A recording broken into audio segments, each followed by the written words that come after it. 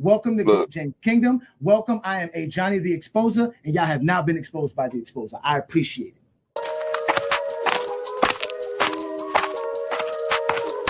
And enjoy. I am called Johnny the Exposer. You guys are being exposed today. Your opinion, I guess.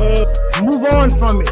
It was the 90s. That's it, bro. Move on from that. You don't know history. You don't know basketball. You just told me I'm stupid. But look how stupid you look. Because you don't know basketball. You don't know history. You don't know geography. You don't know schematics. You don't know coaching. You don't know scouting. You don't know drafting. You don't know nothing. Because the media said do that. So don't say that. I know. You are officially being exposed by the Exposer, and you're going to sit there like a man that he said like 20, 50 weeks ago. Let's get ready to rumble. Hey, get your numbers up. I had to get my numbers up.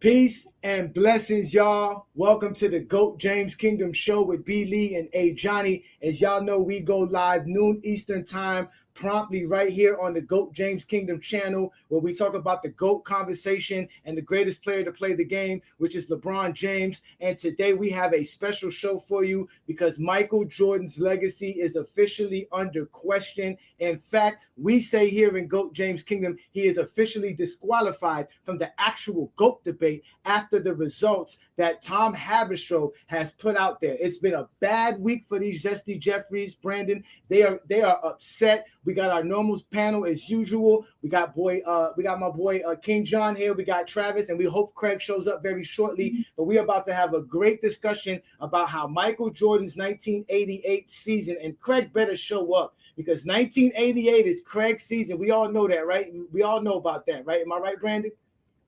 That's all he talks about. That's all he even talks though he didn't win a title that year. Even though he didn't win a title, and the only thing that matters to him is titles.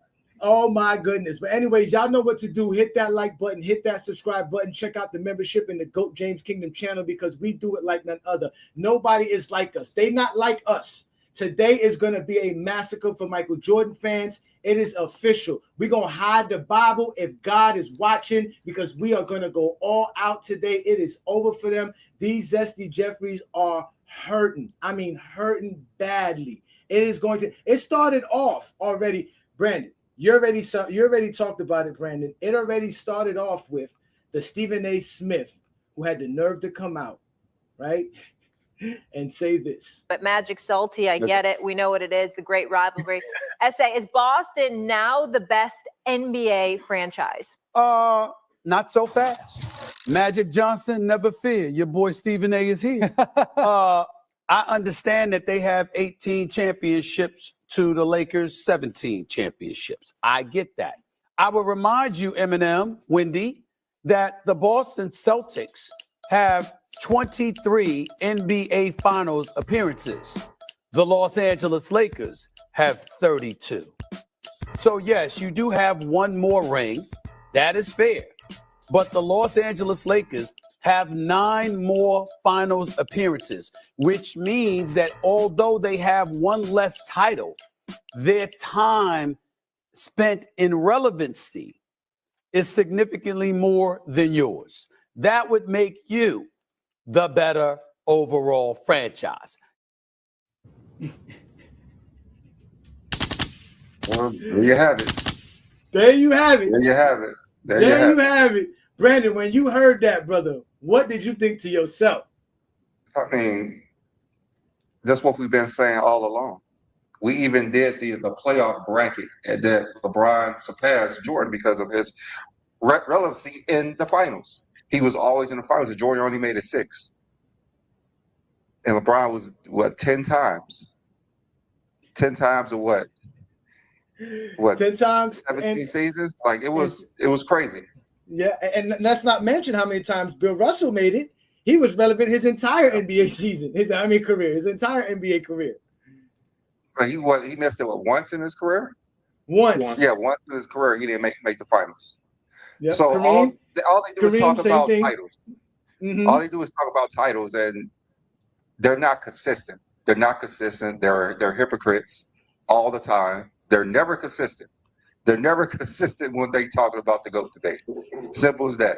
They want to talk about titles all the time, but Michael Jordan don't have the most titles. He don't have the most finals. So I've never understood how winning titles makes you a better player, which it has never done, other than when you want to compare LeBron and Jordan, but you're never consistent with anything else. Yes, thanks, Stephen A. Thanks, Stephen A. Oh my God, Travis. They said pray for you today, Travis. You did. How do you feel? Let's just start off. Stephen A. Smith started off the week for us. They just gave us everything with Stephen A. Smith. What do you think about your boy Stephen A.? Because he is, no matter how y'all feel, he is the president. Not only is he a member, but he is the president of the Michael Jordan fan club. We all know this. Mm-hmm. So there's no way. So at this point, I'm beginning to think like obviously everything's scripted for him to say, because they never get, the only thing that like gets viewership or whatever, or clicks for them, is when they're talking about this particular thing, LeBron Jordan. Nothing else sells. We don't care about anything else. They have bad takes in general. They can't just talk basketball. They have to attack Mike or LeBron in some fashion. There's no way he just said that. He's not that stupid. I mean, he's stupid, but he's not that stupid. Like, there's no way he said that and didn't know, especially the way he said that. There's no way he said that and didn't expect it wasn't scripted. I don't still believe it. As far as that take, I think it's stupid. Appearances don't mean anything to me. I mean, I think it's a great accomplishment, but like I said, they don't factor into my criteria at all because it's a team thing. But whatever. I mean, I said if he wants to continue, they're going to continue it, and we're just the little men who talk about it and get perpetuated. You're saying, Travis, that being in the finals do not mean anything other, like the first round and the finals mean the same thing to you? No, because getting as far as you do, you need things to go right. It's not just one man. It's not just one player elevating you. You have to have a combination of things. Like, is your team healthy? Do you have better role players than Team B? So titles don't mean anything to you either then. Titles don't mean anything to you then, because that's the same thing. Everything has to go right. Nope. That is not part of my criteria. Well, okay, I'm confused. Everything has to go right for you to make the finals, but nothing has to. I don't understand that. Explain that again, because that doesn't make any sense, Travis. Things have to go right for you to win a title as well. I agree completely. It's not part of my ranking criteria, though. I don't use team-based accolades. Yeah, I can understand it's not part of your ranking system, but you said it doesn't mean anything. Like, making it to the finals don't mean anything for a player. Well, Stephen A. says it means something. Stephen A. says it means something. Not just making it. If you make it more. If I make it more than you, it's a great testament. Like, that means you're in a better system. You have better stability. Maybe you have you're more consistent as a player sometimes, especially if you're the alpha. But I wouldn't use the ring argument to ever put somebody else over another player. Okay, like, that makes sense. That makes sense. That makes sense. Craig is in the building. I was thinking something else. But that makes sense. Like, I don't think Magic Johnson's better than Hakeem Olajuwon. Oh my God! What did you just say? I don't think Magic Johnson's better than Hakeem in any way. Okay. Oh wait, hold on. Elaborate on that one before we move on, Travis. Like, I think Hakeem's a better player. Hakeem's a better player to me. But we're not gonna let Travis do this today, Travis. You're really trying to duck the conversation by starting some kind of crazy conversation about how Magic is not better than Hakeem Olajuwon. You really want? You think you slick, Travis? You think you? All right, but y'all know what today is? It's 6/23. It's GOAT James Day, Appreciation Day. We all. I told. Listen, hide the Bible if God is watching. They not like us. This is GOAT James Kingdom. You're not gonna do this today, my friend. Because Stephen A. Smith, listen, Craig is in the building. Shout out to Craig, y'all. Craig, today is not a good day. 1988 is under question. We're about to have a fun conversation The about whole league 1988. was under pressure. Remember, they was crackheads in the 80s. So, Ooh, the crackhead comments. They go to crackhead comments. Whoa. So, all right, but first we're talking. But first we're talking about how Stephen A. Smith, the head and one of the leader members of the Michael Jordan fan club, came out and said making the finals is more relevant than winning more championships. What did you think when you first heard that comment from him? I know he's not your boy. His whole take was he didn't know what his take was talking about. All he had to say was if he wanted the Lakers to be the superior team, he could have just went to the players. To me, the players on the Lakers was better. They had better players than Boston, so that would have made them a more entertaining, more likable team. That's all he had to say. He had to bring nothing about championships. That's all he had to say. It's the players from Wilt to what's the name I just passed to Shaq, Kobe. You can't do that with Boston. It went from Bill to Larry Bird. Oh my God, my God. That's all he had to say. I don't know where he get championships from. Like because Boston won a championship. Now they officially have 18. They just got the most. He could have said, hey, the Lakers do have an in-season tournament championship, but he didn't do that. He used the finals appearances. And mind you, that's not the first time Stephen A's done that. He actually has Magic Johnson as the greatest Laker of all time. Y'all want to trade Stephen A for Kendrick? Nah, listen. Y'all don't understand. I'll man. take that trade in a heartbeat. Listen, they not like us. A lot of people been talking, but they have not. They're not going to have what they have here. Trust me. What Brandon and I are about to display on this afternoon's program, it's going to be epic. So again, hit that like button, hit that subscribe button, become a member of the channel. We're also going live on Instagram right now. So shout out to Instagram. We're live on Facebook and our Facebook group right now as well. But like I was saying, that's not the first time he used the finals appearances over somebody with championships. He says Magic Johnson's the greater Laker over Kobe because Magic made 9 finals and Kobe only made 7. So he meant to say Magic got 5 MVPs. That's what he meant to say. Kobe got 1. Yo, I told y'all. That's not what he said. That's not what he said. That's not what he said. Again, we brought exactly his words up, and that's not what he said. Then on top of that, right, Brandon, we already know it was already in trouble when we had Stan Van Gundy go out and say LeBron had the greatest career of all time. Then his brother went out on Mark Jackson's show. Van Gundy says the same thing too. Jeff says the same thing too. Oh yeah, all the way. Let's let Jeff speak for himself because we don't speak for people here in GOAT James Kingdom. We let them speak for themselves. Who's the greatest basketball player of all time? The greatest career of I'm gonna break it up because I'm not gonna just fall prey to you. Thank you. I'm not gonna do that. Thank you. Gonna remix it. I've been in the corner. He's had me in the corner many times before, and might as well just be yelling "hoo-da-hoo" and coming with up because I don't like being in the corner because he manipulates it, right? So I don't think you can argue that the greatest basketball career to date and still adding to it is LeBron James. I just don't think you can argue that with all he's been able to accomplish, all the records. And really, the longevity is just, really an incredible feat. LeBron James. So he took a question they asked and turned into a whole different question just so he could make it for LeBron James. Because they asked him who was the greatest player. He talking about greatest career. That's 2 different things. He literally just said, "I'll break it up." He had to break it up because of Mark Jackson. Because of Mark Jackson. Because career, you could have LeBron's. That LeBron's would be second best career. What he's saying is that if I tell you that LeBron James is the greatest player of all time, you're gonna come screaming and yelling about how great Mike was. He explained why. He explained why he thinks LeBron's the greatest. I didn't mean Jeff said that. Career, you would want to have LeBron's career. That's basically what he said. Yeah, Jeff said that. I mean, Stan Van Gundy said the same thing. His brother, Stan Van Gundy, said the same thing. They said you can't argue. You can't argue LeBron's career. LeBron has the greatest career. No one's arguing it.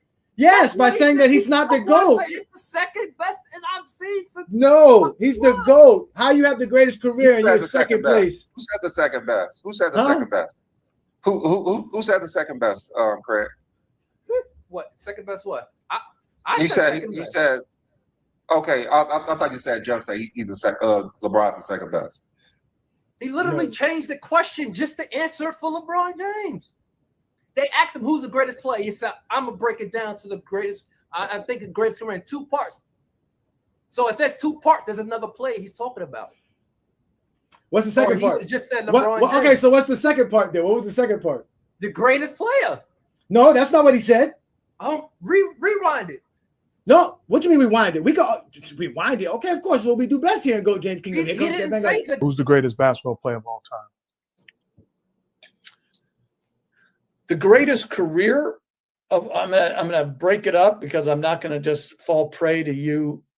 Thank you. Thank you. I'm not gonna do that. Thank you. We're gonna remix it.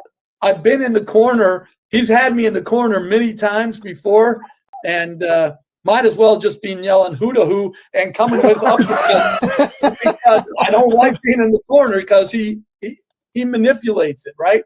So I don't think you can argue that the greatest basketball career to date and still adding to it is LeBron James. I just don't think you can argue that with all he's been able to accomplish, all the records, and really the longevity is just, really an incredible feat. LeBron James, LeBron James, LeBron James. In other words, I can't tell you LeBron James is the greatest player. I can tell you he had the greatest career. Because you know what I'm gonna do. But you know what I'm gonna do to soothe your soul. I'm gonna tell you if I had to choose for one game, a player to play with, I'm gonna pick Michael Jordan. So Michael Jordan's the greatest to play in one basketball game, but to be the greatest player of all time, you have to have the greatest career. You have to have the greatest career. That's what you have to be the greatest player of all time. Not be good because and that was to soothe Mark Jackson. What he said. I got to give Mark Jackson something because you're gonna pin me in a corner if I say LeBron's the greatest. You're gonna start mentioning all this nonsense about Michael. Words in his mouth because he didn't. That's what he said. That's exactly what he said. Wait, Brandon, that's not what he just said. Isn't that what he said? Basically, what he was saying, like, there's no way to say who's the best player, but you can measure the greatest career. That's what he's talking about. You can measure the greatest career. You can't measure the best player. How can you measure the best player? That's basically what Jeff Van Gundy is saying. You can't measure the best player because that's subjective. But you can, like he said, all the records, what he's accomplished. 2 parts and only mention LeBron James for 1 part. For people like you who can't handle that LeBron's just better. Oh my God! So why did he break it up? Why he didn't just say because he's on the man's show.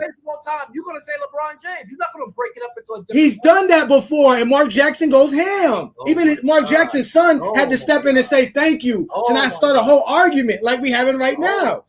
Oh, I can't wait for Tom Haberstroh to start talking. You're gonna say LeBron James. You're not gonna say. Yeah, that's what we do in Go James Kingdom. This way. And this way is the way I think LeBron has it. You ain't gonna do all that. You just gonna say LeBron. That's how y'all do it to make LeBron Jordan to go. That's how y'all make Jordan to go. It has to be this way or that. It's never just if we just take the career and say who's the greatest. You don't want to do that. So that's what he's trying to do. He's trying to help y'all. He wants to help y'all because y'all need something. Help y'all to give you clips. Help us because it's not Jordan. For episodes like this, that's what he did it for. There's no sound bite. LeBron had the best career. It's not our fault. You're lucky I don't bring up Sean Kemp comments because that's another person that just. I mean, how do even Jordan how's Jordan the best player? There's no way you can say Jordan's the best player of all time. There's no way. Zero. There's zero way you can say Jordan's the best player of all time. For one thing, his stats are fake. Sometimes you gotta pop out and show niggas. Certified boogie niggas. We the one that's about to show niggas. The whole league was fake. The whole league is fake now. The whole league is fake. Just like They literally was questioning Chamberlain rebounds with Bill Russell. Oh, matter of fact, I'm glad that you said they were questioning that because if we were able to question everybody else's stats, because if for some reason they said it in the 90s, they was doing it to boost Brian Reed. Well, Michael Jordan's defensive player of the year. Well, Michael Jordan's defensive player of the year, and his 1988 season is under question for stat padding. And basically, what has happened is. So what about 87? Oh, we're gonna get to 80. We're gonna get to all of that, Craig. You want to jump to 87 so fast that he win Defensive Player of the Year in 87? Man, like they used to rescinded LeBron James stats because they actually watched the games. No one watched Michael Jordan play in the 80s. And they took away Tim. They took away Tim Duncan's stat. Tim Duncan would have had a quadruple double. So let's all right. So let's start. They just did anything they wanted.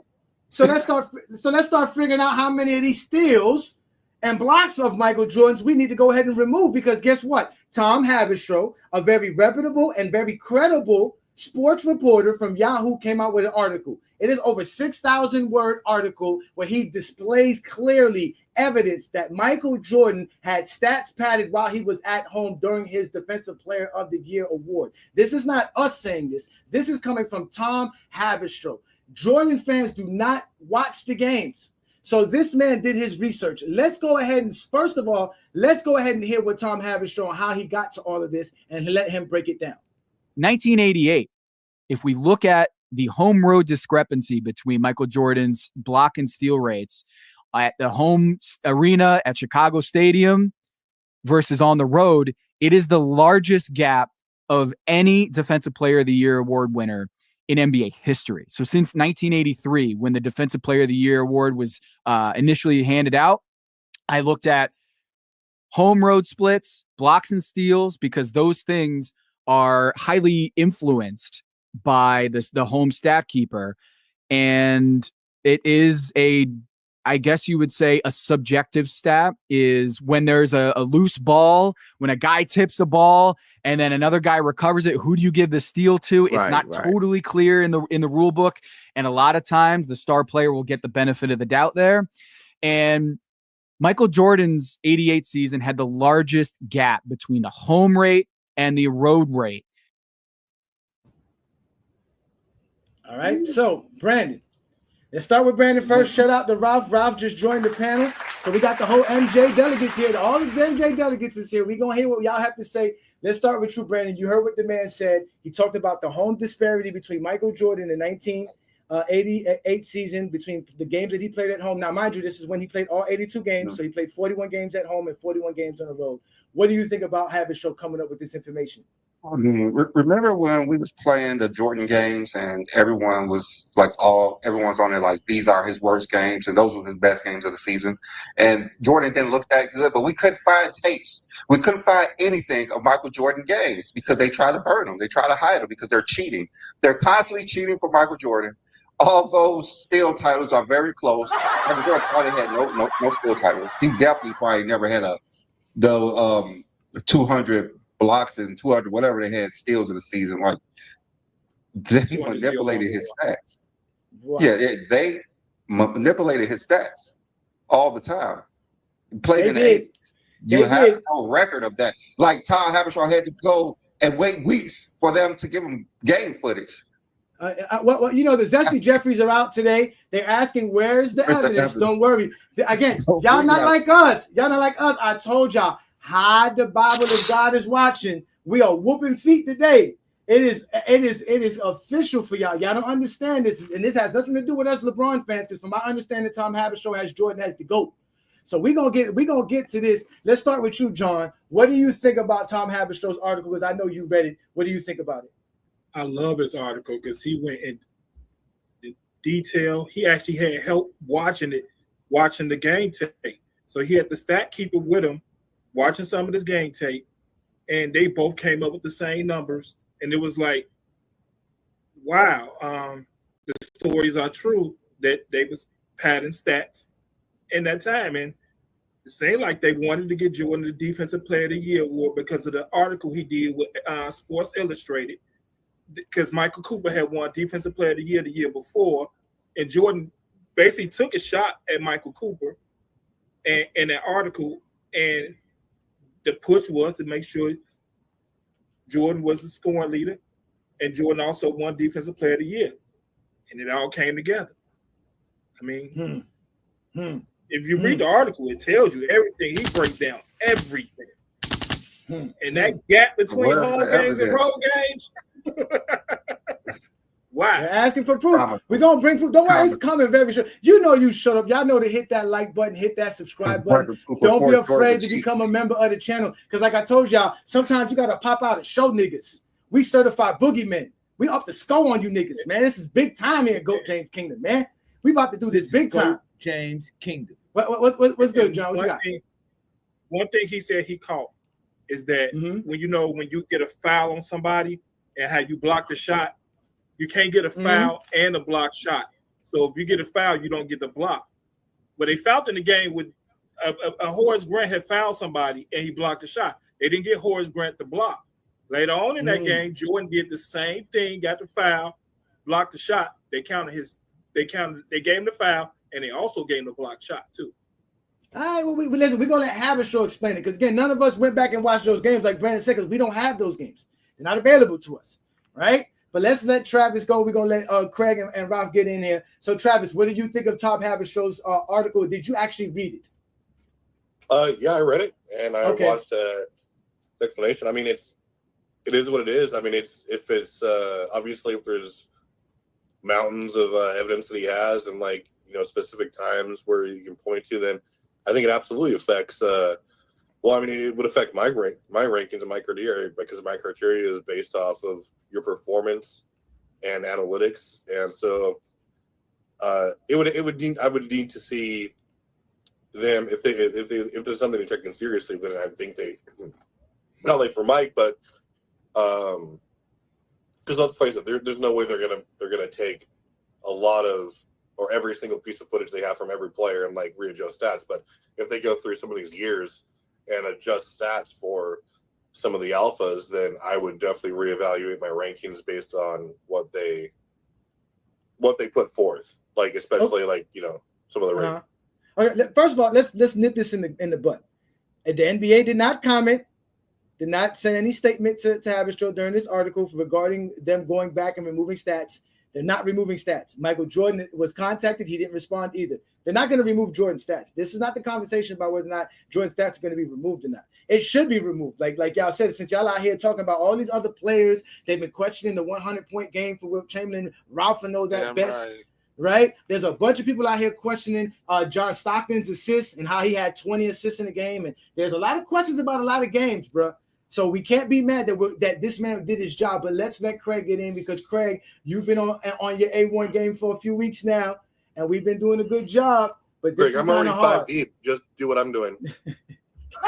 Now, Craig, did you read the article? Craig, did you read the article? I read some of it. I didn't get a chance to read the whole thing, but I know the gist of it, and it's basically what, in my opinion, what they should do is if they got that time, they should do it for every player that has these crazy stats. Just go over their games and make sure, because I don't want to be rude for nobody that got fake stats though.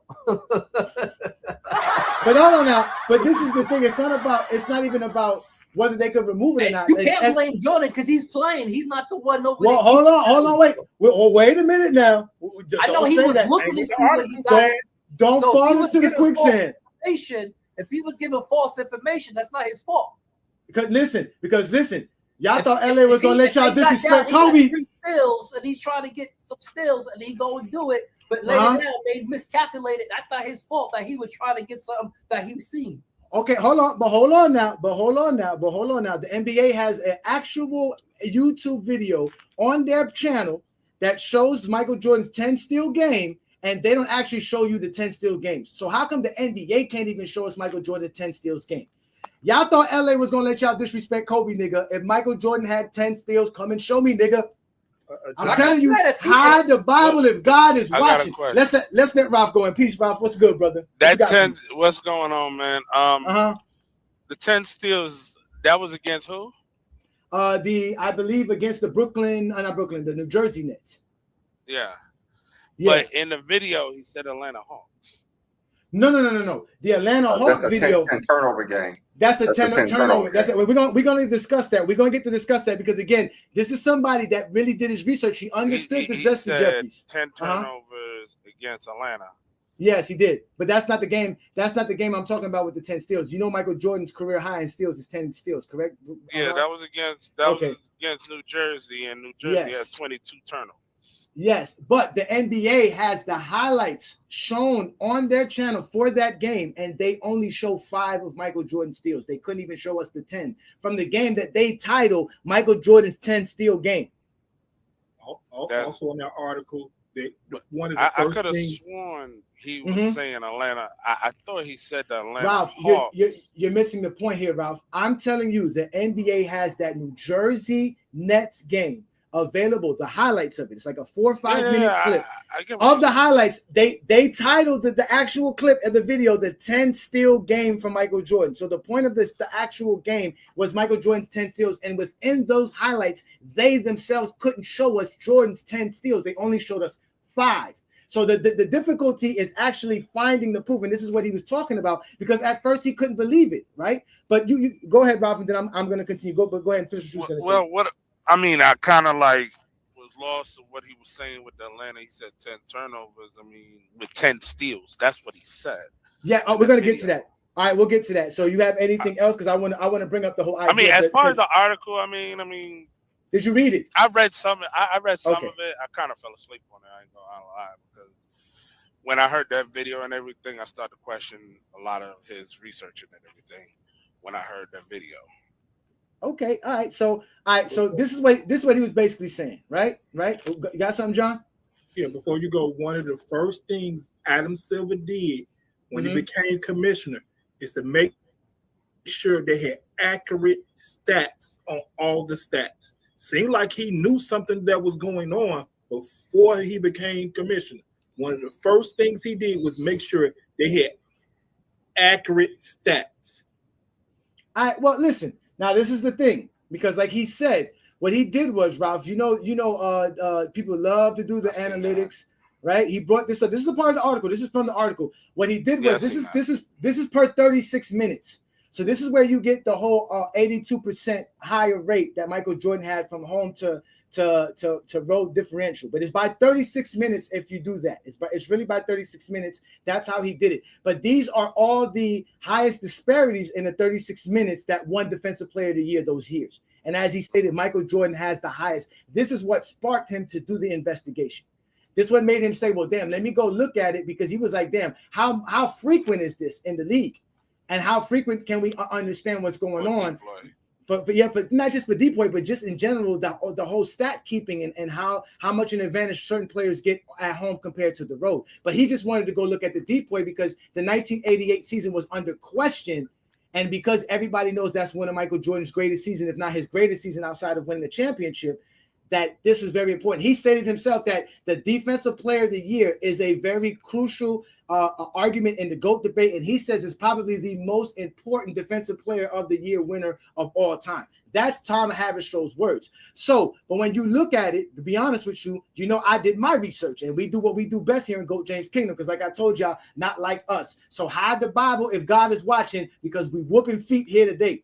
Listen here. Michael Jordan had 165 steals at home games, and he only had 94 on the road. He had 84 blocks at home and had 47 blocks on the road. That is an average of 4 steals and 2 blocks per game for Michael Jordan during his home games in 1988.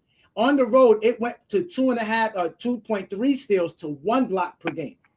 Michael Jordan had 31 games where he had 4 steals or plus. 25 of those were at his home floor. 18 games out of the season, he had 3 blocks or more. 15 of them were at home. Not only that, Michael Jordan's top 9 blocks games during that year were at home.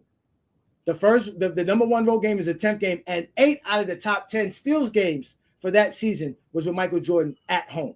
So this is what was going on with Michael Jordan when we talk about home and road. Now, Craig, you brought up 1987. 1987 did not have that big of a disparity when it comes to the home, even though he did have a home one, but it wasn't as large as it was in 1988.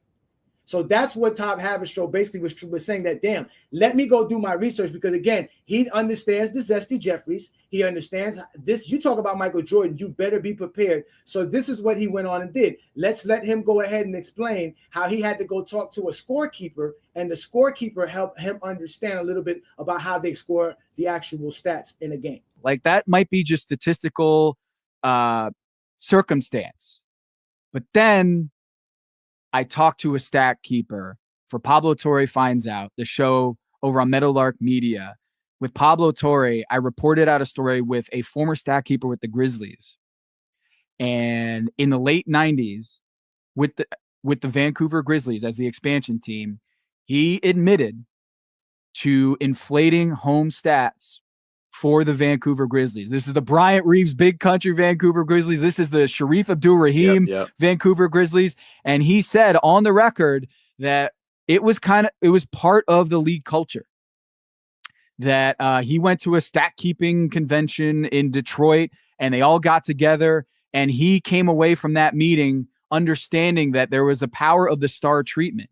And so we had a stat keeper was like, yeah, homer bias, it's a real thing. League, you said league-wide. Yeah, he did say that. It wasn't just Jordan. Everybody them cheating. Fuck the NBA. I'm going back to the NFL.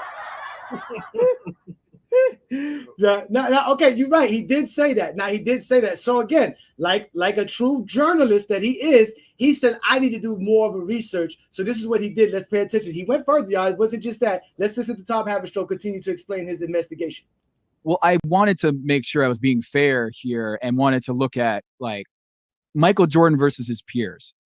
Did they have a statistical difference in the blocks and steals as large as Michael? Was this just like common practice around the league that Michael Jordan had 80% higher rate of blocks and steals at home than on the road?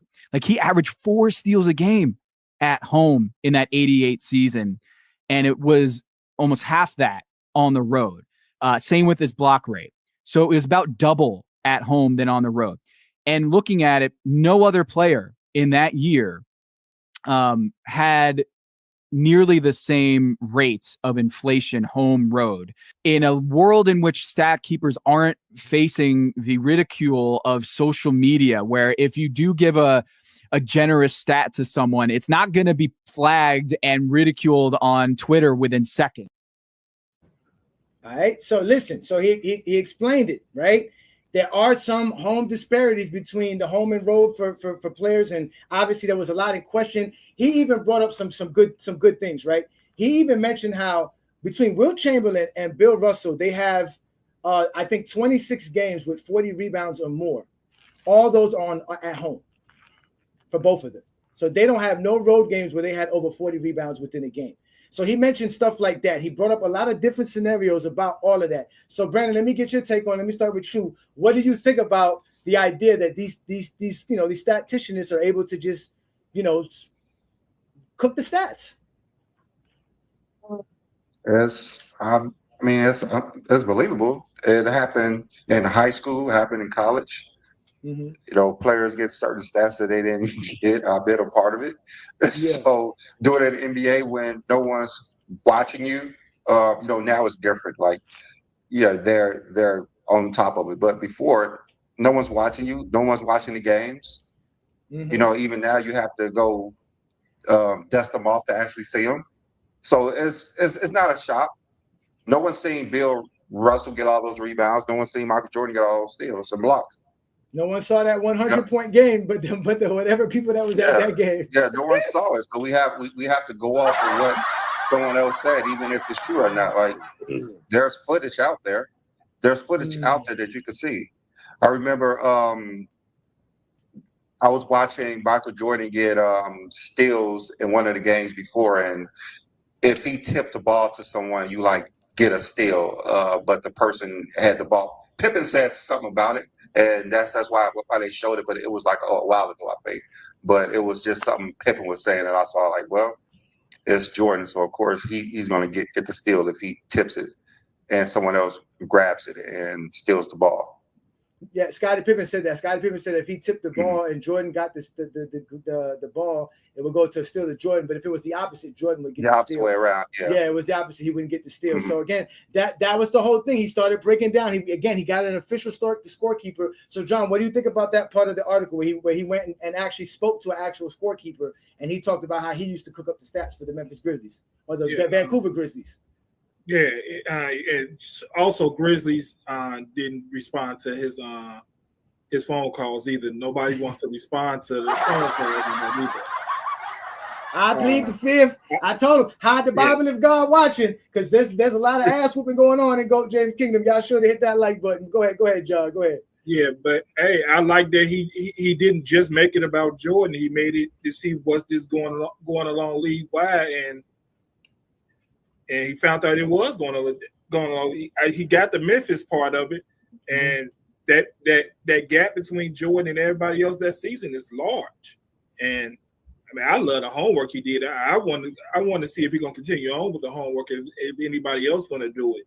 Because I'm sitting here reading, because it's not just about Jordan, it's about the whole era. What happened to us? What happened to us? I don't do my homework. Brandon don't do his homework. What happened to GOAT James Kingdom?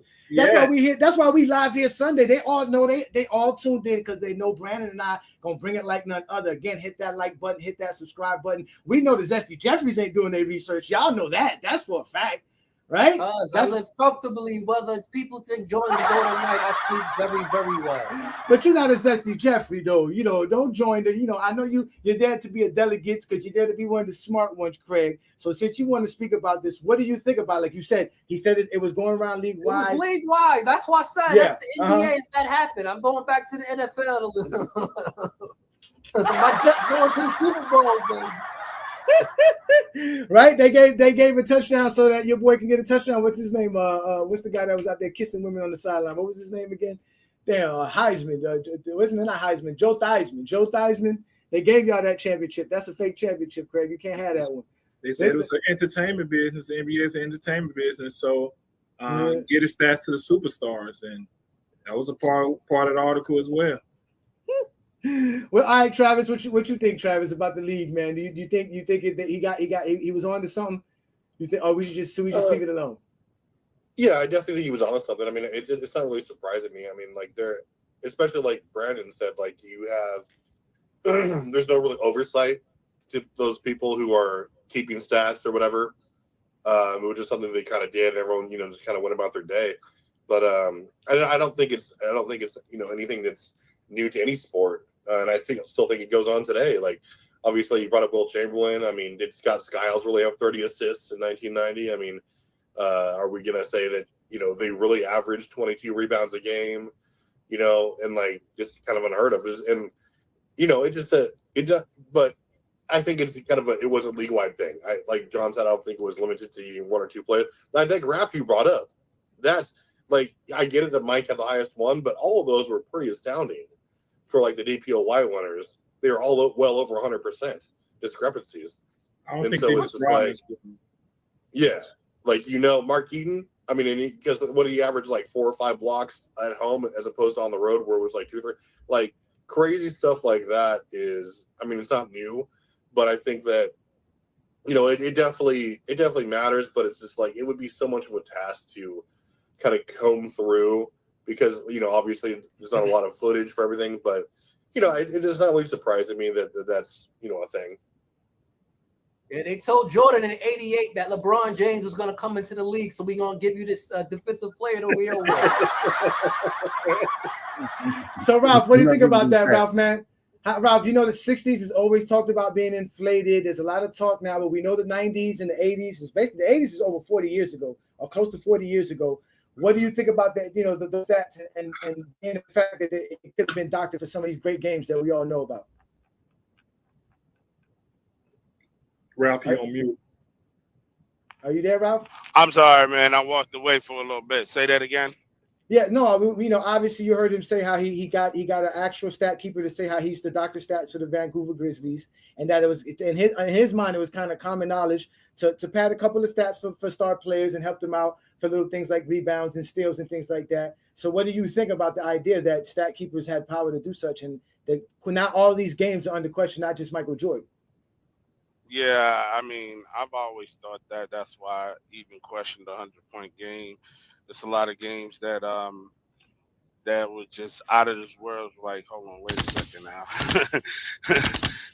It doesn't look realistic, but I think it goes around the whole league, and I think they need to tighten up if that's the case. I think they need a second person to actually really watch these people. I think maybe the home It's and not away an should get issue a today. No, it's not. It's not an issue today. If you would have read the he article, didn't say it ended though. He never said it ended though. Yes, he did. Again, you and Ralph, and so did Travis. Again, I knew you guys were going to do it to yourselves. You should have did that. You should have actually took your time to read the article. Within the article, he talked about in the 80s, they found a discrepancy between home and road games and steals, like over 800 steals. Over 800 steals from home and the road games in total in the actual whole 80s. And then and when it came to steals, it was 400. So, and then he said that when they looked at the stats for the last 10 years, it was like 50 something discrepancy between home and road games and blocks, and it was like 13 for steals. So they've actually cleaned it up. Like he said, they actually use digitalized stat keeping. It ain't 99%. It ain't 100% do it. Well, I mean, it's hard because it is still it's harder today to do it, but it's still kept by it is still kept by human. But they actually cleaned it up very, very well to the idea of over 800 and 400 and That's to why drop I said it down. forget the NBA in totality. With LeBron James leave, we quit. All right, Sean, here we go, y'all. It's Reggie Reg time, ladies and gentlemen. Reggie Reg is in the building. Reggie Reg says this the one. LeBron's the GOAT. I've never seen LeBron pass the ball to the post. The guy takes 5 dribbles, scores, and LeBron gets the assist. Draw fraud. Yay! Shout out to Reggie Reg. Reggie Reg.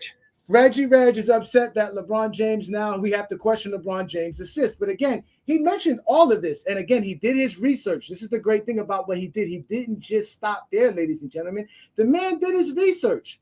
This was for 1988. These are all the true discrepancies. Michael Jordan was a plus 71 in steals. That was almost twice as much as the next best steals guy, which was Alvin Robinson, who had about a 37 more steals from home to road discrepancy. And if you look across the board to everybody who led the league in steals, Michael Jordan's home to road disparity and steals is larger than anybody for that season. So like I said, the man did his job. He didn't just sit there and say, oh, I'm going to just look at it. And this wasn't even enough for him. Like he said, he had to do his research. He was not even willing to accept this. He said, you know what? Stats is not enough. Let me go do the real thing, which is what Jordan fans don't never do, which is actually go try to watch the film. So this is what he ended up trying to do, y'all. Pay attention to Tom Haberstroh, the guy who wrote the whole article about the 1988 season with Michael Jordan having padded stats, and which officially removes him from the GOAT debate. We had to go look at the film. I wanted to get my hands on game film, which is very hard to come by. But my friend in Latvia, who is a NBA historian, who's also a basketball executive in Latvia, Rainis Latsis. And I was like, do you have any Michael Jordan games when he had a bunch of steals or blocks in that season? So he gives me the 5 tapes, and we watched 5 tapes start to finish. And that Atlanta Hawks game was one of them that we were like, what's going on here? 10 turnovers, 10 steals. So no 24 seconds, no charges. Where you can't attribute that turnover to a defender as a steal. No passes out of bounds, no dribbling off your foot. And it turns out, it wasn't legit. That there were errors in that game. And there was a surplus of steals that seemed to be given and allocated to Michael Jordan. And as we watched more tapes, Vinny, we saw a pattern. All right, so there you go, Ralph. He talked about that game, that 10 turnover game. So Brandon, what do you think about that? Like you said, these guys don't take their time to watch the games. They don't watch the games. We know they don't watch the games, right? So why do they lie about watching the games? This guy had, like you said, this guy had to go ask some dude that live in Europe to help him find these games. No American Zesty Jeffrey has the VHS tapes of Michael Jordan's games in the 80s. It's not available on YouTube. It's not really available on the NBA. This man had to go to a black market, Brandon. He said he had to go to a black market to find. That doesn't make any sense because all I've been told is they watch Jordan play all the time. Like we never seen Jordan play, but they've seen Jordan play since college. But somehow there's no footage available. Where were they watching these games with these fake stats? Fake stats is hilarious. It's hilarious. Completely hilarious. So he had to go find film. He had to go find the film. He went and found some film. Like he said, I had to go find some film. I had to go look up and do the research because the stats wasn't enough. Like Ralph would know this best. They call them box score merchants on TikTok. All you guys who just go to Basketball Reference and look at stats and don't really bring any context, like y'all like to say, there's always context to all of this. So John, what do you think of this idea of him having to go get film? And he said, you know what, I'm going to go watch the film and what he was able to see with the film. I'm glad he actually watched the film and watched the games. He had a stat keeper with him to watch the game so they both can keep up with it. And he saw it. I mean, not only is he writing about it, he's looking at the games. He wants the proof. He's looking at it, and he can actually write about it and explain it. I mean, if you want a reporter to do his job, that's actually a reporter doing his job. I mean, we complain about what's being put out there. Can't complain about a reporter actually doing his job and really doing his homework, watching the games and everything. Willie said that the games was on CBS. Like, man, they only had Jordan games on CBS? No, the games weren't on CBS. They had all the games on CBS? The game was on WGN. They were not national televised. WGN was not was not national televised. Yeah, it was on Channel 9 here in Chicago, bro. Don't just keep it 100. So that's the fact. So all right, Travis, what do you think about him actually go finding film? Because they've been asking for proof. He went and go found some film. He had to go look overseas to find this film. A lot of these guys are upset, but he actually did his research. He didn't just sit with the stats. He said, I went to go find the film, and I had to go all the way to across seas. I had to go to Europe to help me find the tapes because that's where it was available. I mean, I applaud him. I mean, if like John said, it's a reporter. You're doing your due diligence. I mean, you're not just taking something at face value. I mean, I think that's the mark of a good journalist or anyone in the profession who, does things thoroughly. But as I've said many times before, I am not some MJ fanboy. He's not even my top 5 favorite players. Like he's not like, I'd have no like blind loyalty to him. And so this stuff doesn't really affect me. Like, if there was a lot of shit that came out that I'd be like, okay, whatever, but I think it's, I think I applaud him for doing that. It's cool. It's like, whatever, I'm sitting back and watching, but like I said, if something affects my criteria down the road and like it does it, then whatever, we'll talk then. Travis, I have a question. Since we know that blocks and steals helps with his advanced stats, and if Jordan advanced stats were not number 1, would that affect his ranking with you? Oh, hold on. Can you repeat that? Like my fucking thing. Okay, so steals and blocks goes into his advanced stats, and like you are the advanced stats guy who says such and such is greater because of their advanced stats. If Jordan's stats were not win per share 41, he was not number 1, PER, which he's not anymore, but was not number 1, would that affect his ranking with you? Absolutely. I said that earlier. I said if they adjust things like that, then I will absolutely reevaluate my rankings. And to be honest, Kareem might be number 1. Even though Kareem is not number 1 in the advanced stats, he would just move past Jordan. Yeah, but I mean, I can't use Jokic, and he's leading in all that right now with these accurate stats. So it'd probably be either LeBron or Kareem. So it depends on what kind of a thing here. So this basically could hurt Jordan's legacy argument for some people like you, Greg. I mean, if you're objective, sure. Okay. Hey, Mac Def, the link will be up very shortly, sir. We're almost done with the presentation, what we got going. We can't wait to hear what you guys have to say. You guys know what we do here best in GOAT James Kingdom. This is the GOAT James Kingdom show. We go live noon Eastern on the GOAT James Kingdom channel. Hit that like button, hit that subscribe button. Don't be afraid to become a member of the channel because we do it like none other. They not like us. Sometimes you got to pop out and show niggas. We the number 1 certified boogeyman, Brandon. They scared to show up on the show with us. You feel me? So, Craig, what do you think, Craig? He went and got film. Is it good enough to go get films? Did he do his job by going to go look at film instead of just looking at the stats? I mean, it literally just, you ain't have to really look the film. If you have someone who was a keeper said they was going to a fucking convention every year, like literally, I said the whole league is washed. right, Ralph. So you heard him bring up the 10 turnover game, right? Yes.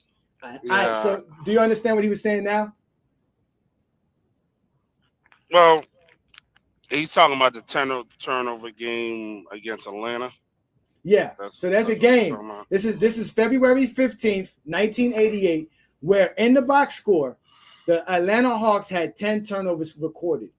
The Chicago Bulls was recorded to having 10 steals. So by that math, that means every turnover that the Atlanta Hawks had that game should have been a steal by the Bulls. When they went and go watch the film, there was the 10 turnovers, but they wasn't off of steals. They were shot clock violations. There was a ball that was dribbled off your foot. It's damn near impossible a team goes a whole game without doing something like that.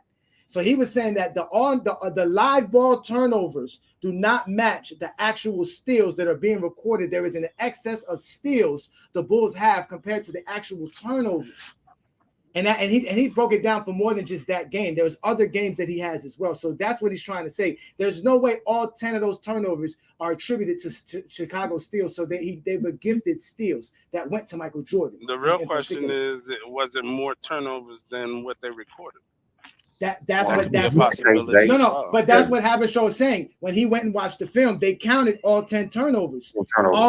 And not all of them were steals. So 3 of them were actual balls that cannot be considered steals. So let's give you a little bit. You know what, Johnny? I wish we had footage of this so we could actually see it, other than going off somebody's word. Oh no, we have. Listen. Oh, you know what, yeah, Brandon? Agreed. Yeah, I wish we did. Brandon, we do have footage, Brandon. We actually do have footage. Before we get to the footage, hold on, wait, no. We don't. Before we gotta get people got to know what they're watching first. Because remember, I always told y'all, if your mind cannot comprehend, your eyes won't be able to see it. Brandon digging that hole for him. That hole for him. But it's fine though. It's fine though, because Brandon's on. Listen, relax, Ralph. I got this. Listen, Ralph. Let's talk about the games that he was talking about. So these are the games. You guys asked for proof. These are the 6 games he watched that he got footage of, that he watched from front end. He mentioned that February 15th game where there was 10 total turnovers and 10 steals, and he found 3 turnovers to not be attributed to steals. He puts here, quote, this is from the article. He says the incongruent turnover steal columns present a glaring red flag. In the other 5 games we watched, the live ball turnovers and steals did not add up either. In the Detroit game, 8 Chicago Bulls steals to only 6 Detroit live ball turnovers. In the Denver game, which is something that we've just posted, there is a Denver game. We actually posted that Denver game on our channel. It's available for you to watch, and you guys can go ahead and count how many steals Michael Jordan had. That's available. Chicago Bulls were credited 13 steals, but there was only 7 live ball turnovers by Denver. Again and again, the official steal count were routinely outspacing the possible numbers of steals opportunities. Something was amiss. All in all, our count, the box score showed 59 steals on 41 live ball turnovers, resulting in a whopping 18 excess steals to the Chicago Bulls in those 6 games, which majority of them went to Michael Jordan. Hey, I got a question, Johnny. What game is he talking about where it was 10 turnovers and 10 steals? And that is Atlanta. What date was that? That is the Atlanta Hawks game. You see it right there, February 15th. November 15th, February 15th, 1988. Atlanta at Chicago. These are all games at Chicago. These are all the games that he watched from front to back. And this is so funny that you guys are questioning this, guys, because for some reason it seems like, is it only Zesty Jeffrey eye tests that matter? Are we really going to question Tom Haberstroh, accredited reporter and a true basketball historian, what he went and researched and what he found out? And he also did this independently with another statistician who has been doing this for a while, who even pointed out that the 23 assist Van Exel game really was 15 assists, and Shaq's 15 block game was actually a 10 block game. This is somebody that's an official basketball player and a basketball official or exec in the game. Y'all ask for proof. This is the proof. You guys always say you want the eye test. This is the eye test. These are words. I thought he was going to show me them actually stealing the ball. You talking? I can read this shit on my own. Like I told y'all. Y'all thought LA was going. I couldn't find on my own. I just don't feel like it because I'll wake up. Okay. You can't, Craig. He had to go to Europe. You got European connections to get these tapes, Craig? Do you said we got footage? Did you not say we got footage? And you show me words. Words ain't footage. You are very impatient. I knew you guys were gonna get like this. You guys are very upset here. This is Goat James Kingdom. I got more. Wait, I got more. I'm not screaming. You wouldn't let me speak. You wouldn't even let me get my words in. You over here worrying about a tape that you ain't gonna do your research to find yourself. Because I sleep well at night. That's why. You're not gonna sleep tonight. You're not gonna sleep tonight. You're gonna have to hide the Bible if God watching, because we whooping feet like I told y'all. Y'all think LA was gonna let y'all disrespect Kobe, nigga? If Jordan had 10 steals, come and show me, nigga. Where's the game with Jordan 10 steals? Haberstroh is showing us these games, and I'm gonna show you how Haberstroh is showing to. They're available. There's already one on our channel. It's available to you right now. So go ahead and click on it if you want to. It's available to you. And you come back and tell me how many steals Michael Jordan had in a game that had those turnovers that Haberstroh is putting out there. This is facts. Find me a tape of saying Jordan the GOAT because he had 10 steals in the game, then I'll go and watch him get 10 Oh, steals. it's fine. Listen, let's let Haberstroh continue to explain to you what he found out by him watching film. Because y'all never going to believe Goat James Kingdom because we're biased, right, Brandon? We're LeBron guys, right? So they're never going to believe our eye test, even when we show them the footage. So let's let Haberstroh tell you what he got in those games, those games that he watched. We could watch the game and be like, oh, here's how many blocks we saw, and here's how many blocks were actually in the box score. And more often than not, Michael Jordan was the beneficiary of excess blocks that were unaccounted for in the viewing of the game. Same with the steals. And so at the end of those 5 games, Vinny, there were 23 steals in the box score in those 5 games for Michael Jordan. And by watching the game independently, the scorekeeper and I, we saw 8 steals for Michael Jordan in those 5 games, 1.6 per game. And that is 15 fewer than the box score said he had. And so the pattern we saw was when you go back and watch, Vinny, you would see when Michael Jordan batted the ball away from Joe Dumars and it went out of bounds and the Pistons got the ball back, that would be an instance that Michael Jordan may possibly have gotten a steal, when a deflection was considered a steal. Okay, those are his words. This is the last clip from Haberstroh, and then we're going to get to showing y'all some real GJK shit, all right? Because like I told y'all, hide the Bible if God's watching, because trust me, it's on. Sometimes you got to pop out and show niggas. Certified boogeymen, we the one that's going to up the score on you niggas. Go James Johnny. Kingdom. Go ahead. You must have practiced that. Yeah, I'm just saying all these people in the chat, like all these, I don't know what I can say JDRs, but like guys, I'm a Jordan guy too, but guys like Willie, I'm disappointed in you, man. Like I said, I was going to be objective. This is stuff that there is evidence. He was using tape. Everyone's going back and watching this. This is not some unheard of thing. People kicking stats. Now, if you can't be objective about it, you can still have Jordans to go to or whatever, but to just be in denial and be like, no, like this has happened, like nobody's ever made a mistake or nobody's ever done anything to help or boost their favorite player. That's just ignorance, my friend. Like you need to be objective if you're going to be a basketball fan and not just one guy. Then if you say you want to say I got cooked yesterday, I respectfully disagree because fuck that guy and he's a casual. But don't you go down that road too, my friend. I'm a huge fan of yours and I hope you're better than that. Well, maybe telling the truth, maybe like I said, I'm going back to the NFL, man. Go back to the NFL. Ladies and gentlemen, welcome all the Zesty Jeffries. This is Goat James Kingdom. Brandon and I go live every Sunday noon Eastern time. You know what we do. Let's let Haberstroh get his last word in and tell you his final results after doing all of his research and what he came to find out about Michael Jordan's 1988 historic, most infamous season of all time. These are moments in the game where we were like, man, did they really give Michael a steal on that play? Because you can't find it anywhere else. By the book, there were 8 steals, and yet he had 23 steals in those 5 games. So it wasn't enough for me to just go by the stats and be like, yeah, he had the largest inflation of home road for any DPOY winner in NBA history. I had to watch the film And in the 5 games that I watched, it was pretty clear to me that something was going on. So his words, Brandon, you heard what he said. Brandon, you already said enough. Y'all been asking for it. Y'all said this. Y'all was like, where's the evidence? Where's the proof? All I keep seeing is in the comments, y'all. It's all over the place. Where's the video? Ladies and gentlemen, we are going to give you guys an opportunity to show us Michael Jordan steals. We have a footage of an Atlanta Hawks Chicago Bulls game that was done in 1987 in November, and they're going to show you all of the turnovers that the actual Atlanta Hawks had. This is GOAT James Kingdom, y'all. Hit that like button, hit that subscribe button, become a member of the channel, because we are about to show you guys actual footage that you've been asking for, because we do it best here in GOAT James Kingdom.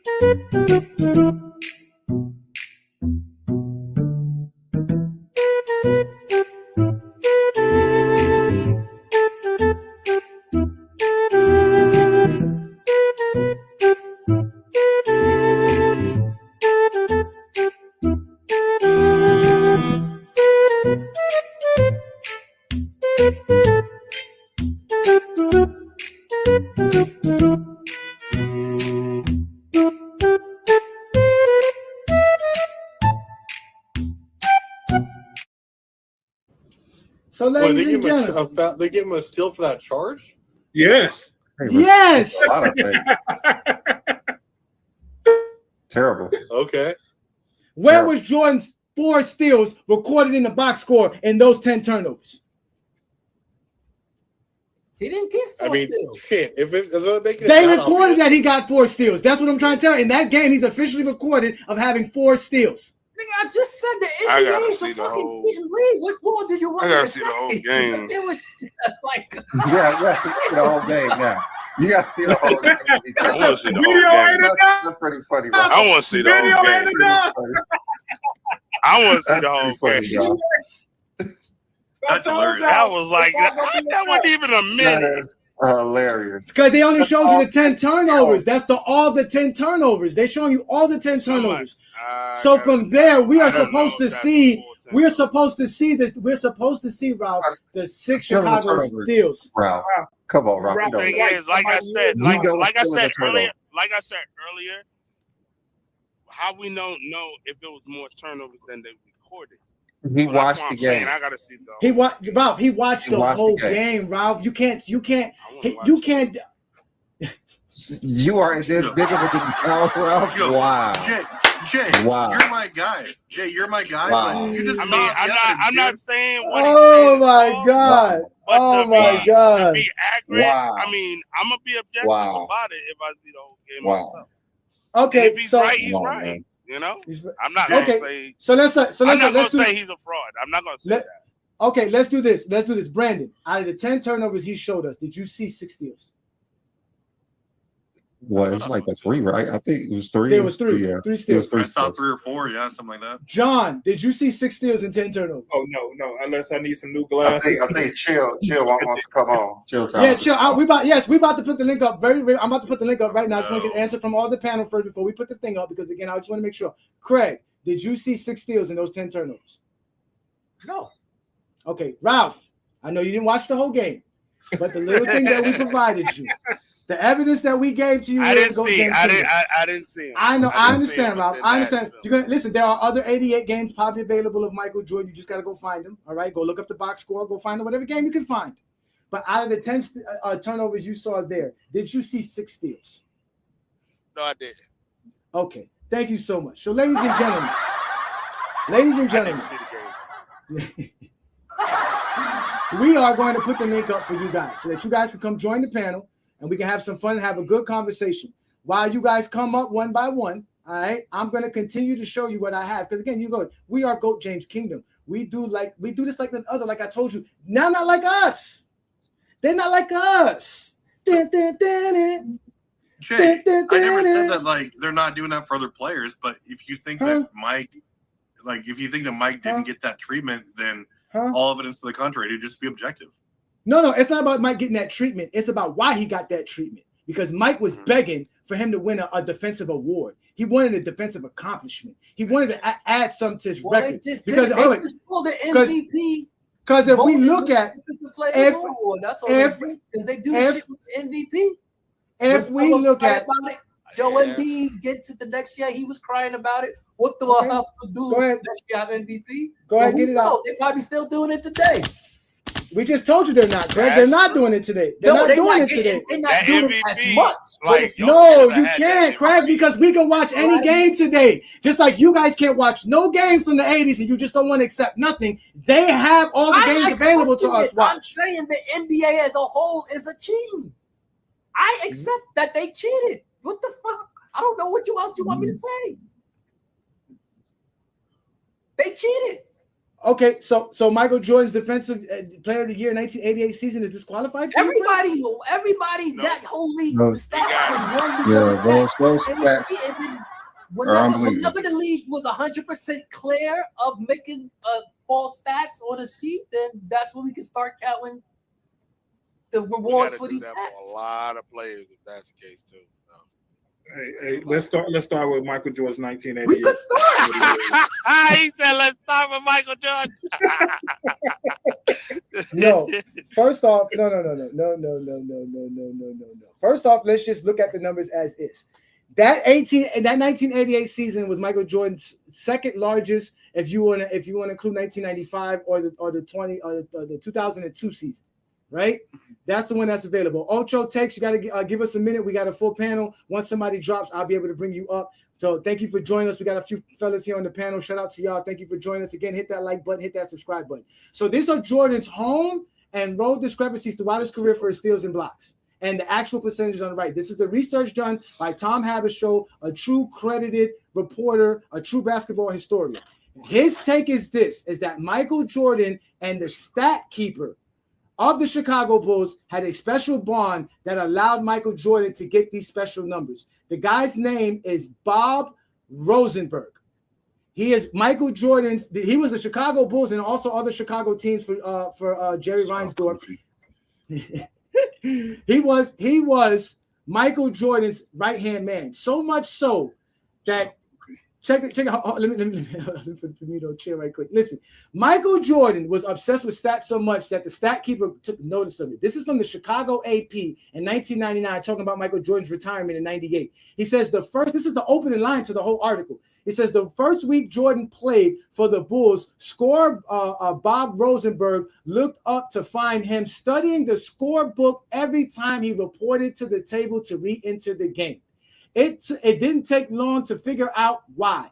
By knowing everybody's points and rebounds and totals, Jordan knew how the newspaper stories the next day would begin. Then he'd take the floor and make sure they always began the same way, quote unquote, Michael Jordan blank.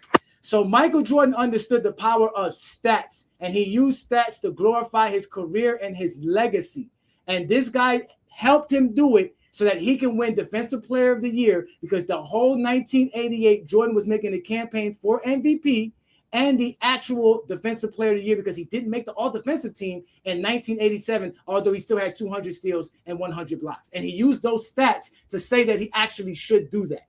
So this is what Tom Haberstroh is trying to say, is that Michael Jordan's 1988 season is completely under question because stat keepers are allowed to actually doctor the actual game stats. And they were doing it during that span. And Bob Rosenberg is reported and quoted to say that every stat that he ever recorded for over his 40-year or 50-year career was done by paper, pen, and whiteout. So those are all the facts, ladies and gentlemen, that we provide here in GOAT James Kingdom. We don't make things up. We look them up. Like we told y'all, certified boogeymen. That's what we are. We make the Zesty Jeffries run. I told y'all, hide the Bible if God's watching. It is serious, y'all, not like us. So we got Blue Boat, Mac Def, and we also got Chilltown in the house. Shout out to Chilltown. We know who Chilltown is, and New World. Thank you guys for joining us. My guy Chilltown? Chilltown is in the building. Shout out to Chilltown. Y'all What listen. up, Chill? Me and Chilltown and I have a great relationship on TikTok. I go over there and we talk real basketball because he's a real TikToker that talks basketball. Beyond that, you guys know who he is. But let's start with Blue Boat first because he showed up first. Blue Boat, thank you for joining us. I told him to hide the Bible if God's watching. So here, ladies and gentlemen, we have God's voice speaking. Go ahead, Blue Boat. Yeah, God's voice. Hey, salute to the channel, everybody. Salute to everybody. Salute to Chilltown, T Perfect. You know what I mean? So Johnny, you know what I mean? Yeah, man. Like I said, I got Jordan as the GOAT myself, but I can't tell a lie, man. I can't tell a lie. It looked like they were trying to prop him up just a tad, just a little bit. You know, maybe certain games, certain situations, in certain games where they were close to a certain number of steals and blocks, whatever. I think the stat, you know, the stat keeper, right? He kind of spruced his numbers just a tad, just to make that defensive player of the year award look more enticing, just to give him a little bit more leeway in that award. You know what I mean? It's like, you know, like I said, I got to keep it 100. I keep it 100, man. Like Mike always been my dude, man. Mike always been my dude, but that's stat pattern 101 right there, bro. That's stat pattern 101. I ain't gonna lie. I mean, it's just you provided the evidence, provided the games. You know, it's like a time log. You know what I mean? And it's like, yeah. So, you know, it's crazy. It's crazy, man. You know what I'm saying? But I can't, you know, like I said, Mike's my guy. Mike always been my guy. But hey, it is what it is. It's concrete evidence. And it's time. It's time because, you know, time things. You know what I mean? But I want to say, if this was LeBron James doing this, do you know how much outrage would have been? Let's say somebody like Tom Harvester did this with LeBron. You think this would be on ESPN 24/7? Wait. Who's a more credible reporter, Whitlock or Haberstroh? Man, that's not even a question. That's not even a question. What Whitlock, the word journalist, reporter, and Whitlock shouldn't be in the same damn sentence. Stop it. I hear that. So let's let Mac Def get in here. Mac Def, you said you had some special research that you went and did. You do be doing your thing, bro. Shout out to you. Thank you for joining us. What you got for us on today's topic, sir? Yeah, salute to the panel, salute to the chat. So I went back, and the only game that I could actually find was the Bulls versus the Celtics in '88, April 24th, which was like the last game of the season. I watched the whole game, and I said, if Michael Jordan had one steal on this stat sheet in this box score, I'm gonna go crazy because I watched the whole game. He ain't had no steal, right? I went to the box score. It actually said he had one steal. Now I was like, he did have one block and he did have like a strip when a guy went up, which I didn't count because the guy didn't lose possession. So they must have counted that as the steal. All I'm saying is that this is true. This is the God honest truth, bro. We've seen there's also footage of him having 10 steals in one game. I counted, he only really had 7. So the cooking the stats and cooking the books, this is true, ladies and gentlemen. We can't run from this or hide the facts. What I will say in Jordan's defense, in '87, I think he was the first one to have 100 or 200 steals and 100 blocks. First guard to ever do that. He didn't make an all-defensive team, which is crazy. This year, in '88, like let's say they cook the books and we take away what? How many steals are they saying that he cooked? 20, 22? 30 to 40%. Okay. What I'm saying is that let's take away 20 steals, 24 steals. Is that 30%, sir? That's not 30% of 200. That sounds more like 10%. You got to take away 30 to 40%. No, he's saying the 6 games. So he's saying like he counted. Jordan had 28 18. steals in 6 games. Yeah, Jordan had 28 steals in 6 games. He only counted 12. So Jordan had He only counted 12. Correct. 12. Correct. Yeah. Correct. So that's 14. That's twice right? as much, bro. That's 130% more. I mean, 230%. No, what I'm saying, what if he counted basically the math is saying that, okay, let's take away, based on what he's saying, let's take away 14. He still would have been tied for second, I believe, in total steals. He might have been a low as far as the steals per game goes. That probably would have actually went to Alvin Robinson. Jordan probably is averaging 2.9 instead of the 3.2. So I give you that. But to say that it's a fraud defensive player of the year award, you can look in '87 he should have made a defensive team, didn't. This year he did the exact same thing. Oh my God! 18. I don't know. I'm just going. Mac, I'm going to stop you, Mac, because you got to stop. We got to move on from you. Chill town. Now they got all this math. The eye test don't matter. His eye test just showed you that Jordan had no steals in the game where Jordan got a bunch of steals. He don't want to remove 30 to 40% of Jordan's steals in any of his era. All them scoring titles eliminated. All defensive selections eliminated. All those things about Jordan being the greatest defender of all times eliminated. Disqualified. He is not allowed. Again, hide the Bible if God is watching, because it's over for the Zesty Jeffries. Oh my God, Zesty Jeffries. Hey, T, perfect. Really quickly, when I came on, you kind of scrunched your face up. I owe you some money or something? What's going on, bro? What's going on, my man? Give me. I'm just wondering. Like I walked in the door, you know, I'm saying what's up to everybody, and you like this dude. I'm like, wait a minute, hold on. I owe you some money or something? You know, I take a job that you wanted or something like that. What's going on, brother? They hurt today, Chill Town. So let's rewind. We have to. What you can't argue is you can't argue facts, and this opens up Pandora's box. That's what this does. This completely opens up Pandora's box. I only was able to get through 3 games because I was getting pissed off. I couldn't watch all of them because I was getting pissed off. The Nets game where they said he had 10 steals, I only counted 5. He pokes the ball away. He pokes the ball away from he pokes the ball away from Buck Williams. Was it Buck Williams? Not in '87. In '88. He pokes the ball away.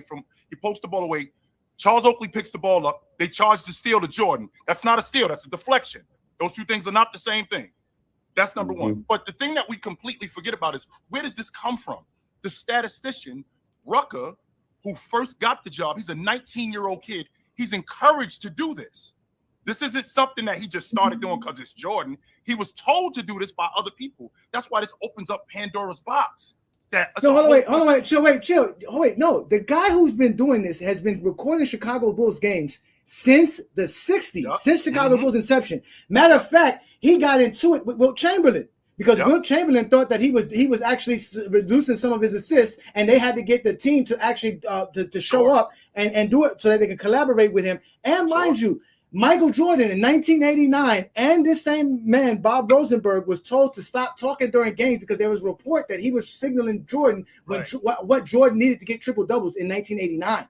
Right. And he admitted in the NBA. On his NBA bio, he admitted that Michael Jordan said, "Why did you tell me that I was only 2 points away from Wilt Chamberlain's record of 42 points in 1988's All-Star game?" He told Michael Jordan word to word, "I was holding 2 fingers up every time you ran past me. You didn't see it. You didn't get it." So this is factual stuff coming from a real dude that's been doing this for a long time. Right. He's basically a Hall of Famer if you really want to take it there. 100%. And the guy Rucker, who was a statistician for the Vancouver Grizzlies, he learned this from him. He's the one who said, "This is who I got it from. This is the guy who told me this is how we do things. We stat pad." That's why the idea of this opening up Pandora's box is a big deal, because this whole thing was predicated on Jordan having 200 steals and 100 blocks. Now let's rewind, like you just said, Goat, not too long ago. You're talking about 30. You're talking about 30%. I don't know if you do. I've actually done the math on this. 30% of 259 steals. That's 77 steals. Take that off the books. That's 181 steals. So that immediately takes away the 200 steals right there. So we're done with that, right? So now let's take 30 more. Let's take 30 more percent off the 100 blocks. Okay. So now, if I'm not mistaken, that's 40 blocks. So that's less than 60. So now that's less than 100 blocks and less than 200 steals. This defensive player of the year in 1988 was predicated on that. So now if we're doing that, we got to do that with everybody. And plus, don't forget this, GOAT. Don't forget this, GOAT. You work for, I don't know, you're a reporter for the Seattle Gazette, and you got an MVP vote. Yo, you can't watch all these Bulls games, right? The reason why you can't watch all these Bulls games because you're too busy watching Gary Payton. You're too busy watching Dennis Johnson. So because you're doing that, what can you go off of? You opening up the newspaper. Damn, Jordan had 10 steals last night. Jordan had 8 steals last night. He might be the defensive player of the year. Meanwhile, what you don't know is they cooking the books. You don't know that they out here cooking the books. Tone, I mean, hold on, wait, chill town. What's up with your boy Tone, man? What's up with Tone? Shout out to Sports Fluent. How much more research we need? He gonna do more research and have a show. Now, mind you, Sports Fluent, you've always said that you had tapes of all these games because you grew up and you had satellite in the 80s. I'm gonna put the link up if he wants to show up. We can all show up. I actually got a couple people waiting in the background. Yeah, that's it.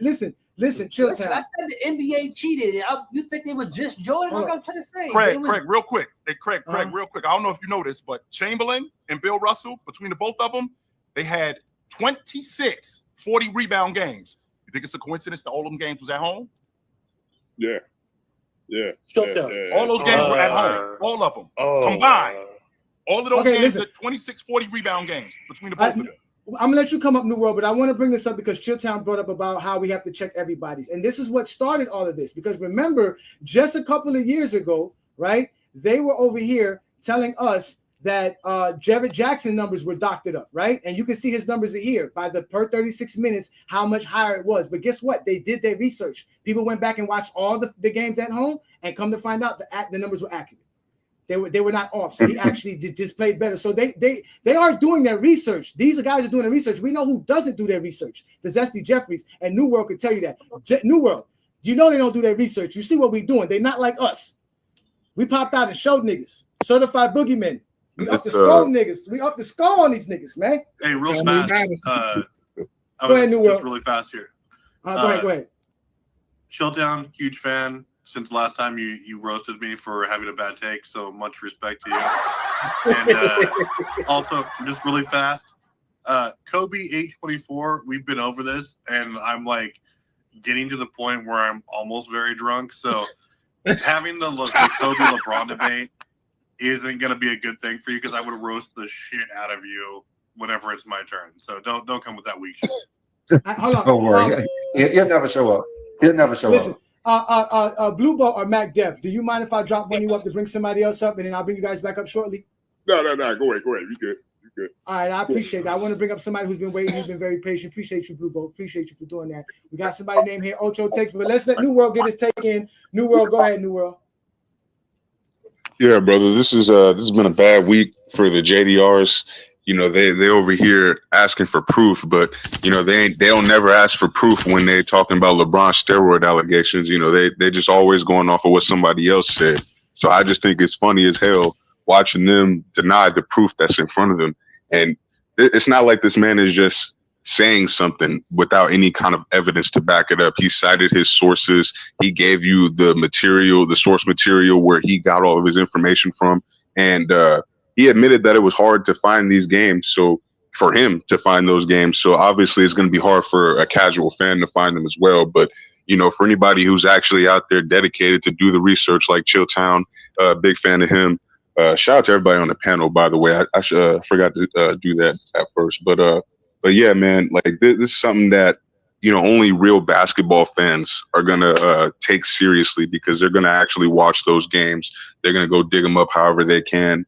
And, you know, to the people who just idolize Jordan blindly, like that was one of the reasons why I had to like take Jordan down from the GOAT, because it was just getting to the point where you can't even talk to some of these dudes without them just making shit up about Jordan that didn't actually happen. See, like that shit, that's not really acceptable when it comes to a basketball conversation. It just isn't. You can't use narratives to make a case for this man being the greatest of all time. Like, you got to use facts. And when facts are getting called into question, then you got to either be 10 toes down or you got to go out and do the research yourself. Yeah, but the question is this, New World, right? I got to ask you this, because why is it only the Zesty Jeffrey eye test that matters? How come we can all see our eye test, but it don't matter what we see? Like Rob was asking, he needs to see it for himself. He don't trust us after we just showed him 2 separate videos coming from Tom Haberstroh of the games that he's talking about. That's what I'm saying. Like, he clearly laid out all the research for you. Like he did half of the work himself. Like he told you what games he looked at. So if you wanted to fact check him, you can easily fact check him, and you could do the research yourself. No, they can't. Like when you blindly, they can't. yeah, it's fanaticism, man. It's the fanaticism. Again, I'm going to That's ask. what I'm having trouble. Okay, the 30% is 30%? All right, here's the 30%. Let's break this down. All right. When Haberstroh went and looked at the games, all right, when he went and go look at the games, he found out that there were 41 live ball turnovers, 18 of them, but the Bulls had 59 steals. So you're giving the Bulls credit. That's 18 steals. How much is 18 of 59, Mac? Well, I don't know the percentage of 18 and 59. That's 30%, brother. It's about 30-some percent. Of these 6 games? Yeah, that's what he's saying. Okay, we're gonna go off the information we really have.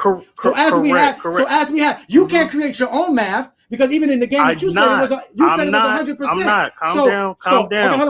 What I'm saying is you're taking away 30% of the total of 259, which is the rest of the season games with no proof. You're going off this 30%. No, Mac, we have proof. Mac, this is the proof.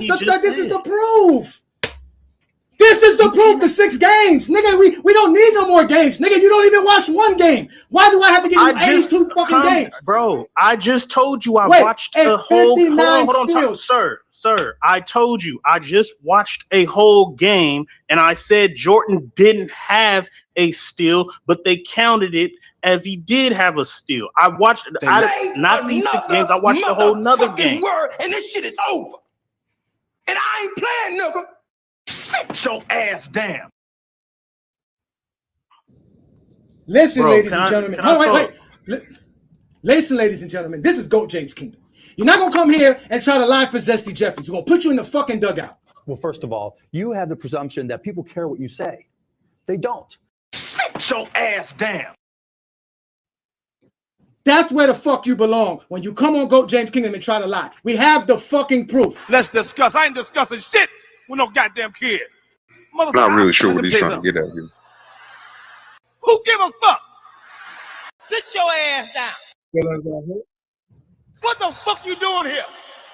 If you can't take it. Sit your ass down.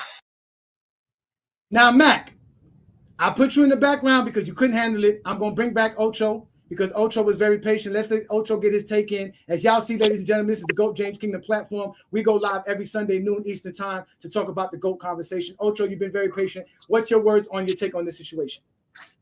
I just wanted to say that it was interesting what I've seen on like Twitter and how this, instead of it making people want to go back and analyze the 90s or like the stat keeping, it just lets a lot of LeBron hate. People saying Rich Paul paid the dude to write the article. So like having to jump down some rabbit holes just to be in denial is kind of crazy to me, honestly.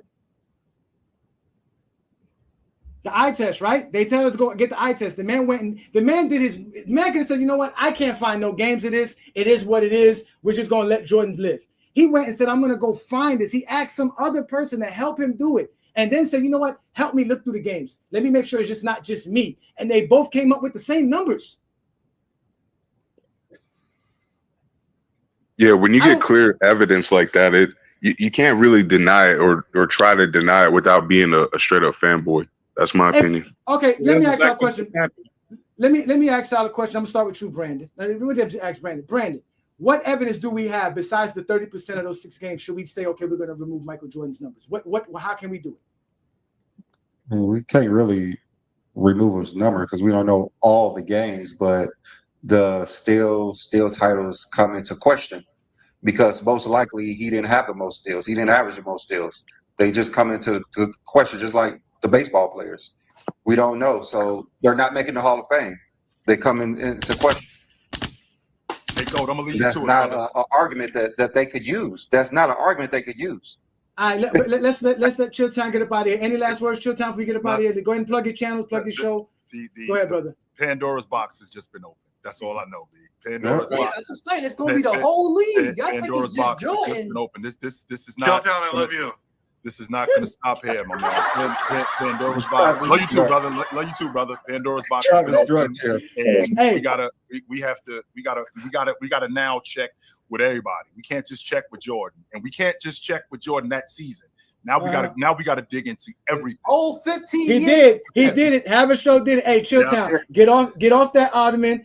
Say what's up to your mother. I'll see you on TikTok, brother. Call your mother. Hey, call your mother. When last time you talked to your mother? Call her. Talk to you, brother. Be good, brother. Be good. Also, for one thing, they're not going to go back and look at everybody. This is not a thing about everybody. This is about the GOAT debate. They're going to go back and look at Jordan. This is about the GOAT debate. This person, Jordan's GOAT debate, because his stats are fraudulent. Simple as that. We know for a fact now his stats are fraudulent. It hurts. Well, Jordan. the man admitted to, like, you know, looking at these stats, because that DPOY is like a huge factor in Jordan's GOAT case. At least that's what the JDR say. That's what. There's nothing that could really be done now. There's nothing that can really be done. His stats are fraudulent, and the only reason a lot of people put him above LeBron because of these fraudulent steals and blocks that he had in a few seasons. Yeah. Later in his career, they dipped down so much. You could say he was older and all this other stuff, but he was getting less than half a block a season. He wasn't getting 2 steals a game no more because the stuff was corrected. But earlier in his career, those stats are fraudulent. Fraudulent. Facts. All right, let's let Ishmael get his word in. What up, Ishmael? Thank you for joining me. Ishmael is a GOAT James Kingdom member. Thank you, sir, for joining us. We're going to put the link up. We got another space if anybody wants to join. But go ahead. What do you think about today's topic, Ishmael? I don't think I'm really that surprised because I'm more surprised about the fact that the story is coming out and people are talking about it. But I'm not really that surprised that the mainstream sports media really hasn't talked about it. They've only done like a 2-minute section on it with Nick Wright. And so it's like, I think they're just going to remain quiet on it until like more information comes out, you know, about his stats. But I don't think I'm surprised at the fact that a lot of these stats seem to be like, you know, they're just. Wait. What more information do we need? Well, how much more information can we get? The NBA has a 10-steal game. They didn't show us 10 steals. I think there's not one proof of any game from 1988 anybody can show us that says Michael Jordan actually had the steals he had, or the Chicago Bulls box score was actually. I agree. I agree. I'm not going to disagree. I just think that it has to be more. It has to go like get popular with it. We have to find more of it for them to finally, like, I think the mainstream media to finally say something about it, because they're pretty quiet on it. No, this article is going crazy right now. What do you mean? This is I'm big. talking about like when we talk about ESPN and stuff like that. I'm talking about like those type of people. It's not. Well, remember they're paid by Jordan, so they're not. That's what I'm saying. Yeah, like we're not hearing much from Sports Center, NBA. No. You know, we're not Jordan Stephen A. like this. Yeah, so that's the type of, you know, that mainstream media. Like other than that's what I'm regarding that. But my take is that, yeah, I'm not that surprised, but like today is pretty serious. Like it's really serious and more transparent when it comes to stats. Like just last year, Jaren Jackson was critiqued about the fact that if his blocks was fake, or if like the Grizzlies home court was faking a lot of his stats. And so they proved it to be wrong. They proved it to be wrong, and they proved right. Exactly. Yes. It's because it was somebody from Reddit that pointed it out that his stats could be wrong. And so like they had to go over in order to make sure like this is actually a real thing. But I also wanted to say is that people are saying, well, now we got to look at everybody. We got to look at all these people and stuff. And so when I look at this is 1988, and so the person with the second most steals was Alvin Robertson. And it's not just about, Alvin Robertson got a crazy amount of steals. So, he got 243. What you need to compare is the differential number, like the difference between him and home games. And like Jordan was 176%, right? Differential. That's extremely high. Like we're talking about somebody that's in second place is like 148%. You see the entire difference of that? That's huge.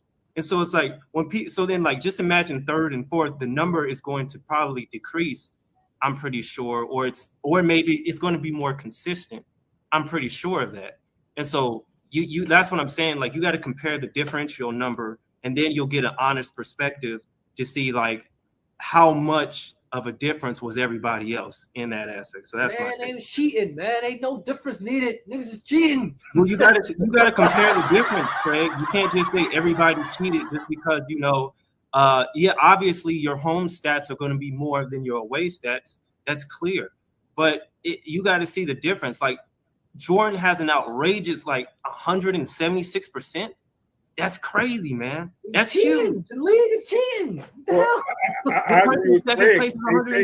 They say he went to a conference and how was encouraged to cheat with some of the stats for everybody. So I mean, I'm not going to deny that, but I'm just saying, like, this man, like his number is like it's so much bigger than everybody else's, right? It's like, but that's because there definitely was probably, like you guys said, there was a narrative to get him the DPOY. I mean, I believe that. But I mean, Michael Cooper's. I mean, let's be honest. Mike's 87 stats destroyed Cooper's, but he was on the 87 Lakers, and they had a really good team. I mean, there was no business giving him the DPOY over Jordan or anyone else, I think, if you look at his actual Jordan numbers. wasn't even above 500. That's why he wasn't. He was. Well, he had a bad exactly. season. And like, exactly. But like, also, like you said, there was a lot of, it was purely based on stats back then. Win shares did exist then as well. But you think, like, I think either Hakeem would have won. But like you guys are also saying, like how cooked were Eaton's or Hakeem's stats, like probably not to the degree Jordan's was. I agree completely. But you know, it's all relative. But calling each other, yo, we should gonna give Hakeem next game. All right, I'm gonna give Jordan this game. Yeah, but I mean, I don't think that Mike. I mean, obviously with this coming out, it's just like, you know, it definitely raises some questions about, you know, especially because it directly affects my ranking criteria. So that's why I'm. He's officially disqualified from the GOAT debate. Jordan is no longer allowed in the GOAT debate. Hold on, twin man. Reggie Reg is back in the building. He's running out of money, ladies and gentlemen. This is going to be a long show for you, Reggie. I told y'all how the Bible, if God's watching. Y'all, listen, y'all thought LA was going to let y'all keep disrespecting Kobe, nigga. If Michael Jordan had 10 steals, nigga, come and show me, nigga. Y'all can't do it. So he says here, they probably padded his 35 points per game too. No, Jordan padded for that. We already proved Jordan was stat padding to score 35 points per game. That's how he was able to do it, by shooting 27, 28 times per game. Anybody in NBA history will average that shooting that. So let's let Wayne get his take in. We got Reggie Reg to get his money in. Wayne, thanks for being patient. What's your take on today's show? And is it official? Is Michael Jordan's legacy officially tarnished and under question? Yes, it is. We got questions and answers to. So I don't know what the hell is going on over there, but I've seen this. Where are you at, I think Wayne? there was some version of it years ago. Was that? Dude, Wayne just walking through the hood right now. No, I'm in my yard right now. Between him and Sturdy, we don't know where they be at. Sturdy be in gunfights, and then Leo over here got dog fights over here. You over here being Michael Vick. Go ahead, Wayne. Yeah, and I guess coincidentally, I just finished some research as well pertaining to where the GOATs rank. So I got my top 20 list, and it's pretty interesting. I will say that. But the reality is, I think I might be able to do it on the Friday night podcast. But when I check all the rankings of where people are, that definitely calls into question where Michael Jordan is ranked. So I got some serious issues with that. You got some serious issues. All right, so are you removing 30% of Jordan's stats? Because that's what we're doing. We're removing 30% of all his stats in block, steals, report. Jordan no longer averages 30 points, 6 and 5. He averages 34 and 3 here in GOAT James Kingdom. He only averages 1.5 steals, and he averages 0.5 blocks per game.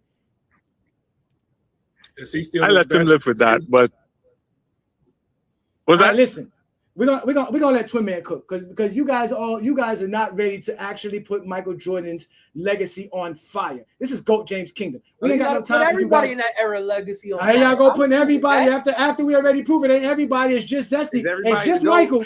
It's just Michael. Jenny, see if you can hook it up for Friday night coming. It's just Michael. It's just Michael. We have All no right, footage, so no evidence of no one else. So wait, so until you Jordan fans go find the footage. Go find the footage. And I can't wait. Go find the footage of Bill Russell getting accredited for rebounds. He didn't because they got games of him. Go look it up. So let's go. Let's let Twin Man get in because I know Twin Man been patient. Thank you guys again. Y'all hit that like button, hit that subscribe button. Check out the membership at GOAT James Kingdom because we do big things here. Like I told you, they not like us. Sometimes you got to pop out of show, niggas. We certified boogeymen. We just up the score on them. Let's go, Twin Man. What you got for me? Twin Man. Hold on to your lily white butts. It's about to get real. So I have a question. When LeBron James was being accused of being on steroids, even though his name showed up in some paperwork, then the DEA cleared him, we still had people running around here saying LeBron James was on steroids, correct? Facts. Correct? Yeah. Facts. So we have evidence, and we have evidence from the federal government that he did not do this, but we still have people running around saying he did it, right? Still. Right? Still. Yeah, people like Pee Wee Herman. I just want to know something. We have evidence and videotape evidence. Someone did the research, counted the steals, counted the blocks, and they're saying, this doesn't add up. And y'all are sitting here saying this doesn't tarnish his legacy.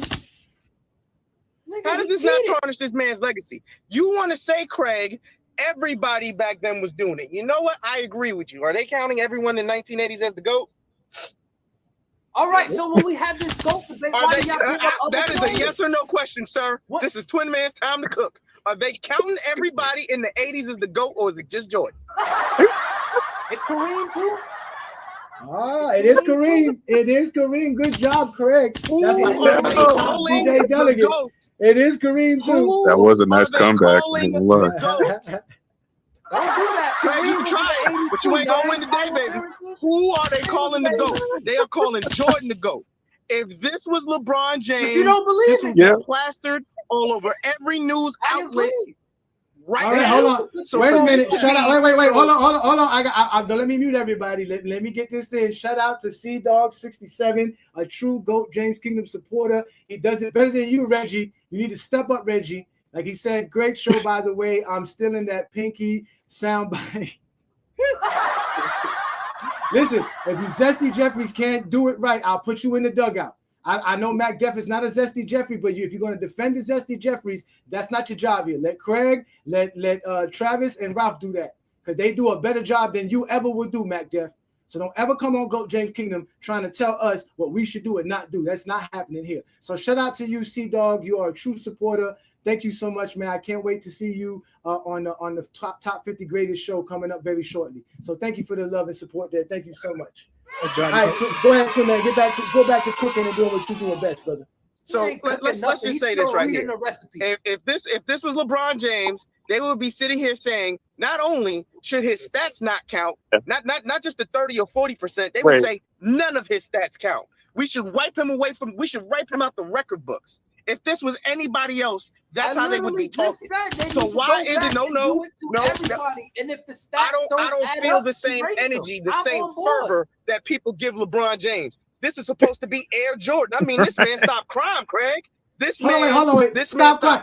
Talking about stopping crime, Twin Man. Wait, Twin Man, the same man who said Jordan stopped crime and told us that he was a construction worker for a living, now actually cooks for a living. He be in the back of Denny's making your breakfast for you in your Grand Slam, ladies and gentlemen. Shout out to Willie Sullivan.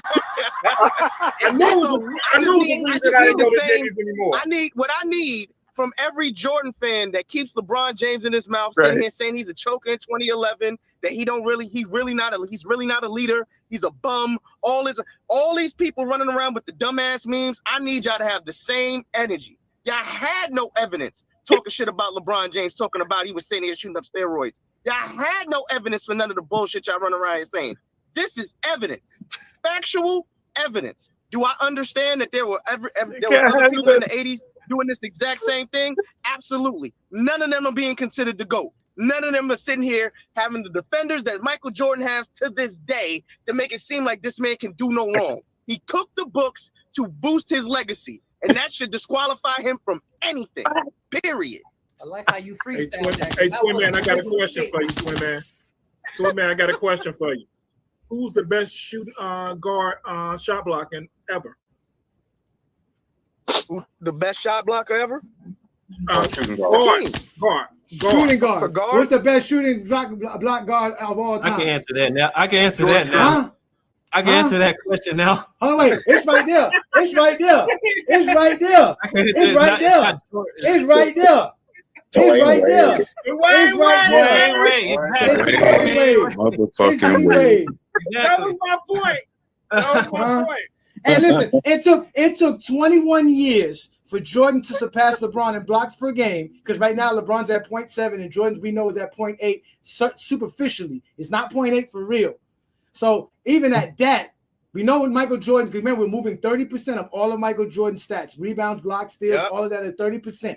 So he averages 30, 4, and 3, 1.5, and 0.5 blocks per game for his NBA career. And what makes this even more disgusting, bro? Jordan's ability and his athletic ability, he didn't need to cook the books. He's a great player. He didn't need to he had do to this. cook the books. He had to cook the books because he had to sell shoes to stop crime. Yeah. You can't sell shoes if you're not an all-star. Remember, he had a special deal in his Nike contract that if he won a scoring title and if he won things like that and he made the all-star team and things like that, he gets bonuses besides the idea of selling shoes. That's it was the money because that's how players had to. And in 1988, that was one of the biggest marketing campaigns for Nike and Michael Jordan because the All-Star game was in Chicago. So LeBron could It was in Chicago. Right. All of the Michael Jordan shoes, and just like they still do to today, are shown during either the NBA Finals, but since Jordan couldn't make the Finals then, they used to show it during the All-Star game. So when you wanted to see the new pair of J's, you had to tune into the All-Star game. So you didn't watch the game, you watched the commercials because you know a whole lot of the commercials. You know, hey, Johnny, this is mostly Jordan fans' fault. You know, this is Jordan fans' fault is because they have scrutinized LeBron James' entire career. His entire career, they have completely scrutinized. It's like the tables have turned where it's like, okay, hold up. Now we're going to start looking at these games. If we can find footage of anything, we're going to compare the skill level. We're going to see if Jordan traveled a lot, which he did. And then we're going to see the fact that yeah, it is. Yes. Yeah, I saw it. He traveled a lot, pivot foot issues and all that type of stuff. And so, they allowed Jordan to travel for his dunks because they were trying to market the dunk back then. So if he had to take an extra step or two to get that lift off, they would give it to him. But it's like, so I have a question. Do this new knowledge move Bill Russell ahead of Jordan? Because it's always been Jordan. That's a good discussion. Well, my thing is that is this article a proof that Jordan was part of the end? Was he like working with a man or something like that? It's probably. I don't think it's too much of Jordan's fault. But I know he wanted it. He wanted it, but since his stats are not what it should be, Bill Russell's stats apparently is not better than Jordan. So Brandon, we're not letting him go, Brandon. Come on, do a better job than that, Brandon. Listen, Brandon, this man it was noted that since his rookie season, Michael Jordan used to come to this man to find out what the stats were during the middle of an actual basketball game. Michael Jordan is on national television pleading for defensive accolades and MVP in 1987 because of 200 steals and 100 blocks. Yeah, he was pleading to be MVP of the league with a losing record. Yes, with a losing record. Playing. And after he gets recognized for being after he gets his recognition for being a great defender and winning Defensive Player of the Year and making his first all-defensive team, his numbers go back to kind of normal. They no longer start cooking his numbers for him. Well, Johnny, I got a question. No. So how is Jordan not involved in this? When him and Rosenberg have a very close relationship. Even Rosenberg himself said that he used to make certain clips and archives for Michael Jordan. He says he has every piece of paperwork he went in every event, every concert, every basketball event. He has the ticket. He has the actual documents, the program, everything from all the finals. This man here has a treasure trove of basketball information for the Chicago Bulls. Matter of fact, he is known for making Guy Rodgers famous because Guy Rodgers won an assist title in 1960 something, and they say it's because he helped cook the stats to help him get more assists. This is not nothing new. This is only new to the zesty Jeffries. But here in GOAT James Kingdom, like I told y'all not like us. I told y'all hide the Bible if God's watching because we whooping feet around here. Y'all see, wait a minute. Y'all see me in my red shirt. I'm doing Tupac moves on y'all. I'm not even from the West Coast. We out here doing y'all dirty. Because sometimes you got to pop out and show niggas. Tupac we certified boogeymen. We don't got none of these Zesty Jeffries want to step up to the link. We see everybody supporting us though and following us as far as watching us. So thank you so much. Y'all hit that like button, hit that subscribe button to share the content because we are all over the place. We are the GOAT James Kingdom platform. You can catch us on Instagram. We're live there now. We're live on Facebook. We're live with Discord. We're all over the place. Twitter, TikTok. You know what we do best, man. This is the GOAT James Kingdom platform. And it's over. The Zesty Jeffries, it's over for y'all. Michael Jordan's career is completely under question. All of his stats. Sturdy said something about rebounds. Sturdy come up and explain because he did mention rebounds. He mentioned how they were cooking stats for Bill Russell in them. Chilltown explained it. He said that out of all their 40 rebound games, it was all on at home. Every last one of them. And those are the top 2 rebounders in NBA history. You can't trust the NBA at all. So that's one that that's hard because it's the 60s. They had all those possessions and everything. So I guess we did factor that into our ranking as well. All of those rebounds, we did factor that in. But now we have to go back and rewrite our formula because this has to be factored in. And Jordan was finished. Yeah, this has to be factored in. Yeah, that's facts. We're trying to. We need to question MVP too. Yeah. So Travis and Craig, should this be factored into a formula for the GOAT debate? Basketball didn't. That whole league is cheating. The basketball didn't start until the 2000s. Cut everything off until the 2000s.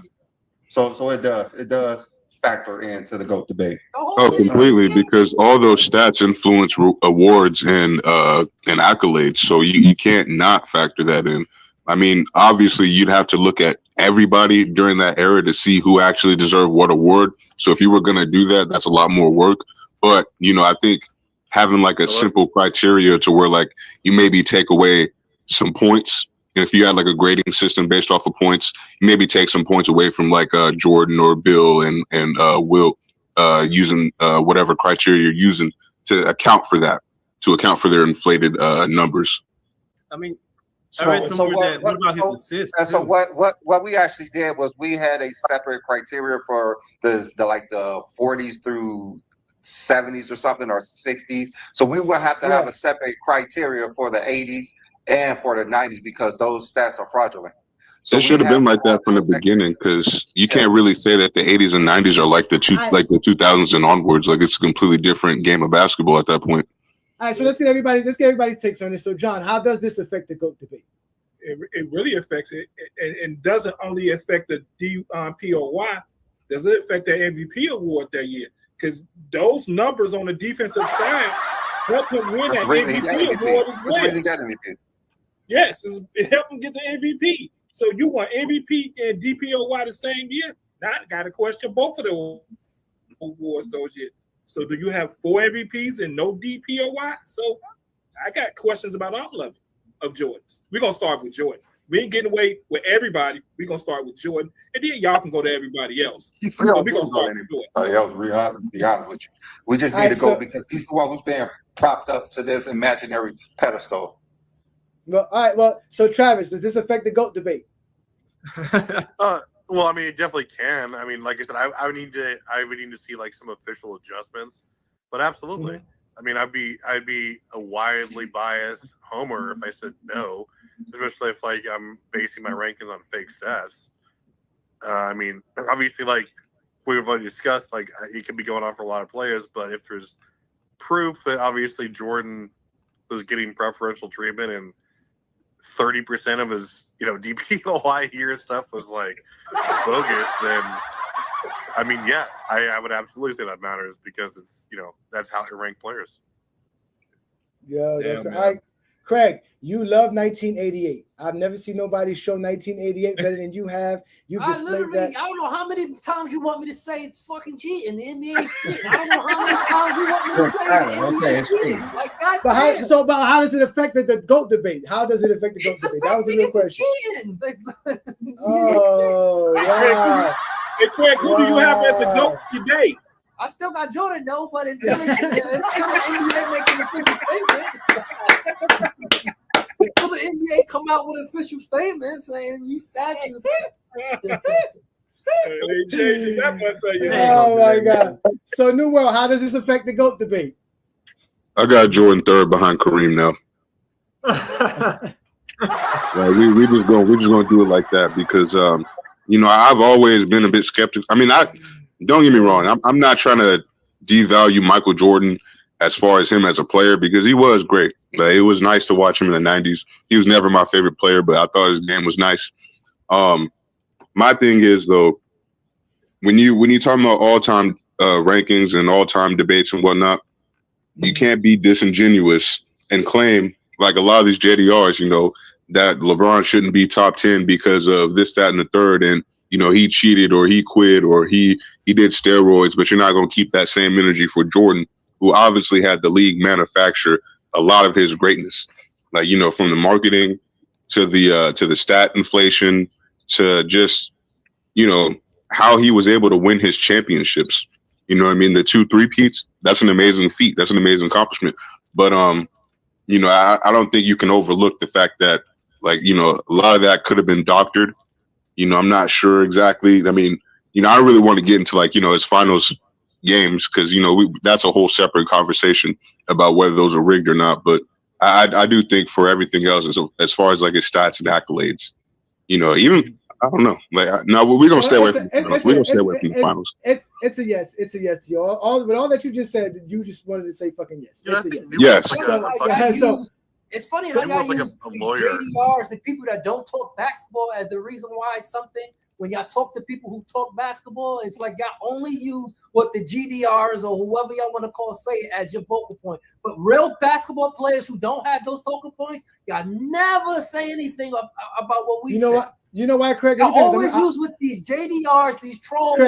You always use these trolls as a reason why you say these things, and y'all don't talk basketball with them, but y'all sure know what they say every single day.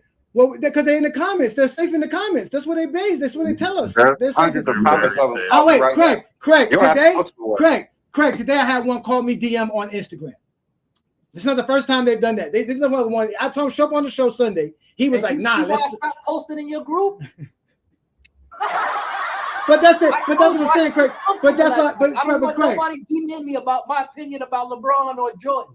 But Craig, that's why we appreciate you though, bro, because you help us understand that it's not all of them are not like that. Like there's people like you out there that still show up and talk the game. So there to help talking them. to me like I'll be like, oh, LeBron this, LeBron. No, because they're rooting for you in the comments. LeBron was the second greatest player of all time is a knock. I don't know what else.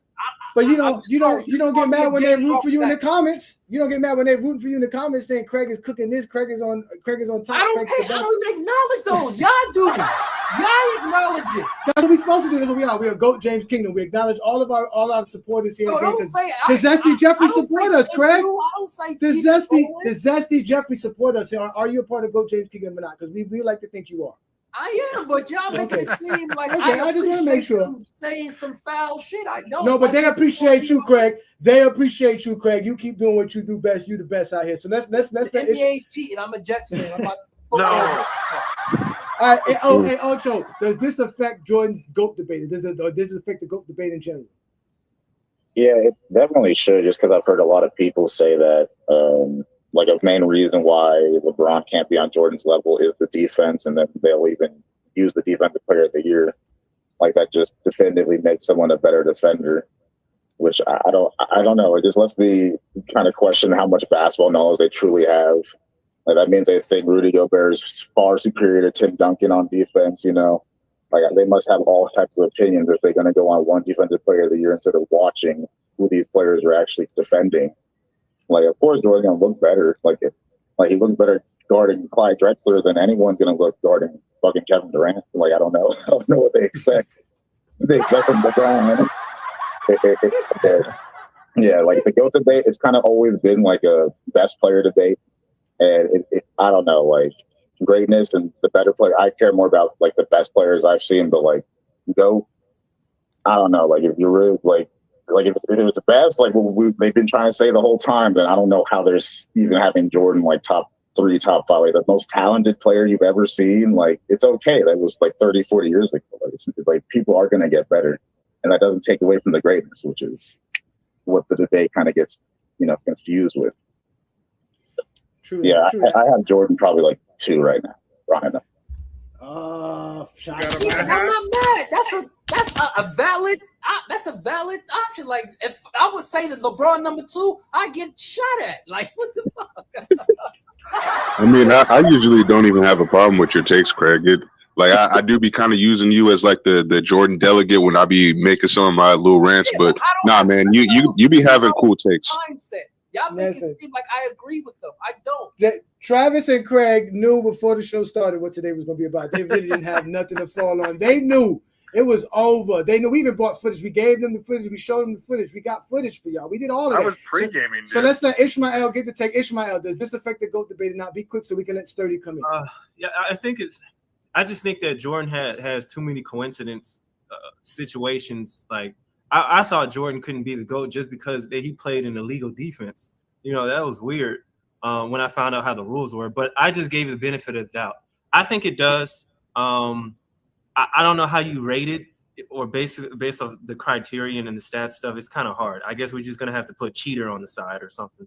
So asterisk. They put an asterisk on the bubble championship, right? It's supposed to be an asterisk next to the bubble championship. Yeah. Right? Yeah. That's what they said. It's an asterisk next to the defensive player of the year, 1988. It's an asterisk. Yeah. 30 points a NBA is game. an asterisk. Everything the NBA does is an asterisk. Fuck the NBA. Cheater I'm rebound, going back. cheater block, Sturdy, you were one of the few that actually listened. That actually read the article. So what is your take after reading the article? And did you watch the actual interview that he put on Yahoo Sports as well? We put some clips up. Did you get a chance to watch the beginning of the show and anything that we talked about? Go ahead, brother. The floor is yours. First of all, salute everybody. I did watch most of the interview. I read the article. I came to the conclusion is this, which is something that we always knew. Like, people was told Jordan was the GOAT, more so Jordan was the actual GOAT. And the reason why I always said this, because the reasoning and criteria that people use to place Jordan as the GOAT doesn't and was never consistent to the ranking of the other players behind him. So to answer your follow-up question, I don't think it's affected the GOAT conversation because there was never a logical reason why he was the GOAT in the first place. Right. Yeah, that's Think about it. Just go on GJK history. Oh, hey, T Perfect, bro. I was muted. Salute to you, brother. But anyway, look at the GJK history, bro. Like, okay, who's the better defender? GJK always showed objective evidence.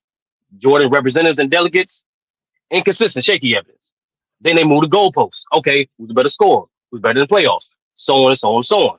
Even in general consensus, right? When people use things like, when he was considered the consensus GOAT at 1992, people was making up things like, the first scoring guard leads his team to a championship. The first guy to lead his team in scoring, lead the league in scoring to win a championship. All those was hyperbolic lies.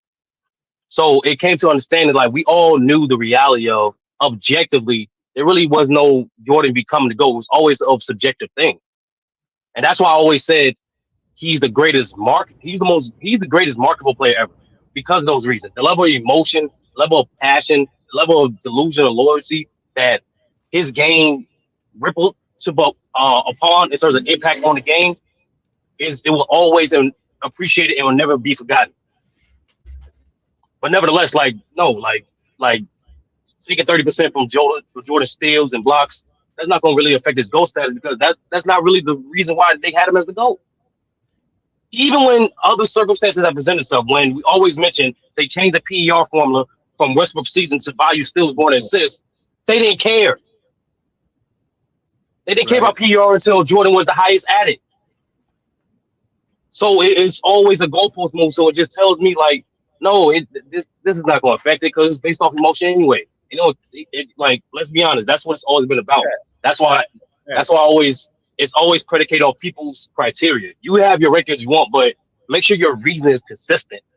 And for some reason, and I know this too, even in other sports, I watch other sports too, he's the only guy in terms of the GOAT where is that inconsistent in terms of criteria ranking his position.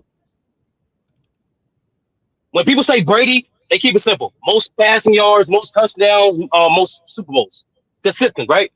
Right. Like they usually say, oh, Montana is second because of things they just said. Like that's some form of consistency. There is none for Jordan. Hold on, Johnny. Mm-hmm. Well, yeah, I agree. Can I add on that? Hold on, let's go ahead, Travis. So, just to answer that, before all this broke, and like I said, I'm not opposed to adjusting my take because, like I said, I'm not some biased Jordan homer. But like I said before that, what Sturdy said, like he was right when he said it depends on your criteria. My criteria is based on what you did on the floor, and it's not based on accumulation of stats because I think that's wildly disingenuous because careers end all the time. I have Jordan as the GOAT because when he was objectively a top 10 scorer of all time. He was objectively, if you actually use metrics and the stats that we're now questioning, he was a top 10 defender of all time. You can make that argument. And plus, if you take his total resume into consideration with the MVPs, the finals MVPs, the defensive selections, nobody else had that combination of major accolades, stats, and awards but him if you use it as a criteria. So that's why you can easily make a combination or the statement that he's the GOAT. Now, obviously, if that's false, then we'll talk about that, sure. But to say that you couldn't have him as the GOAT because his totals weren't there is just the worst take in history. Well, I didn't say that. I didn't say that at all. I just want to. I just want to talk about what I said this way. Wait. Were you addressing Sturdy there, Travis? Yes. Oh, okay, he literally said it. Like that's what I said. Like I said, I just want to simplify it. All I said was the criteria was never consistent criteria for what I've heard or experienced. And this is anecdotal and based off what GJK experienced. There was never a consistent criteria to place him as the GOAT anyway. Because like I said before, the reason most people have him as the GOAT is not consistent with the placement for the guys behind him. Even with you, Travis, we went back and forth. Who's the better defender? When there was categories, Scottie Pippen was clearly better than, and then other facts that wasn't tracked numerically that Scottie Pippen was better than, it was kicked by the wayside because of some of the things you mentioned. No, it's not. Because Travis, because think about this. Your PER, the one that y'all love to talk about, Don't is say heavily y'all. swayed. Just say Travis. I'm sorry. Don't say y'all, because I don't use it. Craig, it's not true. That's Travis. Craig, Because it's not being persuaded. Craig, it's not true, brother. It's not true, man. After I didn't said it, it's not true, man. You don't. You have to. What that is classic. Hey, Travis, you. Bro, you have to understand that some of these guys, I don't do advanced stats. Some of these guys that got Jordan as the GOAT use these formulas. Like I've learned that, especially from the Facebook group. They like use all these formulas and everything, and no matter what, because of the changes they made to it, they still use it. Like what Drew did. The best Jordan players dominate consistently in these criteria across the board, no matter who you have as your GOAT. Wait, y'all didn't let me finish. Steals heavily influence a player's PER. I agree. We all know that Michael Jordan's steals have been influenced by stat padding. They changed it. And his box plus minus. And his box plus minus. So, and his VORP. All of these things are all predicated on the idea that Jordan was out here getting 2.5, 3 steals per game. And in reality, he wasn't. This is all predicated on Jordan going out here and getting all these things that he was not out here doing. This is really damaging towards them. And the point of the criteria, like Brandon and I have done, we've done several criteria. I've had my own separate criteria. Brandon had his. We came up with a collaborative criteria. Jordan never became the GOAT. We were trying to find. Yeah, we've been trying to find all kind of ways. Being that we're talking about these criteria, you guys know in 2 weeks, I am going to be doing the Friday Night Exposure 50th episode with the Exposer. I'm going to give y'all my top 50 greatest players based off of criteria that I got. And there's going to be a special contest for only GOAT James Kingdom members. And you guys are going to be able to win a contest because we're going to be able to show you guys why Jordan's not the GOAT. There's no metrics that says Michael Jordan's the GOAT. There is none. So make sure you catch us on Friday night, 2 weeks from now, where you're going to get a chance to win a poster like this. You're going to get a chance to win a poster that's either like this, or you're going to get a chance to win one that's like this. All right. And you have to be a member. You have to be a member of the channel. And just for y'all to see the poster, here's the poster here. This is what you can get for yourself. This is what's going to be available to you guys. So I'm going to have my criteria. He got posters on. He got Jordan on LeBron poster. You ain't never see LeBron on a Jordan poster. I wanted to add this. Hold on, wait. Yeah. Go ahead, Brandon. Go ahead, Brandon. All right. So, remember when we first did our criteria, I didn't want to use any of the titles because those are included in the stats, and I didn't want to use any of that stats. And those things are the ones that helped Jordan crack the top 5, really. Really, advanced metrics. And listen, it's going to be tough. Now, again, we had to adjust it, Brandon, for the 60s guys. And remember, it was before 1975. It was pre-merger. The guys who basically played or were drafted before the pre-merger, we based it off Kareem's career. So it was whatever Kareem had, because we based it off of whatever Kareem had. Anybody who was drafted before Kareem, basically anybody who played in the 60s and the 50s, we had them have different numbers. So that was that. But what can we do for the 80s and the 90s now that we know they were doctoring numbers, Brandon? How do we do that? Because I'm ready to take away 30% of Jordan's numbers, yo. I've been told you John Stockton. I've been told you John Stockton on top 5 point guard. Yeah, you were right, bro. I've been told you. Shots fired. I've been told you. Shots fired. Shots fired. Shout out to Sturdy. There you go, Sturdy. I was waiting for it, Sturdy. I've been told you that though. Sturdy. They again. Now, this was the thing this is another thing about the article that I thought that Top Habit Show did a great job of. He did explain how there is no clear definition on deflections and steals who could get credit for it for a stat keeper to show, and it's also still vague on the assist. We all know an assist is supposed to be a pass that leads to a score, but what determines that leading to a score is obviously the 2 steps or 2 dribbles. Right. Yeah, that's what I'm about to say. Yeah. So that's why it's a little bit iffy. That is still subjective. We all understand the same thing with the rebounds, right? Because supposedly there were a lot of rebounds that they were crediting to that you would credit to Wilt Chamberlain and Bill Russell that probably were blocks. Them just grabbing the ball out the air. But right? But for the Wilt guys, right? A block and someone else grab it. But for the Wilt, is it at a rebound? No, for the Wilt block. The guy who gets the rebound, who catches it, would be the rebound. But yeah, that's what I'm saying. Yeah, but what Bill used to do, Bill used to block the ball inbounds to catch the rebound. So he never really he used to keep the ball in play. That's what he used to tell the coach. I can still keep the ball in play. So that was the thing there. So, but for a guy like me, my criteria is mostly based off what players can control. I always did that. That's why I never include competition.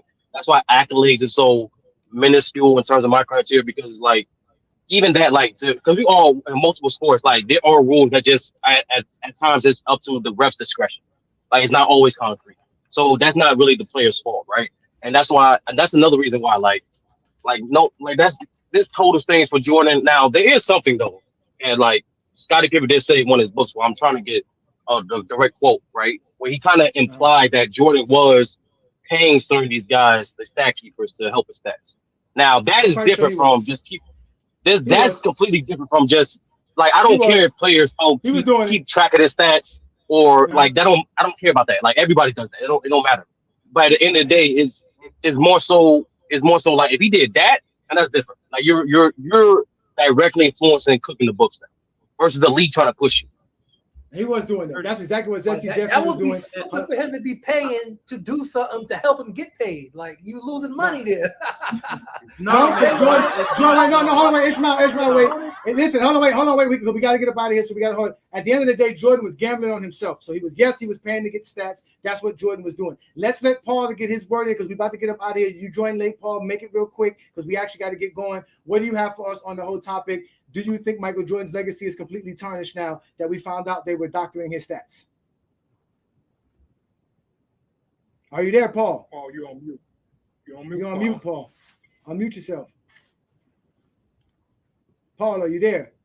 All right, Paul's not there. So you had your chance. We're going to have to let you go. So, ladies and gentlemen, this has been a good show, ladies and gentlemen. This is what we do best here. This is the GOAT James Kingdom platform. Brandon and I do it like none other. We go live every Sunday, noon Eastern time, to talk about the GOAT conversation in basketball. You guys know you can follow us right here on YouTube. We're also live on Instagram and Facebook. We have over 90,000 members in our Facebook group, but we're also on TikTok, Instagram, Twitter. We're all over the place. We are the GOAT James Kingdom. We pop out and show niggas.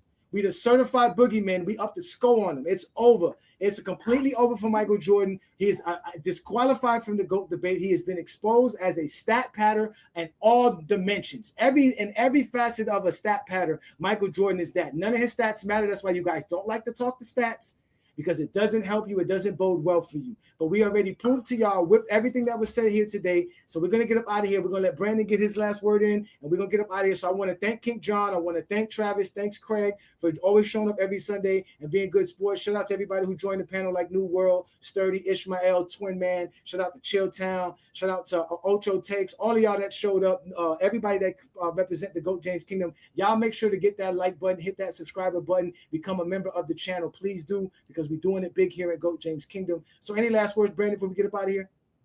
No, nothing really. Just Jordan's scoring titles most likely are legit. Defensive Player of the Year, some MVPs, even a Finals MVP, not really legit because, he was given certain things. But let's just stop talking about this defense stuff that Jordan got, because that's just fraudulent. Fraudulent. He's completely fraudulent. He is not the GOAT of anything. He is not the GOAT here in GOAT James Kingdom, ladies and gentlemen. We showed you the footage. So again, we don't have to play no games with y'all. Here is the evidence of Michael Jordan getting doctored up. It's completely said by Tom Haberstroh. He did a job. He showed us everything. He showed us how Michael Jordan was getting stats cooked up for him to win championships. It is the most lopsided defensive player of the year road to home splits in NBA history. Michael Jordan's defensive player of the year is officially be called in question. It's over for him. We're going to get up out of here, ladies and gentlemen. This is GOAT James Kingdom. And what we're going to leave you with, though, ladies and gentlemen, is the fact right here, what we have here for you guys is the game where Michael Jordan played. And this is what we want y'all to tell us was exactly how many steals Michael Jordan had in this game. Ladies and gentlemen, we're about to get up out of here. Thank you, gentlemen, for showing up. Peace and blessings. This is the GOAT James Kingdom platform. We are out of here.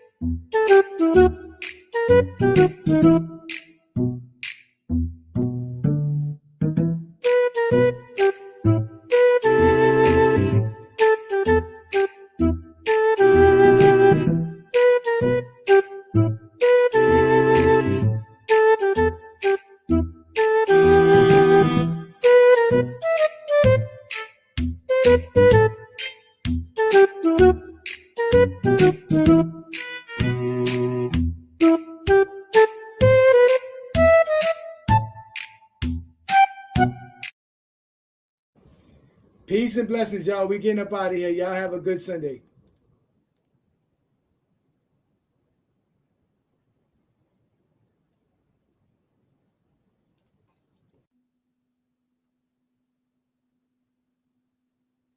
This show is rated GJK. Extreme exposure warning. This show contains graphic images of Jordan's failures, constant critique of Jordan's game and legacy, graphic images of Zesty Jeffrey lies being exposed. This show may be offensive to Michael Jordan fans and Zesty Jeffries alike. Content is restricted to true basketball fans only. If you're one of these idiot fools out here and you're an adult that believes that LeBron James is somehow greater than Michael Jordan, then you are the equivalent of an adult believing in Santa Claus still. A few moments later. Michael Jordan made us believe that we could fly. What? This is what we believed when we watched Michael Jordan. This is why you wanted the Air Jordans. You thought that you could fly with the Air Jordans on. You see that? That's a stupid bitch. Michael Jordan's greatness, the Air Jordan, in the air, the creativity, the poetry in motion. You put those sneakers on and you thought that you could do what Michael Jordan was doing. You wanted to be like Mike.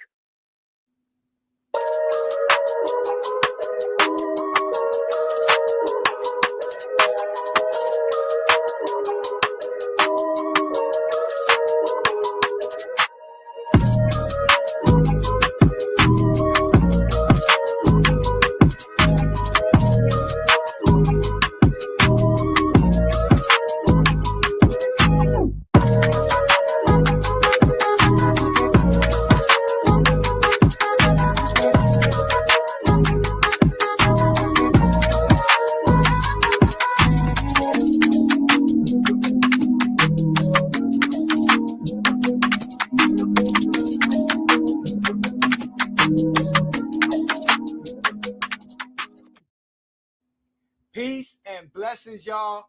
Welcome to the GOAT James Kingdom channel. This is the GOAT James Kingdom show with B. Lee and A. Johnny. Y'all know we go live every Sunday noon to talk the GOAT conversation and the greatest players to play the game of basketball. Welcome again to another great stream right here on the GOAT James Kingdom channel. We'll also should be streaming live on FYF as well, as we will be debuting there today as well. So shout out to everybody who is a supporter of the channel. We're also live on IG and also on our Facebook group. You guys can follow us there. We're also on TikTok, Discord. We are the GOAT James Kingdom platform. I'm A. Johnny the Exposer. I have my partner B. Lee. What's good, brother? How you doing today? What's good? What's good, everybody? So today we're going to talk about our GOAT criteria. We have, like we said many times, the most comprehensive, the most objective way to determine who is the greatest players of all time. And today we're just going to try to show you guys a little piece of what we're going to do next week when we actually discuss more about who is the greatest and why such and such is the greatest, which most people know who's the greatest of all time, and it's not Michael Jordan. But as most of you guys probably do not know, this is the way that we determine who is the greatest players of all time. We always go by who has the greatest accomplishment, who's the best at what, who's number one at what. And as we can see in the regular season, we always acknowledge Michael Jordan averaged the most points of all time. And even though most people do not like to acknowledge LeBron James as the all-time leading scorer, the greatest scorer in NBA history, he does have the most points all time in the regular season. As we go down the list, we see that there's LeBron name stamped on a lot of things that he's number one in. And we see Jordan with the most points per game, since Jokic is passing him in most advanced stats, which is basically what you do on your team. So Jokic is very valuable to his team. That's why his advanced stats were high. And like Michael Jordan was when he was not winning titles, he had the best advanced stats because his usage rates was off the charts. And then when we go to the postseason, we see more of the same. We see more of Jordan as well, because Jordan was great in the playoffs. Jordan is, for me personally, is the second greatest player I ever seen before. But as we go down the list, we see LeBron James and Michael Jordan rule the postseason leaders. So just thinking about our criteria, I know you guys have seen it before. What objections do you have to our list? Let's start with Travis. Like I said, it's not really objections. Like I said, I've told everyone, I'm like, as long as you have a criteria and it's consistent, then I'm not gonna shit on it. Like, I respect it. I mean, the only things I don't agree with are like I don't use totals. Totals to me are very subjective because it doesn't really take into account circumstances of a player's career, like why they retired or how. I care about how long you are consistently dominant. I use at least 10 years of consistent domination greatness, because it has to continue double the average player's career, and then after that you qualify for the conversation if you're dominant. But totals can be misleading. I mean, obviously LeBron totals are impressive. It's a testament to consistency, but that's really the only thing that I really alter. Although, I mean, I've told you before, I really like your criteria for the most part, but totals don't really factor into the equation for me. Oh, well, I do have a question. Who would you say is a better offensive player, Gilbert Arenas or Tim Duncan? I mean, probably Tim Duncan offensively. I mean, he was, if you look at, I think he was more consistent, at least for a 10-year period. I don't think Gilbert Arenas was dominant for more than like a 5 or 6 year stretch. I had to look it up. But Tim Duncan was more of a team-oriented guy. He didn't need to take 19, 20, 25, 20 shots a game. He was efficient. He could give you 23 and 15, like in 2002, 2003 when he was winning the MVPs. Mm-hmm. And they were more efficient. Obviously, Gilbert had it's from like 3 and stuff like that, but I'm taking Tim Duncan over Gilbert Arenas any day of the week. So who would you think averaged more points for a career? Probably Arenas, because his career was notably shorter, and I think he had more seasons of scoring higher points per game than Duncan. But again, just the averages for the career don't really factor to my criteria either. Averages don't either. So averages and totals, what do you factor in? So it's not an equation. You have to actually do your research and look at who the most dominant players were as far as advanced stats, like impact on the team, things like that. And when you do that, there's a list that comes out of like players who are most consistent when all those things are factored in. It's mainly advanced stats. And again, it's like I give you my top 5 all the time. It's Jordan, LeBron, Kareem, Duncan, and Hakeem. And I just think as far as the team impact goes, and as far as the advanced stats go, and if you factor in their entire resume as far as accolades and achievements, to me, that's really an untouchable top 5. Okay, so you basically dismiss totals and averages and whatever you did on the court. Just advanced stats is basically how valuable you was to your team. That's your main thing when judging who's the greatest. All right, but Brandon, you do know when Travis did his criteria, you know who ended up being the GOAT, right? Jokic, yeah. All right, let's go to Craig. You can unmute yourself, Craig. Well, hello to y'all too. Shit. Don't work for man. Indeed. Shout out to our panel. Y'all know who's down there. We got Travis, Craig, and King John in the building. I just went straight into the Jordan slander. God damn.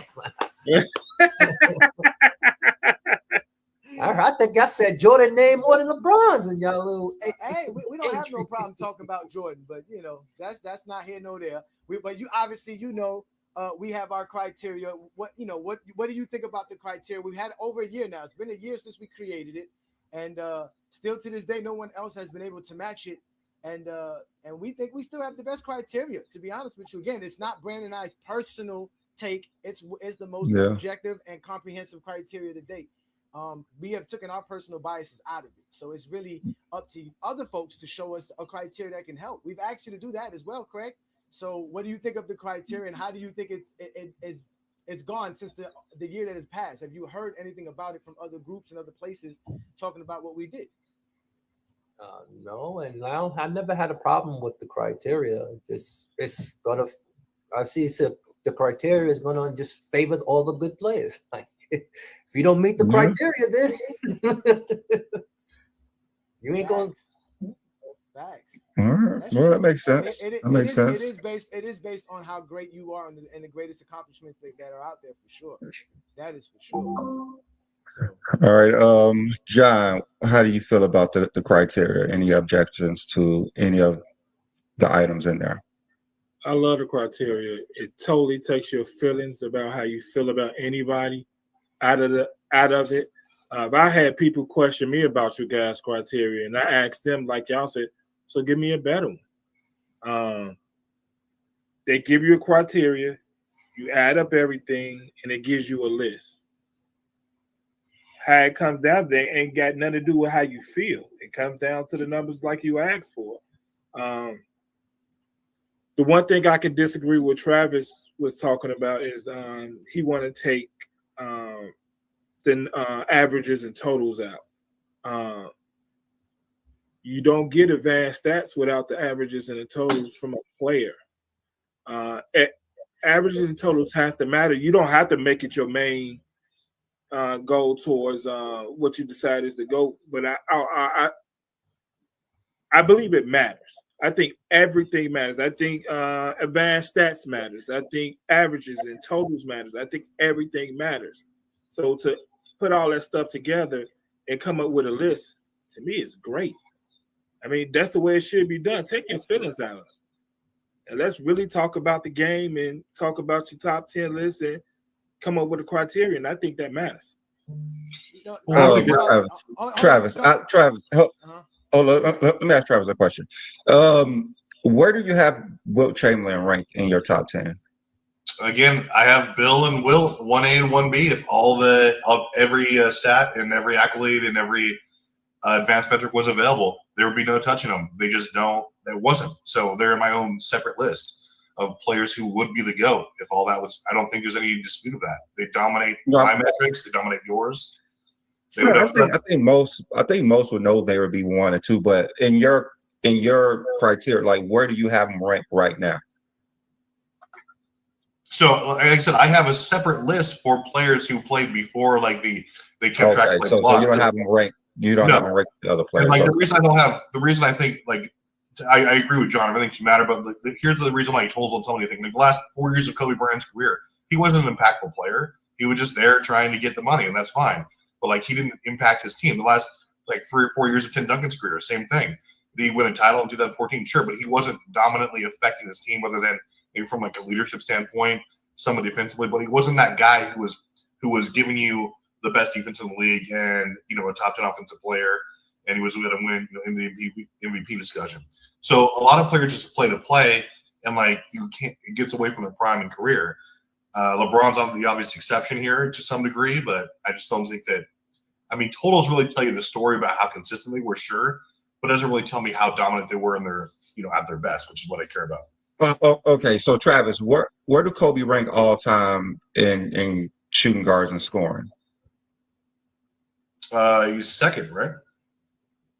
He's number one. Number one. Where do you rank? Where do you rank? Where do you rank in assists? Where do you rank in assists? I believe he's first. Rebounds. I'm not sure. I think he's number one.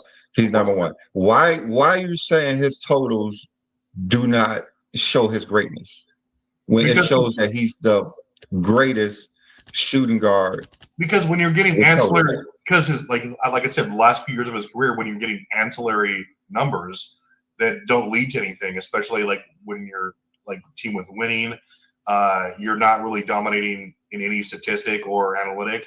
You're just there getting hollow stats, and like it's not even comparing like to the best like how it used to be.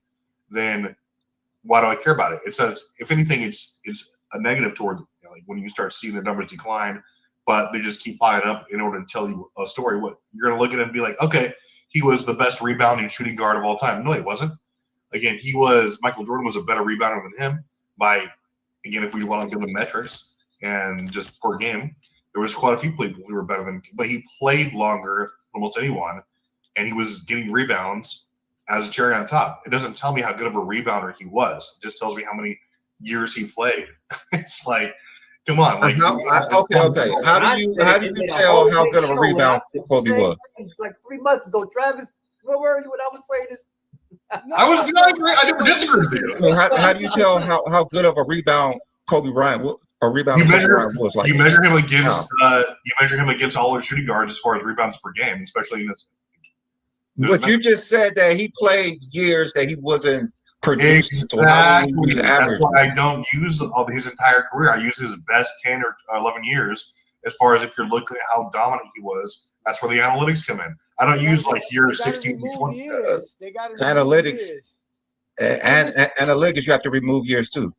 No, but this is the thing. You have no analytics without totals. You have. Yeah, you do. Totals don't factor in at all. Yes, it is. Everything that you use to measure anybody's analytics, no matter what advanced stat you use, they're using your totals. They're not using your totals divided by gameplay. Totals divided by gameplay. Per season, sure, but it doesn't. Not in your career. Average, even a player's average is determined by their. I know. Career. That's why I use a player's best 10 years. Oh, it doesn't matter. Any player's career, you're going to use whatever metrics you're going to use. The stats that they're going to use to determine those metrics will be the player's career totals. It'll be Kobe's 11-year totals. Whatever Kobe got for those 11 years. I agree. What the metrics would say. That's why those metrics would be different than his career metrics, because you only judge them by 11 years of a 20-year career. Yeah, for you to eliminate 9 years of Kobe Bryant's career is ridiculous. You just removed an all-defensive selection away from Kobe Bryant. Yeah, but again, that's what you have to do when you're talking about players who played drastically different career lengths. If the totals don't tell me anything about like how great of a scorer Kobe Bryant was or how great of a rebounder he was, other than like when you use their peaks and primes. I think 5,000, 6,000 rebounds is enough to say that this is a great rebounder as a guard. I don't know Okay, how when that you're doesn't. I don't know how that. like you're starting those years I don't too. know how it doesn't. I don't know how that doesn't. I mean, you can see a precipitous dip in his numbers.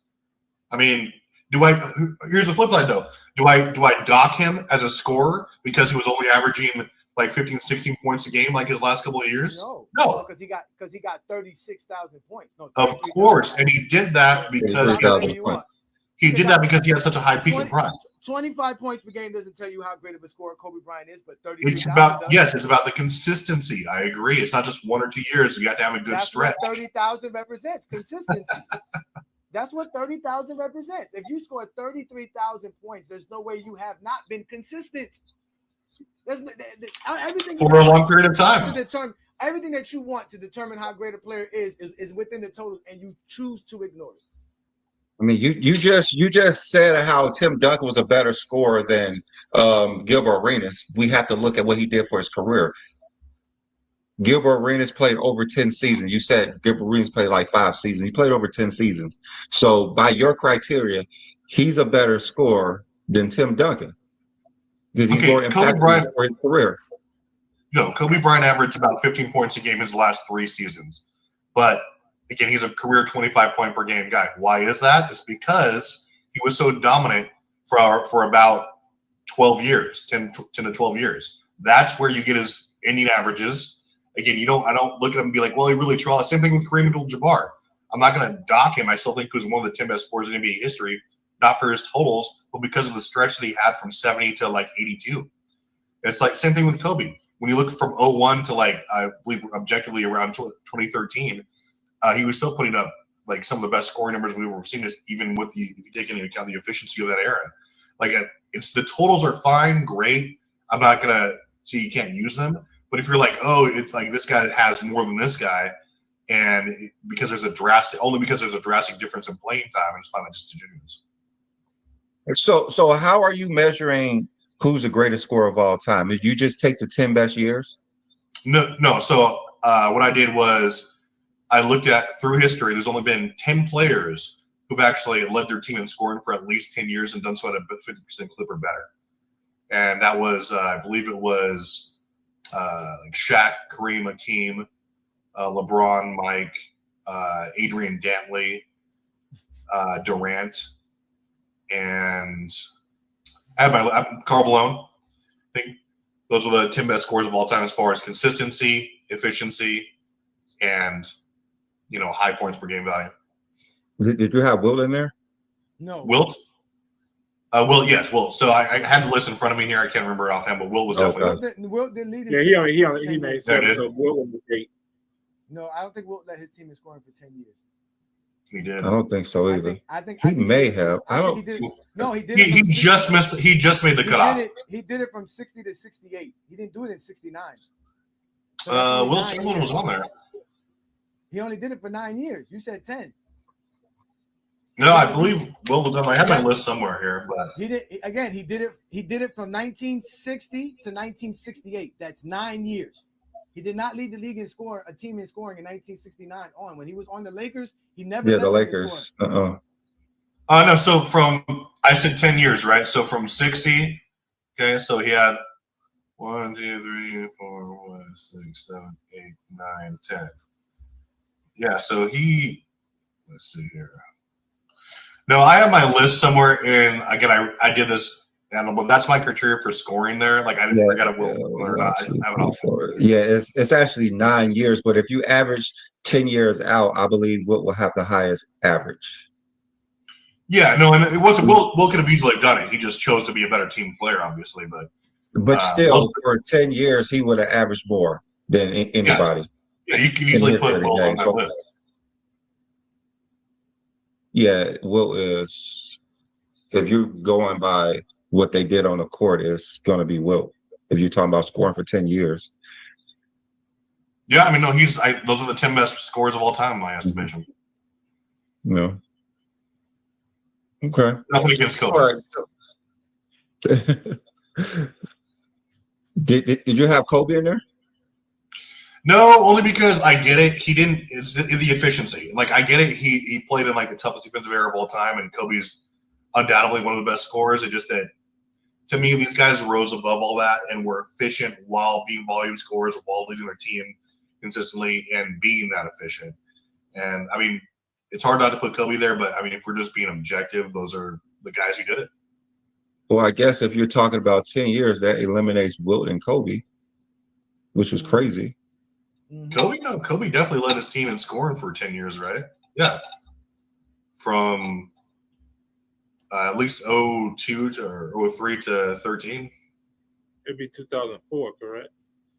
No, he outscored Shaq, I'm pretty sure, in 03. You sure? Or are you just saying that? I'm pretty sure. Too. I'm sure because he was in MVP talks with Tim Duncan. Wasn't Shaq hurt in 03? I could have sworn. Yeah. One of the years he was hurt and Kobe took over. Yeah, Kobe averaged 30 points per game then. Yeah. Yeah, Shaq never averaged 30 points per game. All right, so Kobe led the league from the Lakers from 03 to 2012. So that would make it 10 years. Kobe. And in 11 years if you count 2013. Is my mic better now? Y'all let me know if my mic's better. Your mic cool. Nah, they were saying my mic is low in the chat line. Shout out to everybody. Yeah. The chat said it was low. I mean, like, it's like, what's your criteria for scoring? I'd love to hear it. The same thing as everything else. Your totals and averages. Average and your totals. I don't dock Kobe for his field goal percentage because of they added the zone at that time. And then you say it's the best defensive era ever. Why would he? I don't dock him for the field goal percentage at all. I never have. I mean, Jordan last 6-7 years he shot under 50%, and his last couple of titles he wasn't really as efficient as he was before. So we could see that it was getting harder to score for guards. There's less going to the rim and getting easier buckets for guards. So I don't really dock Kobe too much for it. Kobe never shot over. Yeah, Kobe never shot over 46 much for it. That's true. That's true, but I mean, just look in the guards in his eras. How many guards were shooting above 45% as well? Probably not many at all. No. Kobe's the GOAT. You're right. Well, no, but this is the problem. This is why our criteria has changed everything, because what people want to do is ignore stats for their feelings. They want to use their emotions. That's how they want to get involved in this conversation. So when we want to talk basketball, if we're not talking stats, what are we talking? What are we going to be talking about? Stats have just been removed over the last 5 to 6 years.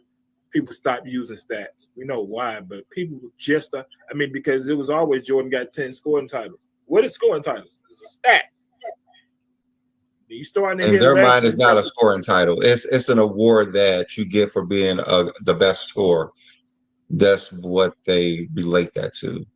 They don't understand that it's a number that you get to be in the scoring leader. Meaningless. Just like the MVP. You don't have to have stats to have an MVP according to some people, but you don't have to have stats to be a scoring title leader. Allen Iverson won when he shot like 30% from the field in or whatever in 2003.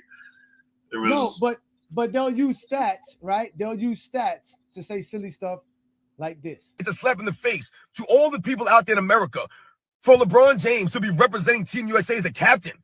I would never vote LeBron James the captain of anything. LeBron James does not carry himself with any honor, any integrity, any class, and he lacks the respect, the love of the game.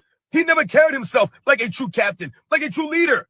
He ain't no damn leader. Actually embarrassed for us that LeBron James is representing Team USA as a captain. The hell has LeBron James done in his career that would give him the right to be a team captain? How the hell is he the best player on the team? How is he the best player on the team? See, when you ignore stats and you don't talk the game of basketball, you can talk like that and make that the GOAT debate. Ask silly questions. He asked, what has LeBron James done for his career to be the captain of the USA team? Well, ask Stephen Curry and them that. They're the ones who voted him. This is why when you guys start saying silly things about the stats and all that other crazy stuff, we here at GOAT James Kingdom had to come up with a criteria to show y'all how LeBron's the GOAT and how their greatness could be measured with the stats. I wish I could be like this man and just say LeBron's great and not mention nothing at all about stats in basketball. That would be so easy for Brandon and I to say LeBron James is the GOAT. And never mention any stats, any accolades, just off of LeBron James's skills and everything that he's done. That's it. That's why the GOAT debate is over. That's why since then, they've been talking like this.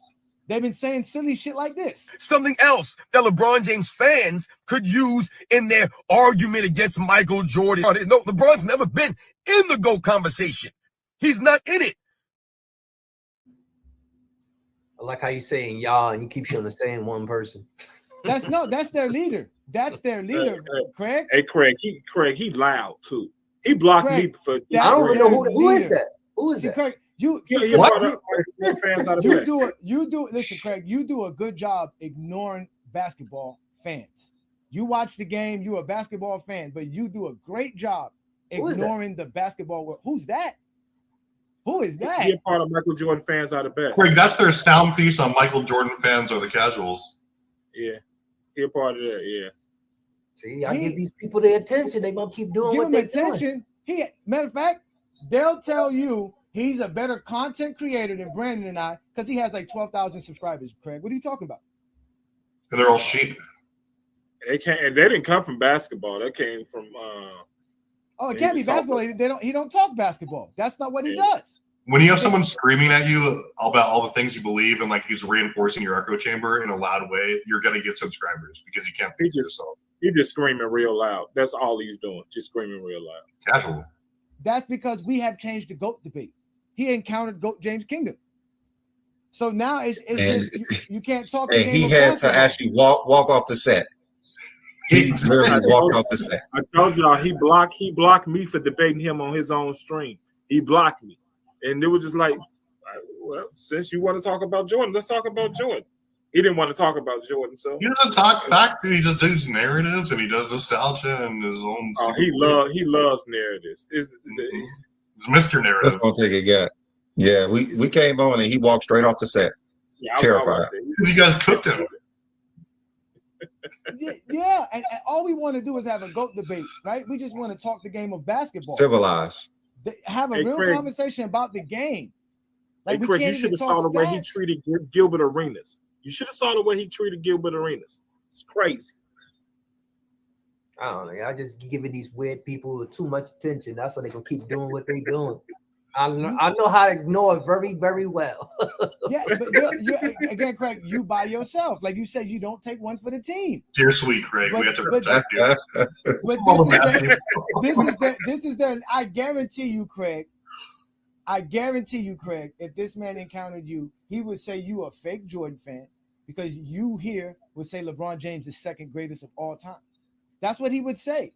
He would start calling you all kind of names. He would do all kind of weird shit like this. I've never lied about LeBron James on this channel. Cocaine is a hell of a drug. To me, LeBron James is not a great husband. You have your wife come on the stage and call you the GOAT like that. You're not respecting your wife. Once again, and your wife is not respecting you or holding you to a standard. He's full of crap, man. LeBron James is all talk, man. He's not substance. And to me, he's not a great father or a great husband. Would you want your kids to emulate the things that LeBron James does on the court? And then we think about off the court stuff. LeBron James is a dirtbag, man. Stop it. Get some help. LeBron James treats everyone around him like crap. He treats everyone around him as if they're a tool for him to use, right? For his own benefit.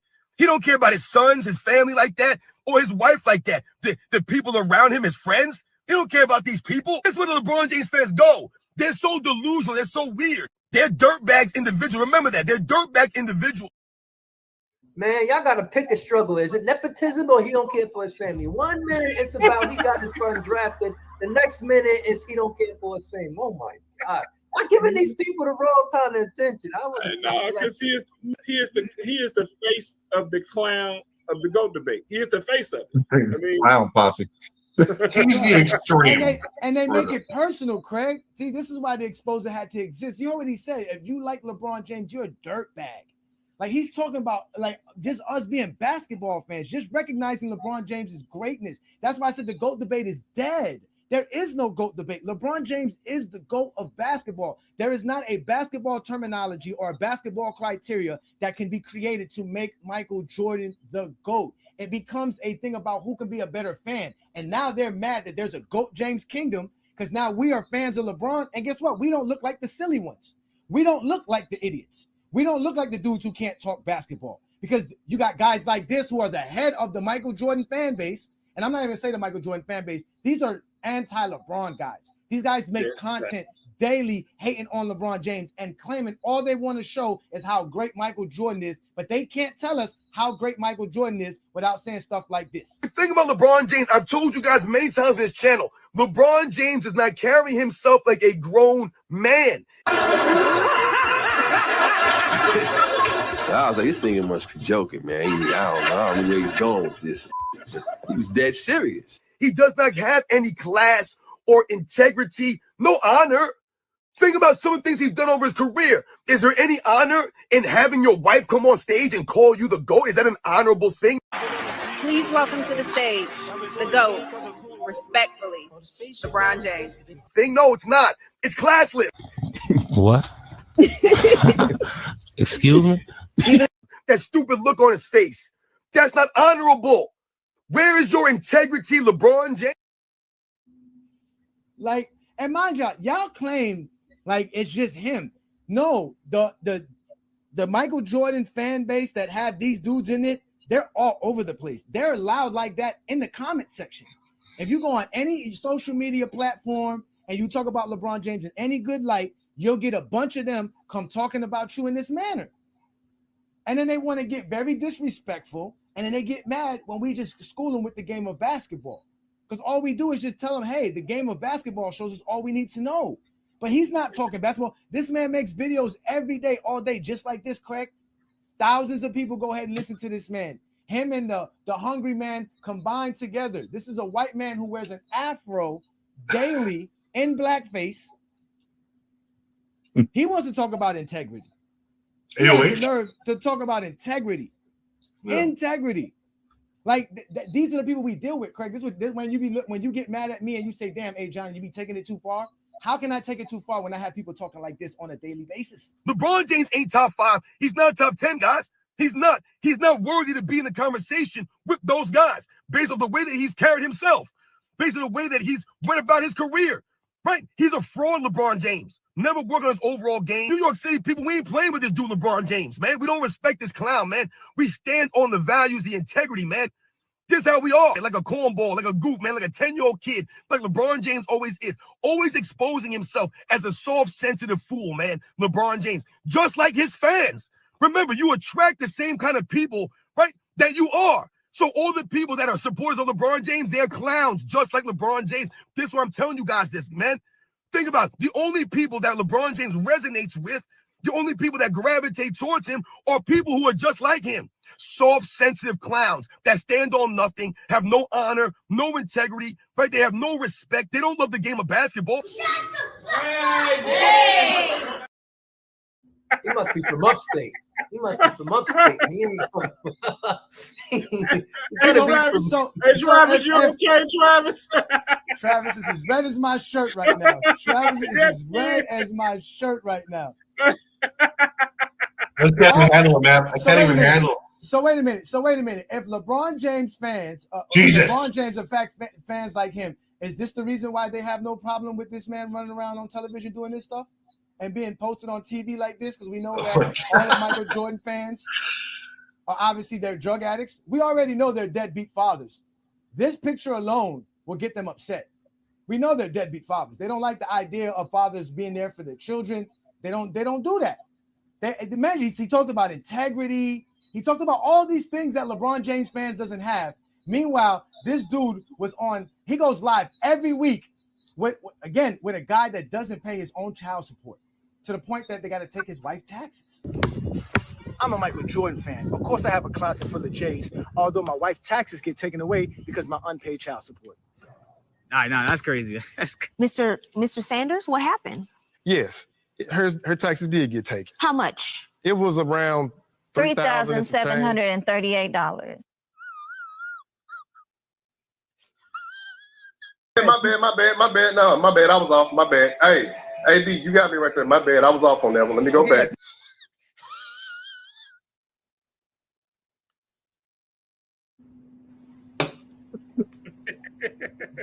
Have the nerve to talk about us and what we do here in GOAT James Kingdom and LeBron James fans in general. Because, and Craig, honestly, if they're the leader of the Zesty Jeffrey fan base, guess who's the leaders of the LeBron sexual fan base? Even though we don't consider ourselves LeBron sexuals, they're going to tell you GOAT James Kingdom.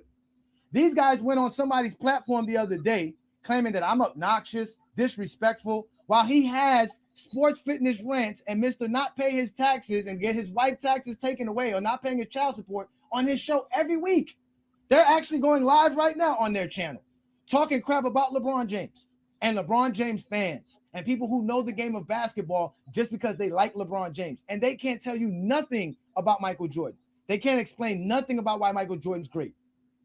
That's why we created the GOAT James Kingdom criteria. It's been a year now. And I have not seen one anti-LeBron page, one Michael Jordan fan page, a Kobe Bryant fan page create a GOAT criteria that will legitimately make Michael Jordan or Kobe Bryant better than LeBron James. They can't do it. They're just a bunch of liars who make up silly shit all day long. That's why the GOAT debate is over. Because we created a formula that ended the GOAT debate. That's it. From here on out, anybody who's telling you LeBron's not the GOAT, they're going to have a biased take. It will not be objective. It will be based on feelings. Because we did it in GOAT James Kingdom. We put it right here for you. We measured players by the greatest accomplishments of every category that exists. And we use all the categories that y'all like to use. We use advanced stats. We use the accolades. We use the per game averages. We use totals. Seasonal titles. Everything. And all we do is getting cry babies. I mean, even when Brandon created this criteria, you remember this, Brandon? Yeah. They were all upset. Why would they be upset? Oh, well, why did you choose 5 finals? Why did you make it? Why did you make it only 2 finals MVPs? When Travis said I'm going to use 10 years, nobody had a problem with that but LeBron fans. Because 10 years make Kobe look good. 10 years makes Michael Jordan look good. 20 years don't for some reason. 15 years don't for some reason. You remember this, Brandon? Tell them about the backlash you got from this right here.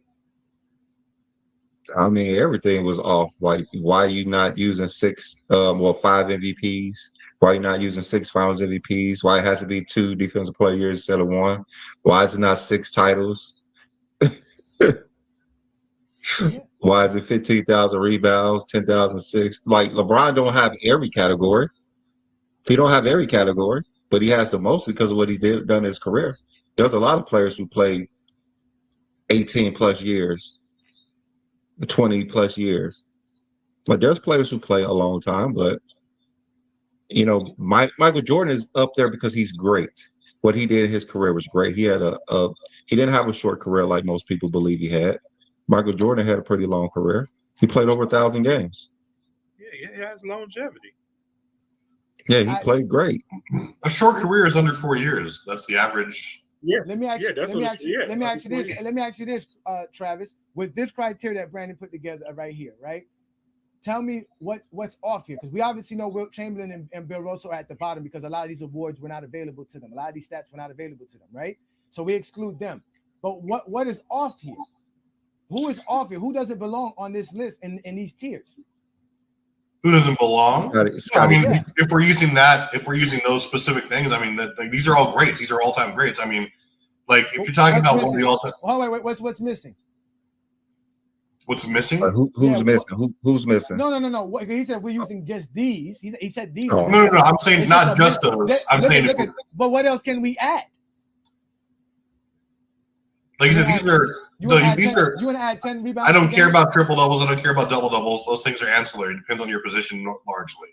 like when you're playing, like what kind of stats do you garner? So a guy being able to do multiple things very elite doesn't matter. I mean, there's point guards and there's centers with double doubles and triple doubles. So sure, no, and I think that's my criteria factors in your impact and all around play. That's like what contributes to advanced metrics.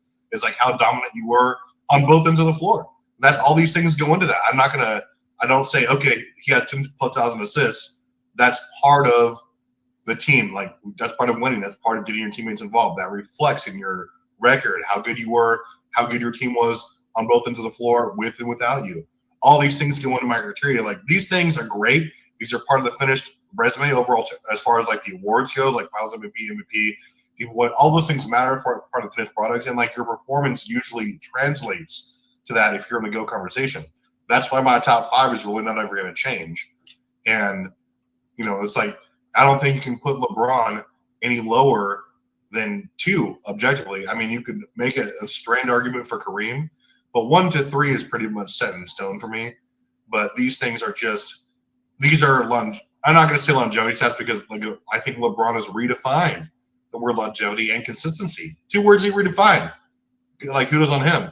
But I'm not going to knock other players for not being able to play that long. But I mean, all this is impressive. LeBron is the most impressive player from a consistency standpoint we've ever seen. Hey Brandon, was Dr. J's ABA stats added into that? Yeah.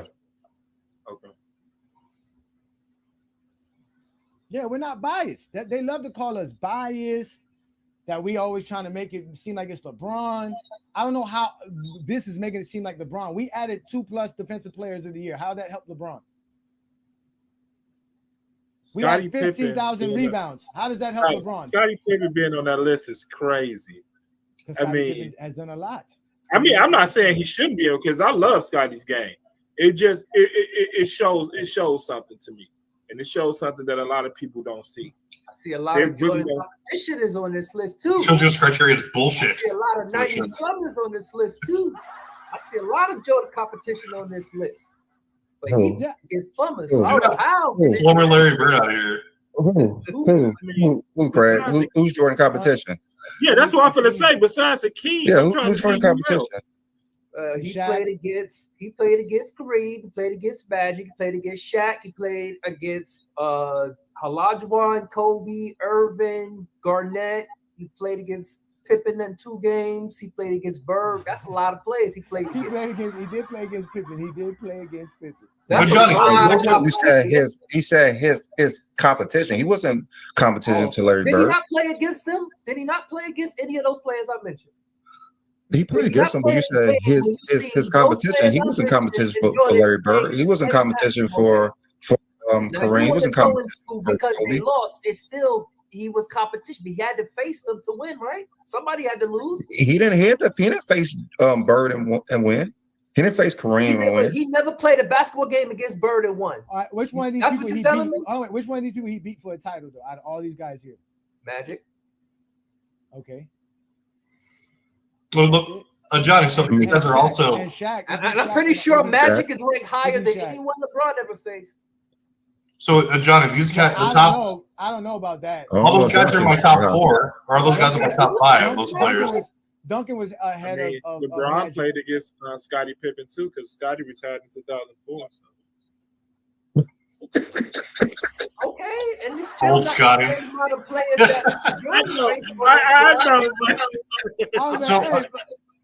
Johnny, my thing coincides with you because those are all my top 5. Those top 4 guys and Hakeem, I have ahead of Kobe. And I mean, those are so we're lining up. Look how great Jordan is. You had to play 20 years to be on this. I mean, like I would say, if you're looking at like top 20 players that they beat during a title run, you could put Shaq up there, Magic, and Hakeem. No, he never played Hakeem. Jordan. He was in the league during that title run. He was actually in the league during that title run. It's the hardest run ever SRS wise, but like. So he has those 3. I mean, LeBron, he had Tim Duncan, he had Kobe, he had Steph. Like now, Jokic is probably a top 20 player. Giannis Kevin Durant, Kevin Garnett. Well, Dirk, make this graph like, again there's and a lot see of if they'll players. make this list. Make this graph. They won't make this list. I mean, there's a lot of players. Well, There's more on LeBron end because LeBron has played Curry- great for so long. That's why. KD don't got Curry 3 moves titles. up on this list. Curry moves Kawhi up ain't to got number 3 5. titles. Curry moves up on this list because he'll have 10 All NBA. 10 All NBA first teams. This was like 2 years ago. So Yeah, I was Yeah, this just was about to like 2 ask you, years when ago. did you do this yeah, graph? This was like Curry's 2 years ago. yeah, Yeah. Curry's moving up, and LeBron's moving up some more points too. Shouldn't Russell Westbrook be on this list now? Kobe had a Magic. That's great.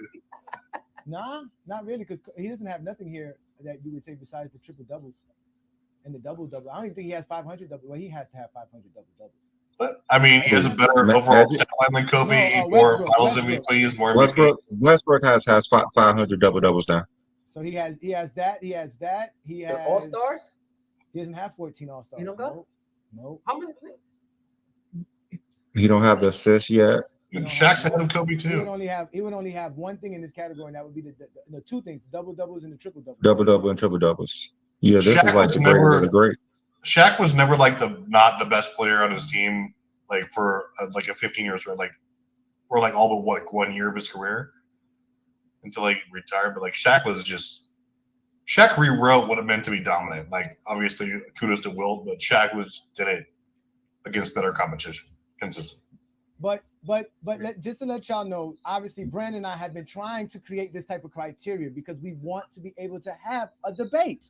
We want to be able to explain how great LeBron James is. We find so many ways to do it. Even when I created my own criteria, which was basically me putting some things together here, and Brandon and I had challenged each other to come up with the best criteria.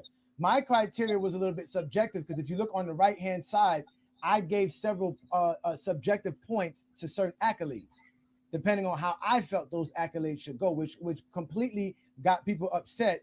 But when we did the actual GOAT James Kingdom criteria, they were begging for us to be as subjective as I was when I did this. And I also ranked players by their stats, but I did it by where they were ranked at. So it was a little bit different than Brandon's criteria. So at the end of the day, Brandon and I did say, okay, we're going to come up with something that's the best. And Brandon came up with really the best idea, which was basically measuring players to the greatest accomplishment of each category. And we used players' per game averages, their totals. We used the advanced stats. So we used PER for all you Zesty Jeffries in the comments. We use PER. We use box plus minus. We use win shares per 48. All categories that Michael Jordan are better than LeBron in. We didn't do anything that was gonna make anybody have an advantage over the next. We didn't have anything that made a position have an advantage over the next. We didn't do anything that had an era that had an advantage over the next era. Everything we did was completely objective and it was completely comprehensive. And we created the best criteria to date. And nobody wants to actually show us anything. Like they don't even want to bring up anything. As of right now, I'll take a biased one. We'll take a biased criteria right now. And I bet you still can't make Michael Jordan the GOAT. I guarantee you with a biased criteria, you can't make Michael Jordan the GOAT. Oh, give me a little credit. What? I dare you. I dare you. If you make a criteria, Travis, a good one too. No, you didn't. You made Joker was your GOAT. Michael Jordan wasn't. No. I said Joker doesn't qualify because he only played 9 years. This is going to be his 10th season. You got disqualified people. Well, this would be his 10th season, right? Yeah. This is going to be his 10th season. He's on track. He's on track to be better than Jordan. Because I remember it was Joker. You had to disqualify him. Well, I mean, is he going to win another MVP? Is he going to lead in every advanced metric? Is he going to just be so dominant that it's not even a question? Like for another 3 or 4 years? Jordan's definitely not going to lead in every category. That's for a fact. Well, I think Joker got one more MVP in him because if he averages a triple double for a season, he's going to win MVP of that year. And Joker's game doesn't require like mad athleticism or like just. I mean, he's just so cerebral and like from an IQ standpoint, and he's just insane. I do want to see his game. Once he slows down a little bit, I want to see how he affects the game. Is he going to be like Sabonis was in Portland? Hopefully not without the bad knees, though. Travis is only taking 10 years. It's impossible for Jokic to not be the GOAT for him. Because if you just take it 10 years, he's going to be on top of everybody according to Travis' criteria. Well, not necessarily. As soon as he stepped, what you're going to remove some of his high years or something like? What are you going to do? So here's the argument against Jokic though. It's because realistically, this is going to be his 10th year of his career, right? So he's only played like 10 years. He's only really realistically had 4 years of actual dominance. His first a couple of years were actually just middle of the road. So no, I said you have to have at least. You're just talking your criteria rate in the middle of. No. I said you have to have at least 10 years. I said you have to have at least 10 years of GOAT-like dominance. That's how every one of the players on my list has. What is GOAT-like dominance? What is that? What's GOAT-like dominance, Travis? It's dominating analytically across the board, being one of the best two-way players ever, and Kobe again, accumulating the best resume. Kobe don't got that. I thought you said advanced stats. If you take soon as Jokic stepped 1 foot on the court this year, he's your GOAT because that would start the clock as number 10. No matter what he do for the rest of his career, those 10 years would still have him on top. No, it wouldn't because he needs to consider this for at least 10 years of this type of dominance. Does he have that in him? I don't think so because he already got 10 years. Total play, not dominance. That's a great thing. Shout out to Twin Man. Let me ask you this: Is it 10 straight years, or can you take a break like Jordan did for his 10 years? No. It's just 10 years in general. It doesn't have to be straight years. 10 years in general. Okay, 10 years in general. Why does that? It's 10 years in general for Jokic. Dominant. He's the GOAT. Look at his stats. He wasn't this dominant force we've seen the last couple of years. Like when was he drafted? 20 or 14. He wasn't doing this in his first 3 to 4 years. He was just okay. There we go. Hey, look, there we go. Y'all look, is the most missed field goals, the most turnovers, the third in most missed threes, fifth in the most missed free throws count in the totals. Yeah, we can count that if you want to count that.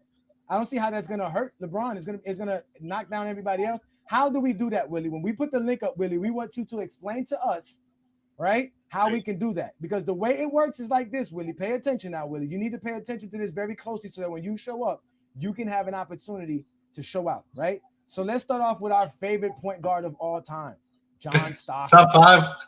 Right? Let's start off with John Stockton, right? Right?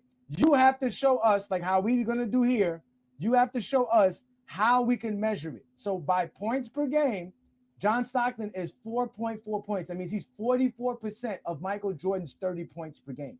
How are we going to score the missed field goal attempts, the missed free throw attempts, the missed three-pointers attempts, the most turnovers? How are we going to determine who has the most per game? Because if we do that, Michael Jordan has more missed field goal attempts per game than anybody in NBA history outside of, I think Elgin Baylor only has more than him.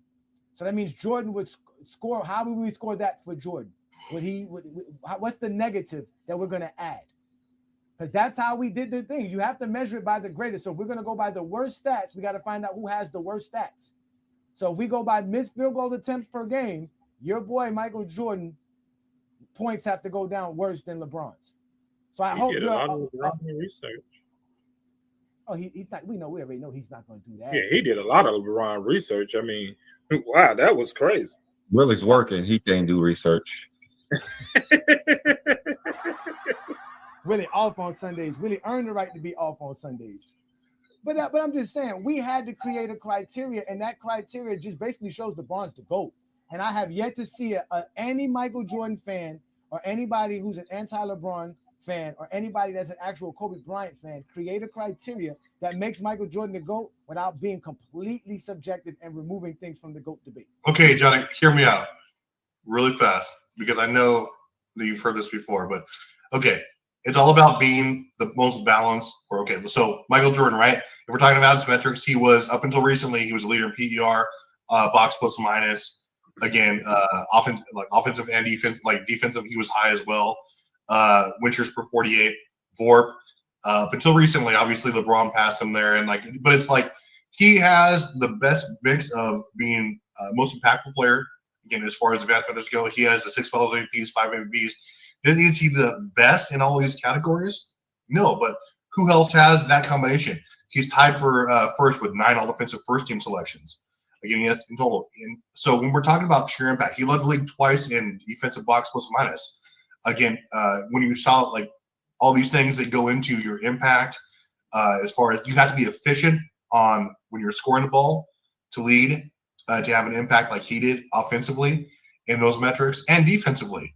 So he's objectively a top 1 to 2 two-way player of all time by any measure you want to do. And his offense or his overall resume, if you're not counting things like ancillary things like player of the month, I get it. There are actual NBA awards, but who else has who else has the titles of 6 MVPs or 5 MVPs, 6 Finals MVPs, things like that? We didn't count none of that. We didn't count. So he has the most player of the week. He has the most balanced count it. He has the most balanced case for GOAT you're going to see from a two-way perspective and from an overall resume perspective.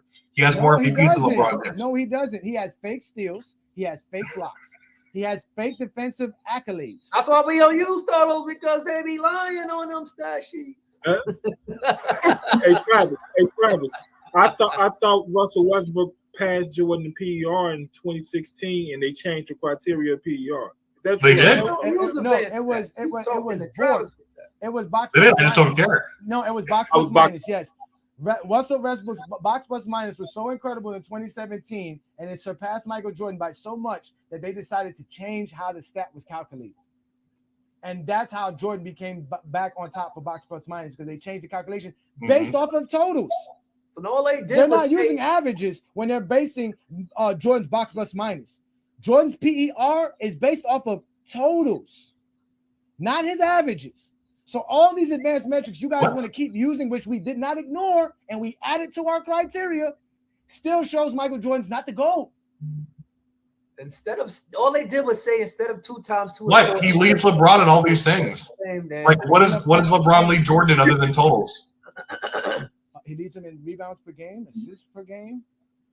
Like I mean, we've got to get the field goal. So Jordan has him points per game, steals per game, blocks per game. Their efficiency is virtually the same. It took Jordan 21 years to pass him in blocks per game. I thought they was even at blocks per game. No, LeBron's at 0.7 now. He's at 0.7 now. But again, I don't count that against LeBron. Years to get to that point. But LeBron has more blocks. He has a better block rate than Jordan does. And LeBron plays in a tougher era where guys are not sitting around shooting the ball in the same spot, where he actually has to guard guys 25 feet from the rim. Jordan didn't have to do how long he's been doing that? When did it? Because this y'all keep saying this tough era. The tough era is about since 2009. 5 years. Since 2009. I mean, Travis loved to talk about advanced stats. When did this running around for 48 minutes really start? It's about the people, yeah. It's about the people who are most consistent in those things. It started with the Orlando Magic. They were the first team to chop up over 25 three-pointers per game in 2009.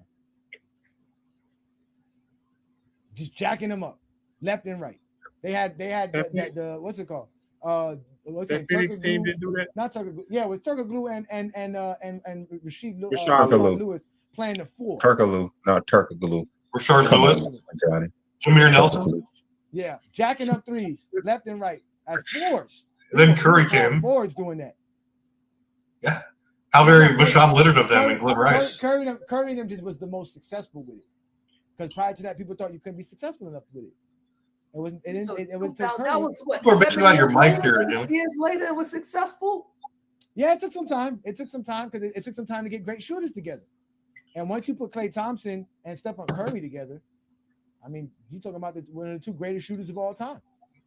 So is it only successful because they won championships? But I mean, because that's a successful season for a team is to be an NBA champion. I mean, I get that. I mean, no, because I remember when Phoenix used to win all them games with 7 seconds or less when they came down to court and shot. So I thought they were successful, even though they never won a championship. They were successful like keeping people jobs. They was until Amari stepped on the court. Yeah, that was that Robert Horry.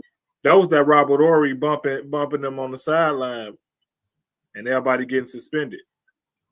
That's the same thing that he really did. How is LeBron better than Kareem too? Like, let's have that conversation. Like Kareem had arguably the most dominant 10-year stretch in NBA history, where he was averaging like 20 points and 15 rebounds. He would have averaged like probably 5 or 6 blocks a game if that would have been counted. 6 MVPs. Was the winning there? No, but like these are, and like his numbers dropped precipitously when he joined the Lakers for obvious reasons. But like these are things that measure how dominant you're. So for a career, you would say LeBron is ahead for his career. Moral defensive selections. Yeah, I mean, and then he eventually passed Kareem in All NBA, sure, but I mean, Career was for there a career. better player? He been Career past for Kareem career. All NBA. He been past Yeah, Kareem All career NBA. for He career. had- He has more All career NBA for career. than Kareem. Yeah. But Kareem, like, was there a better player during that any kind of a 10-year stretch than Kareem? No, they was in the ABA. Let me stop. Yeah, exactly. There was. If Dr. J was in the, if Dr. J was in the NBA, ABA. I mean, yeah. I mean, give me that player over anyone if I'm drafting first. Give me that player over anyone in NBA history. Why? So you can take a I bunch think of hook LeBron. shots. I think LeBron is the greatest number 1. Yeah, I mean this is not the 70s. Exactly. This is not the 70s. Travis. He was athletic. He was fast. That's 50 years ago. Huge that's IQ. 50 years ago. Arguably a top 3 defensive player. Yeah, arguably, yeah, in the 70s Oh, but you know what? and some Y'all of the can- 80s. Listen, y'all can argue whatever y'all want, right? Because when we did the criteria, remember Travis and I did a top greatest defenders of all time, and I used the GOAT James Kingdom formula. And when I did it, these were the greatest defenders of all time. Like, and I separated by perimeter and interior guys. And in I'm reality, sorry, LeBron is not better than Scottie Pippen defensively. well, the numbers say it. The numbers say it is. The numbers say it. The numbers say it. So Travis, I have a question. You love advanced stats. Why don't you use the block, rebounds, and steal percentage in advanced stats to show who's the greatest? I do. I literally use those in my top 10 greatest defenders. I literally use those. So since defense has steals, defensive rebounds, and blocks, would that be 2-1 LeBron over Jordan, right? No. So I use Jordan has him because Jordan has him in steals per game, blocks per game, steal percentage. Okay, I'm talking about the percentage for advance. He has steals. He doesn't have blocks and rebounds. He does have blocks. You're talking about his advanced stats, not in advanced. You said advanced stats is the only thing that matters. I factored those in. I sent him Johnny my formula. Yeah, it's all about offensively. I factored in defensive win shares per season as well. I factored in those percentages that you're talking about. I factored in defensive LeBron blocks has the plus better minus. defensive win shares than Jordan by far. Jordan has the better defensive box plus minus. Yeah, no, for sure. And I factored in per season. Remember, you and I talked about that. And Jordan smokes LeBron there. Okay, but when we're talking about the steals, the blocks, and the rebounds, it's 2-1 LeBron with advanced stats. How can you say Jordan is a better defender if those two go to LeBron? And because that's only three. That's only 3 metrics you're using in there. Like I used like 9. And Jordan clears everyone. Defensive rebounds, block rate, steal. Defensive rebound rates. All of these things go to LeBron. Defensive win shares go to LeBron. More blocks, more steal. Well, no, he doesn't have more steals. I have my criteria. You want me to pull it up? I'll do it.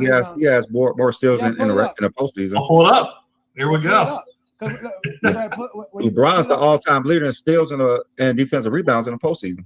And this is how I scored it right here. If you really look at the score, LeBron only beat Jordan by 0.03, 300ths of a. Okay. So put it up. Put it on the screen. Share your screen, brother. I'll put it up. Share your screen. You gotta step up to the plate. Stand 10 toes down. Trying. Like I'm doing right now. How I'm showing you why LeBron James is a definitely better defender than Jordan.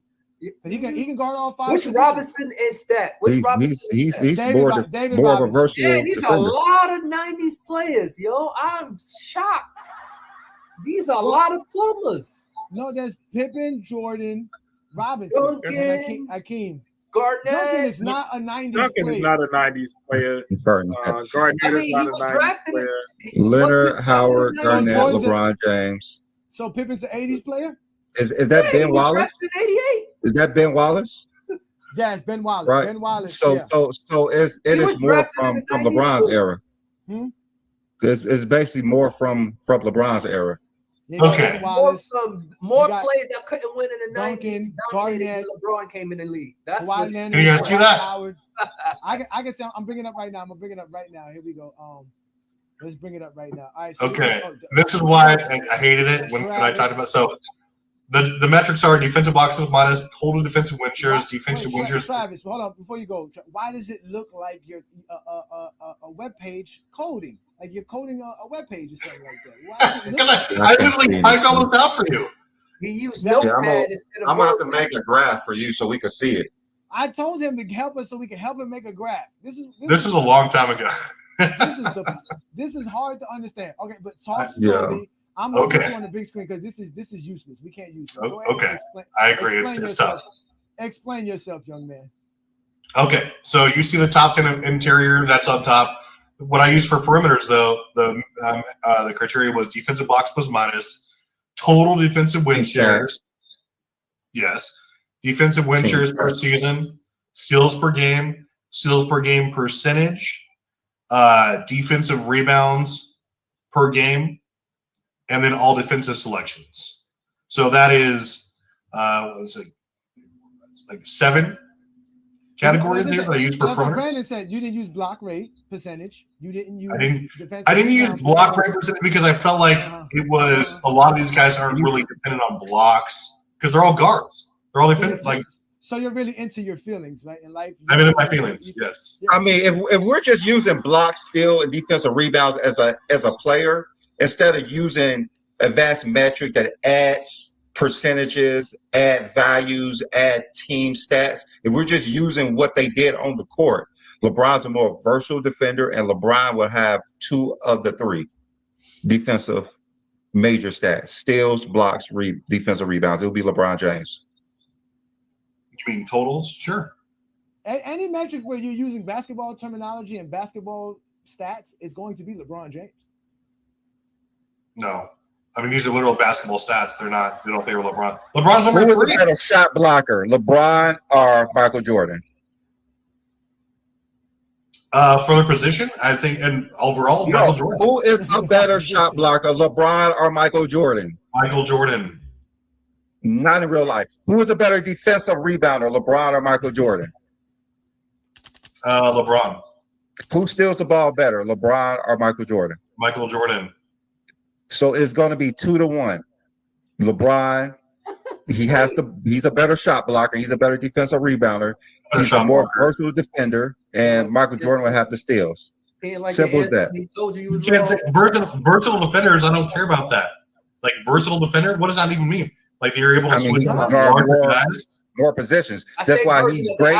That's why he's great at all of them: defensive rebounding, blocks, and steals. No, when you say versatile. When you're saying versatile defenders, what you're saying is like you're trying to discredit these guys who are their size. I'm not trying to discredit anybody. I'm just saying LeBron has the most. He's a better shot blocker. He's a better defensive rebounder. Not a better shot blocker.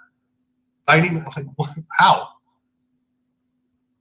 By using stats. Okay. By his block rate. And the fact that he has to block guys. Look at the guys on this list. No, these guys are. I mean, people are still afraid of LeBron one-on-one down the court. If we're talking about, if we're talking about, they're still afraid of him. If we're talking about the most versatile defenders on this list, and they get nervous. If we're talking about the most versatile defenders on this list, I'm probably thinking Dennis Rodman over LeBron. Same thing with Scottie Pippen. Versatility. Again, the best defenders on this list are probably low-key Tony Allen and Scottie Pippen. Maybe Gary Payton. If we're talking IQ and cerebral. Okay, this is Travis's top 10 greatest players by all time, going by interior and the perimeter players. It is. So he got Russell in there. I don't know how he don't have Wilt Chamberlain on there. You put Bill Russell in there. You should have Wilt Chamberlain. But either way, it's not that far off from what I got. I love that show. It was great. But the idea again, if he gives LeBron James credit for his block rate and his defensive rebounding, he would be ahead of Jordan and Pippen, just like I did it. That's why mine was better than his. I just feel like how are you going to knock John Stockton because he wasn't like a great rebounder in his position? It's tough, like Tony Allen. I mean, I had John Stockton in mind too. He was 9 for me, but you put him in front of Kobe. I did.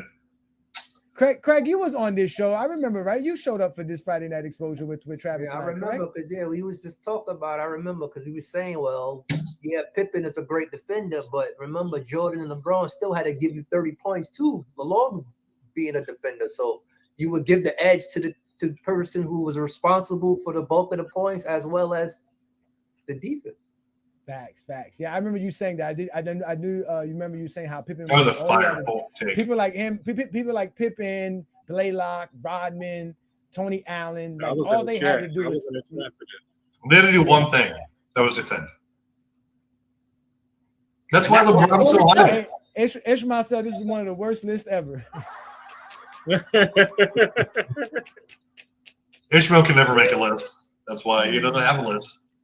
But that's what makes our GOAT James Kingdom formula so great. That's what people don't understand is that with our formula, we can do it for any categories. As long as you know what the greatest accomplishment is for each category, you can measure it and have a true objective list. So that's even Travis. Travis knew he had to come up with an objective list. That's why his list looks similar to mine. So Brandon, you have more to help them understand why our list is so I got a board, just so we won't give away what we did. So I did add some players, and when we use criteria, this is how these players rate. So if we're ranking these players in order from 1 to 5, this will be the order that they will come in using our criteria. So Stephon Marbury, Tony Parker, Gary Payton, Russell Westbrook, Jason Kidd. Jason Kidd will come out above all these players. So how do you guys feel about this order, and what would you have switched in this order? Let's start with you, Travis. What am I looking at here? This is the greatest ever? No, this is using our criteria. These players, this is how they rank as point guards. Oh, so it's okay. And this is the order that it did? Okay. Starboard? This is criteria. You just chose these guys' names and based on I just chose these guys to show. Okay. Exactly. Yeah. And with our criteria, Jason Kidd scored higher than Westbrook, Gary Payton, Tony Parker, and Stephon Marbury. Well, yeah, so Jason Kidd is one of the better two-way players of all time. I mean, especially defensively. And so you guys would think Jason Kidd would be the top point guard of these guys. Definitely. And Russell would come in second, or would you have Gary Payton? I'd have Tony Parker. Go ahead, Craig. Sorry. No, I was going to say the same thing. I would have Tony Parker ahead of after Jason Kidd. You have Tony Parker after Jason Kidd. Parker's the most overrated player in NBA history. Get him out of here. I don't know. Again, wow. That's why our criteria matters. He does have a Finals MVP. He does have. He's only one of 11. Wait, he's only one of 11 players that has 4,000 playoff points for their career. So that got to mean something. It's the playoffs. Y'all love the playoffs. He's a stat batter. He's inefficient. He doesn't contribute to winning. He gets passed around like a blunt because he's just a trash stat batter. That's all he is. I'll take every single player on that list over Westbrook any day. No, are you are a Westbrook hater? Oh, wait. You said I thought you were talking about Tony Parker. Westbrook is up there now. Don't sleep on Westbrook. Westbrook has 25,000 points, 8,000 assists, or 9,000 assists. I'm sleeping on him. All-time leader in triple doubles. I mean, I don't know what you're talking about. Yeah, I don't know. And he has 7,000 rebounds or 8,000 rebounds too, something like that. He's up there. I just don't would know you rather have 8,000 career points or 4,000 career playoff points? Which one would you rather have? Which one? I'll say that again, Craig. Would you rather have a 4,000 career assists or 4,000 career playoff points? Which one would you rather have? Well, Marlon, no, I was talking about Westbrook, not Tony Parker. 4,000. Because I'm saying Tony Parker would be after Jason Kidd. I love Tony Parker. Yeah, so you would have Tony Parker after Jason Kidd on this list right here, Craig? Yeah. Oh wow. So for one thing, all of the NBA so-called experts didn't even have Tony Parker top 75. So they're garbage. Only thing I don't understand is why is Marbury on this list. That's the only thing. No, he just chose 5 he's names. last. He just chose 5 He's last. names. I don't. Starboard. What does it have to be? Stephon Marbury is last love. of these players. He's last of these players. That means Way he's not last. better than these 4 players. So No. Marbury was actually a good player. In reality, right? Because hold on, wait. Let me give y'all a point guard. He was a really good player. He was good, right? But Kyrie Irving scored really higher good than player. Marbury. But when we put Kyrie Irving up, Kyrie Irving scored better than Marbury because he just did more in his career than Stephon Marbury did. Again, this criteria did not give anybody an advantage whether you played short years or long. Marbury averages are higher than these players, but Westbrook. But still, the averages, just because he has a higher averages doesn't mean that he's going to be better. So you got to be good across the board. You got to be good across the board. I like the list the way it is. I mean, I like Tony Parker at 4. I like Westbrook at 2, and GP at 3. I mean, I like the list. Okay. Yeah, I think the list is pretty So good. you say a player that was drafted in 1995 as a player is better than a player drafted in 2009, 10? What was it? Westbrook was drafted. Now, mind you, though, I'm sorry, Jason Kidd is not the greatest point guard on our list. He just ranked higher than these guys. He ranked higher than these guys. Those 5 point guards. I understood. I understood the point y'all was making. Yeah. Okay. All right. So let me go to shooting guards. Start with you, Travis. Take your drink. Go ahead, because you know. I need more drinks. Let me get my bourbon off this one. Is it Iceman? Of course, that's the Iceman. Yeah. We recognize all eras in James Kingdom. We're not going to do that. Exclude players. So it definitely goes Wade. I put Iceman second. Ray Allen. I think Iverson's wildly overrated, but I put him ahead of Reggie still. So. All right, what about you, Craig? Yeah, Wade is number 1 out of these 5. It's a toss-up between because Iverson was more so he was more popular, so that's what people would say. But I would say Gervin, then Iverson, then Allen. I would just swap out Gervin for Iverson. That's all. So, are y'all including Gervin's ABA years as well? It's y'all graph, right? Yeah. But I'm asking you for I would say I mean, this is just ranking their play, not the production. If you would, but we're just showing you how our criteria ended up putting it together. So it's very close to what you would have done. You got Gervin ahead of him. That's then Iverson, but we did include the ABA career. So that does exist. We did include their career. And mind you, this is based off the person with the highest. So you really, it's not them, it's them against the person the highest. So they're really going against the other, whoever got the highest. So what? It's just based off where they rank in between. Exactly. You could say George Gervin's career from 74 to 84 was better than any of these players outside of maybe Wade. Like, I would even include his 87 year or 86 year when he was playing with Jordan as well. We can include that, might as well. All right, John, what you feel about this order? I like the list. I'm trying to see a lot of people. I was just watching something and they was talking about Ray Allen's game had matches Reggie Miller's game, and I remember Ray Allen game was nothing like Reggie Miller's game at all, especially the Milwaukee and Seattle years. It's after he got those injuries that he became really a jump shooter and really in Boston. In Milwaukee, he was really in Boston because he had to. Yeah, in Boston he had to, and then after that.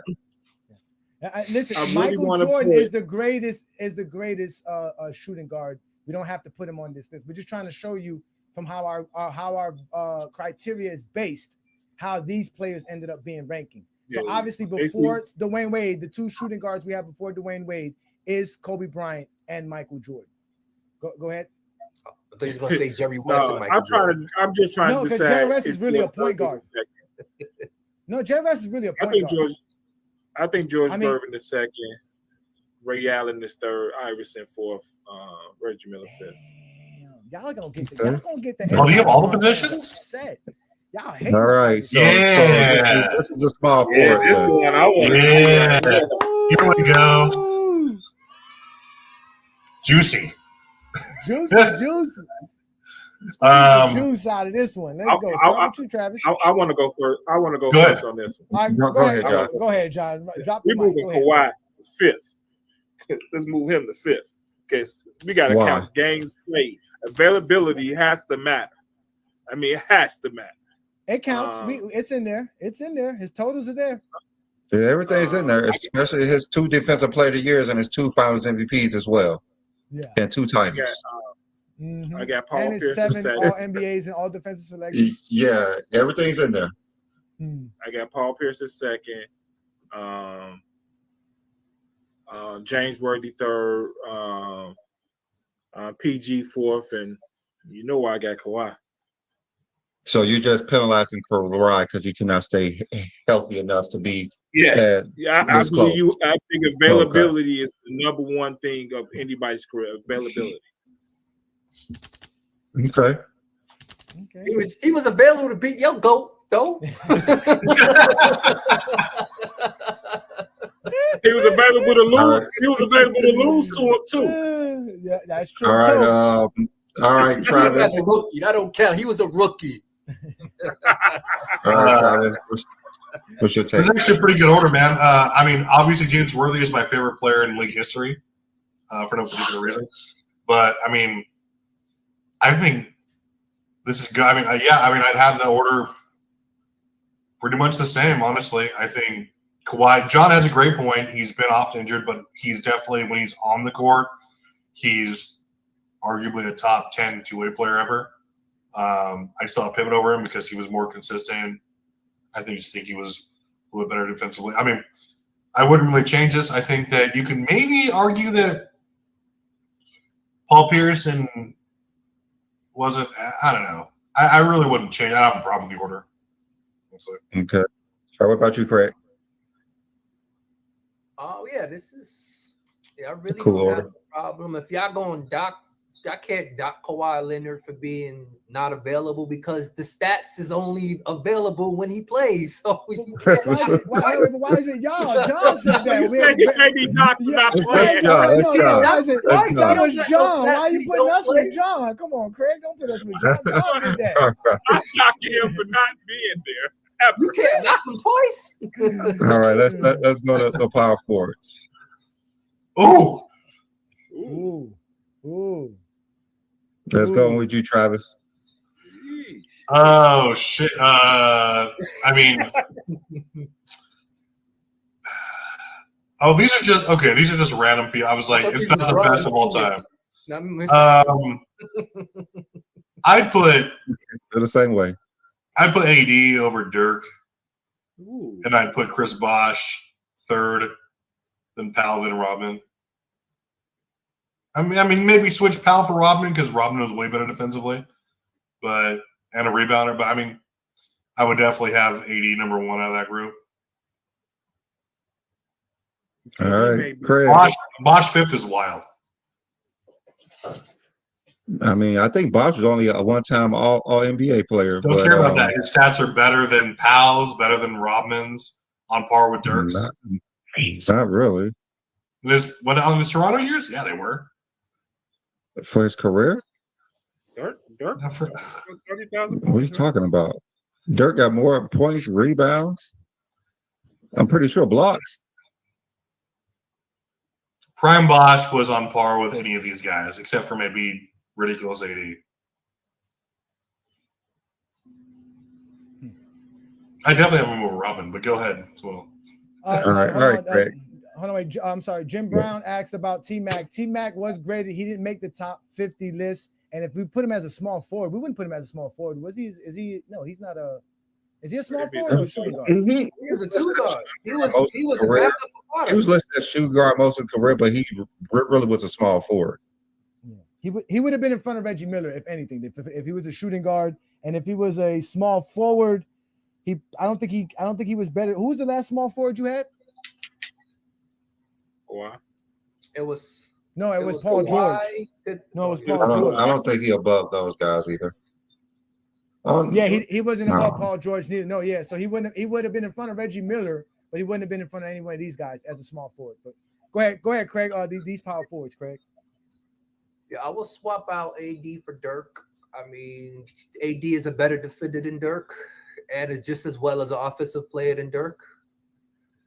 After that, like I said, Bosch, he was great for 3 years and then paid fourth man in Miami, so he didn't really play long enough to have his numbers reflect. So yeah, other than AD and Dirk, I'm fine with the list. Okay. All right. John. The only thing I disagree with is Bosch and Rodman. I mean, you can't dock and say Bosch was a number 3 guy. What number was Rodman? 4, 5, 6. I mean, Rodman was a better defender than Bosch was a better offensive player. Yeah, but remember, we are not docking nobody for nothing. We are just showing you that Bosch was just as good as an offensive player.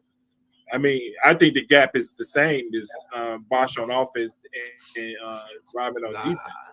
I would rather have Rodman defense than Bosch offense on the team. I don't think Rodman would get on the floor until I only think I would be switching is Rodman and Bosch. I think besides that, the order is great. Oh, trash defense. Don't say. Hey, listen. Don't say. Bosch played great defense in Miami. No, what? Yeah, he did. He did. He played great defense in Miami. I didn't watch him in Toronto. Bosch was great defensively. Uh-oh. That was a casual. What about these centers, Travis? Hakeem with a bullet. D-Rob. Great order. 100% agree. All right, Josh. Okay, I agree with the order, but I have to say this: if a friend of mine is on this live in the chat, I want to change Hakeem and David Robinson. But if he's not on this live, I agree with the order totally. Okay, I'm telling y'all this. What? Okay, John, no. Who's out here bullying John? Who is bullying John out here? Who's out here bullying John? Bodying me, John. If a friend of mine is on this chat, switch Hakeem and David. But if he's not on this chat, I agree with the total order. And my friend knows why. Okay. All right, Craig. I don't know. I agree with this, but unless want me to say Moses over Robinson, but I just I'm gonna leave it alone. Moses won 2 that was tough. That's what I'm saying. Moses to David Robinson. I wouldn't be mad if you seen. I wouldn't be mad if you have Moses over David. Just like I'm not mad that you have David over Moses. That's how I feel. The reason I believe David Robinson came out on top was because of Moses played for so long and his averages took a huge dip. Yeah, that's what I'm saying. He played what, 21 years? 20 years like that? Yeah, his averages took a huge dip. He played a long time. He was a beast though. He was like Brian. He was the man. He definitely was the man. That's what I'm saying. I would have put him, but like you said, he played too long. Like you said, it dropped. See, that's one. The longer you play, just like Vince Carter, the longer he played, the worse his stats look. Yeah, but was he honestly though, David Robinson's career is illustrious as well. He has a nice career. He has a Defensive Player of the Year. He has a MVP. Stop giving all these 90s pundits credit, man. Get out of here. I want to put D-Rob top 10 so bad. I really do. Top seasons in the 90s. Do not say anything great. Isn't that the era of the centers? Isn't that what people tell me? That's the era. It is. Robinson is a fringe top 10 player. Hey, so everybody know Moses was on that super team 83 Philadelphia 76 team. That was the a super team. Overrated team of all That's where time. you got the picture from. The 83 Celtics ball right there. Yeah. That's the six. Johnny's favorite team ever. Well, I listen, man. Dr. J, you know how I feel about Dr. J. And that year, Dr. J let everybody know why he was great. That was a great season for that team. They were great. They whooped. Johnny, the 83 Sixers smoked the 16 Cavs. No, nobody's beating the GOAT unless you have Tim Duncan, Stephen Curry, Kevin Durant, and that's Dude, it. Dr. J would dunk on LeBron and then LeBron would retire in game. It would be nice, though. It would be nice. But again, this helped you guys understand how good our criteria is because obviously it does fall in line with what most people think. But obviously here in GOAT James Kingdom, we don't just think. We do more than think. We prove what we think. We do everything that we're supposed to do. So that's why our GOAT criteria is the best criteria that exists. and nobody has been able to match it yet or even beat it. And we've been asking folks, we've been trying to tell folks, come up with a criteria. Let us know, because when we do our criteria, LeBron James ends up being the GOAT. Nobody ends up being greater than LeBron James. Nobody accomplishes more than LeBron James. He legitimately has done more than anybody in NBA history. And if it wasn't for media votes, he would have every accolade that exists in NBA history. He's just the greatest player to play the game. And we know that. But improved player, he ain't get that. He never got most improved. So you what? See, here you go. Six man. That's a 6 man of the Coach year. of the year. We didn't include those. That's not included in our list. We can include He those. really Now, should have mind you, got most improved. He should have got most improved player his second season. I did include it in my list. Well, no, I think I didn't. What? Me and John agree that he never should have got DPOY. No, I didn't Rightfully include so. it in my list. No, I did not include it in my list. But again, you know what I'm saying? Our criteria is the most comprehensive criteria to date. Nobody can match it. Nobody has ever even brought up their own. We still waiting to see where everybody's criteria is. And we'll put up the link right now. If you guys ready to put the link up, you guys ready for the link? Not You guys really, ready but to- since they've been crying. You know, so It was so peaceful up until that. It was so Johnny. my internet is strong today. Johnny, I really think you should do this. I really think you should do. I think we should do random names of each position every week, because I like that. I mean, This is great. Yeah. Whatever names you guys want us Or to do again. after every season, do an update for the current players. Best defender order, best scorer order, Yeah, we can smartest do a lot- player. We can do all of that. Again, we can do all that. Remember, that's how I did my best defender criteria, right? I used the formula, the same formula was the same way. I graded every player by their actual accolades and achievements and all the stuff, and by the greatest. So oddly, Dr. J had some of the greatest accomplishments here for perimeter players. He didn't crack the top 10.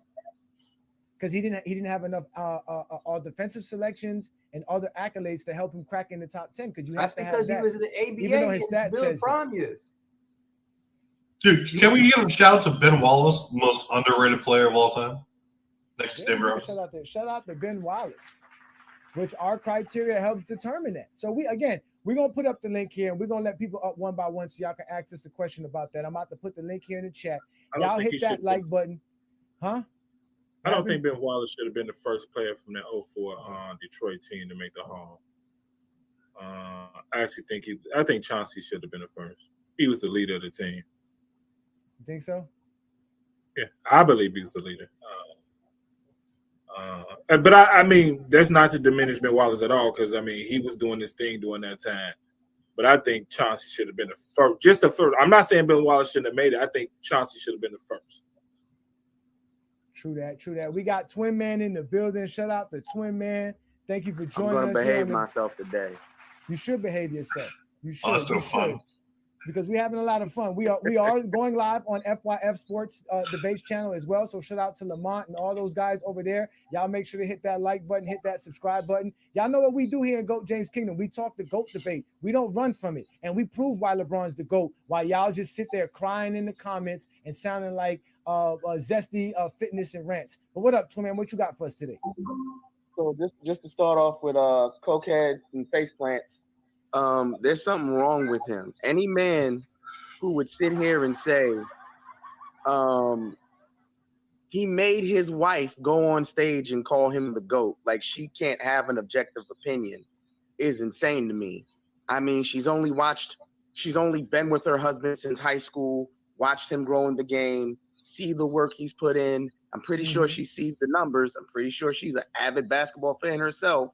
But this man with a straight face says, he doesn't respect his wife because she said that.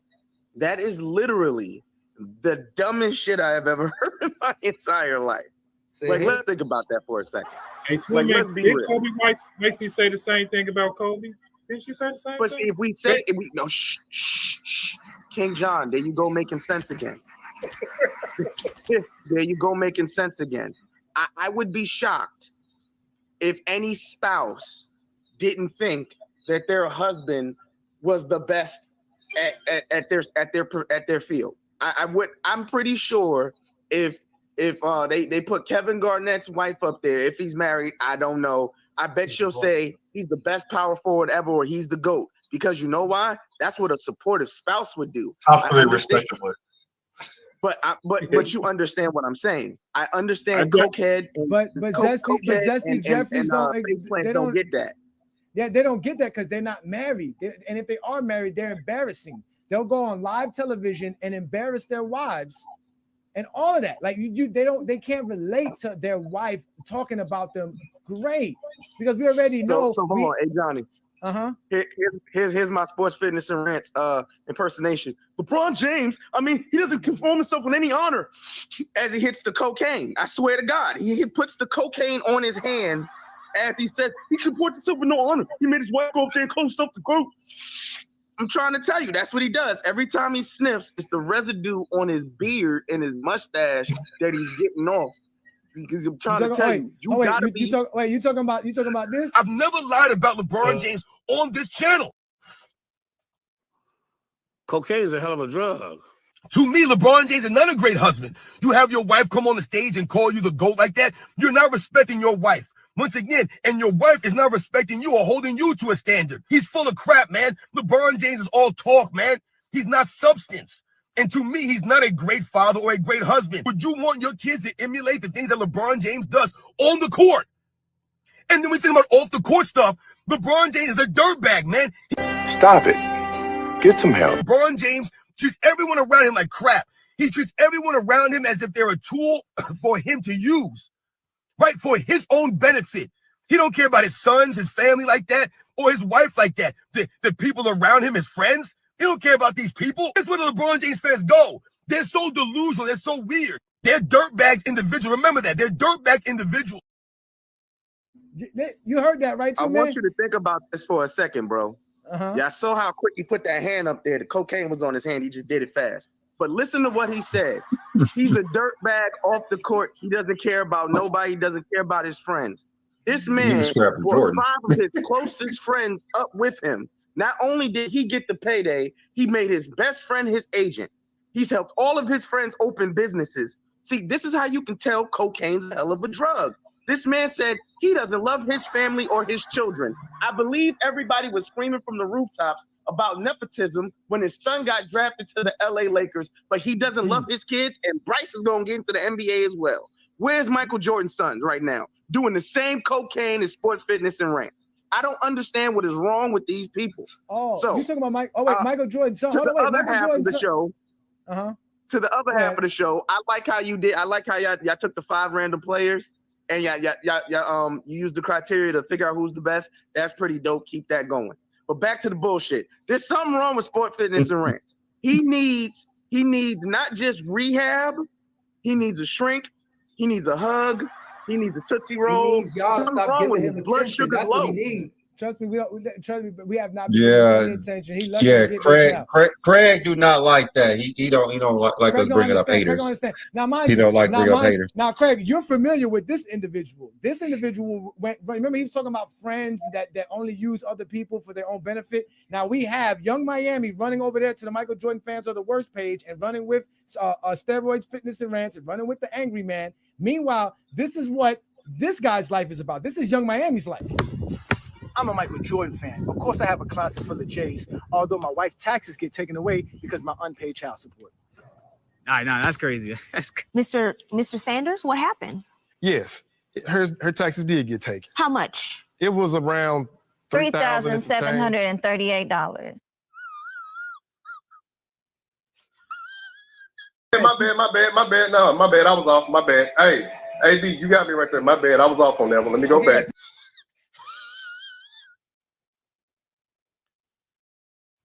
Not only, bro, listen, not only does he hang out with this person and do a show with him all the time, all they do is talk crap about LeBron James fans, and they talk about us. You know they talk about, especially me. You know they love talking about Johnny the Exposer. They have the nerve to disrespect us as fathers, as husbands. Brandon and I are fathers and husbands. We actually raise our kids. We actually love our wife. We wouldn't be on national television embarrassing our wives by saying that, hey, I paid back the taxes that they took from her, while meanwhile not having money to pay his own rent. in his house, and then telling his wife it's on her to come up with the rent money afterwards. And did this on national television, y'all. This is not like, and these are the type of people that want to talk bad about LeBron James fans and say that GOAT James Kingdom is a proper propaganda thing. We work for Clutch Sports and do all this nonsense when all we do is talk the game. Like, we showing y'all how great LeBron James is, and they're mad because all we keep showing them is how great LeBron James is. Then they tell us we can't talk about Michael Jordan. How many times they told you can't talk about Michael Jordan, Brandon? Like 14. All the time. It's an everyday thing. It's an everyday thing. Like, why are you talking about Michael Jordan? Because I want to talk about Michael Jordan. I'm not, because he's great. We know Michael Jordan's great. We know Michael Jordan's great at the game of basketball. We never said Michael Jordan's not good at basketball. We don't hate Michael Jordan. We just know he's not as great as LeBron. Huh? I've been called a traitor because I'm from Chicago. I've been called a traitor. Oh, Blue Boat, I was about to bring you up just now, Blue Boat. If you want to come back up, let me put the link for y'all. Again, I'm sorry, but we could bring y'all up. But I just had to let y'all know that because they are like Twin Man was breaking down, man. These dudes, they have a problem. They're the ones who claim that they don't like LeBron James. LeBron James sucks, but all they do is create content about LeBron James. And people run around and regurgitate what they say, Craig. And what Sports Fitness Rants is saying, you'll see people talking about it in the comments. You'll clearly see it all over the place. And the real clown takes are win because at least you guys and all of us are like, no matter what you think of like Michael Jordan, at least we have him like at a ranking that's appropriate or whatever. It's not like you have these clown takes where it's just like, oh, he's not a top 5 or top 10. Like over in that clown channel or other channels, they don't want to have LeBron even like top 5 or 10 or 20. Some ridiculous shit like this is because they don't know basketball and they're so blinded by hate.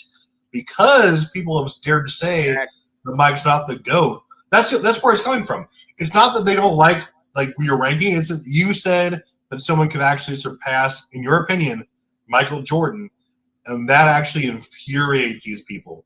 Like, it gets in their feelings. They lose all perspective and objectivity, and they just go ballistic. And that's really what it is. Bottom line. Shout out to Blue Boat. Thank you for joining us, Blue Boat. We know you're a Michael Jordan fan, and honestly, people like Blue Boat and Craig and people like Ralph, these are the guys we could respect because they tell you why Jordan is the GOAT to them. They understand it, but they don't hate on LeBron. They understand how great LeBron James is, but they do give you guys a bad name, even though you guys don't take one for the team. Man, I know you don't take one for the team, just like the rest of them. I know. Yeah, I mean, I'm just saying, like, over the years, man, I just, at this point, I don't even want to associate myself with Michael Jordan fans, man, because a lot of them, like you said, they can't make a legit argument of why and how Michael Jordan is the GOAT. They don't bring up the 10 scoring titles. They don't bring up he made the all-defensive team 9 times. They don't bring up he was the first guy that won Defensive Player of the Year MVP in the same season. All it is 6-0, 6-0, 6-0. And you got PCP steroids and clown take rants over here, right? Yeah. PCP steroids and clown take rants. That's who he is. He's a representation of all this stuff. He's a representation of all this stuff, man, because, like, he's not the only one, man. You got he's just a grifter, man, that he saw what profitable the LeBron hate was, right? And I'm willing to bet that you see his background, right? He got Michael Jordan posters, the Come Fly With Me posters, the Slam Dunk posters. I bet you a million years you ask him what was Michael Jordan's best game, right? He won't even he can't even think about it. He can't even think of it, man. I'm willing to bet you he can't even think of it, man. All it is goes back to LeBron James, how he's a scumbag, how he's a terrible father, how he's a clown, and he's opportunist and all that BS, all that jazz. It's like, dude, what the hell are you talking about? The only reason you got subscribers is because you're over here just putting a narrative out here. You're just like everybody else. Look, but what are you talking about? He's a faithful husband and a caring father. He's the worst piece of shit like ever. No, like, right. That's what I'm saying. He discovered the earth.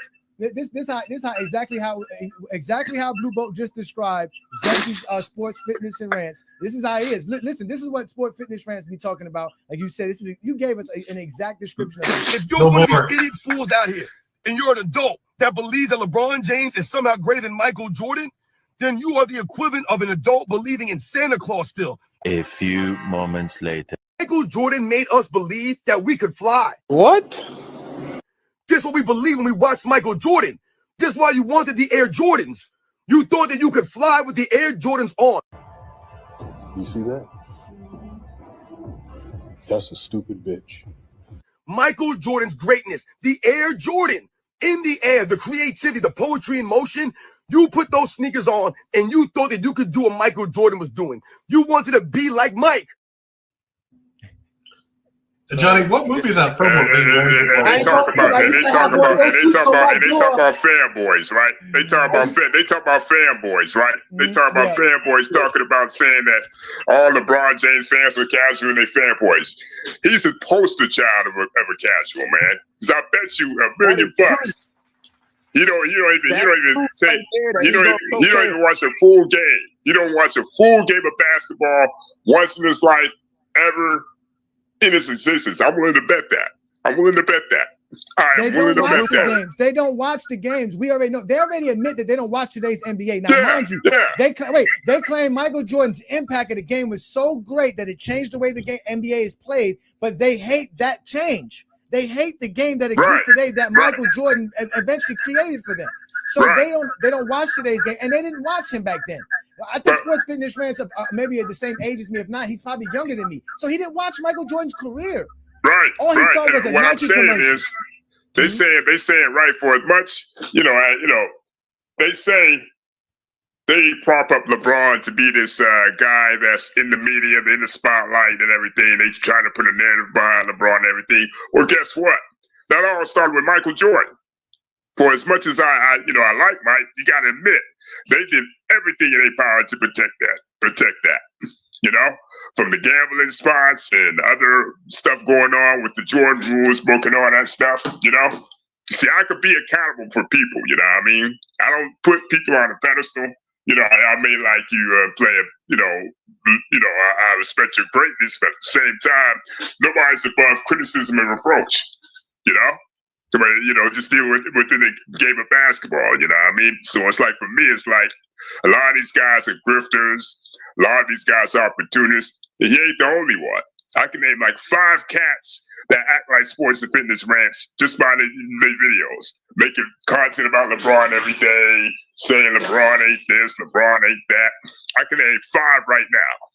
2 Raw for Sports, Big Dave TV, Print Sports, Kuncino. Who else? Black and white sports, whatever. Man down sports. That's more than 5. Straight up. I know all you heard of some of them cats. What do y'all be searching? Y'all just be searching people that hate LeBron James. No. Here's the thing. Some of them cats were LeBron fans, so-called LeBron fans. But the problem was, once he got into the conversation of the GOAT, they resented him more. That's what happened. That's exactly what happened. Am I lying?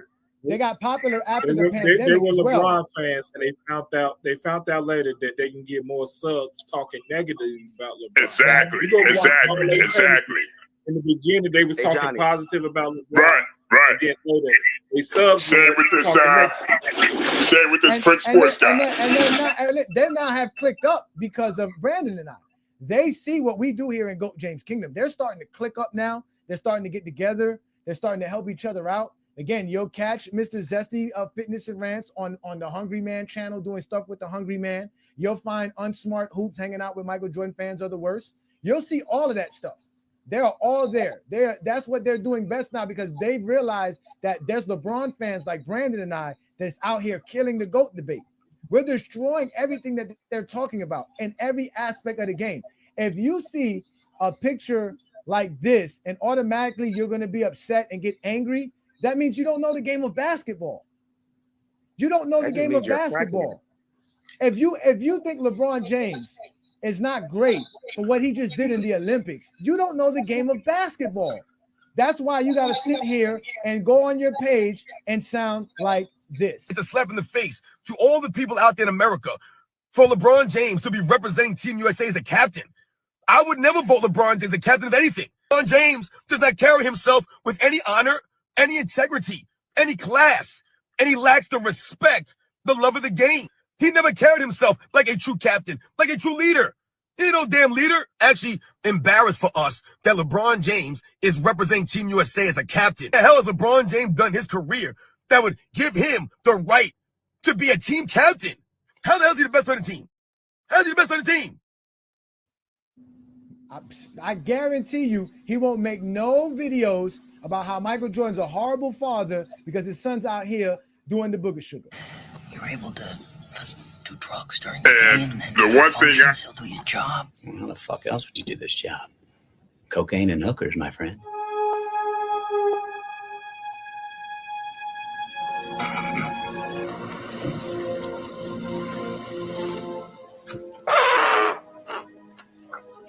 You started.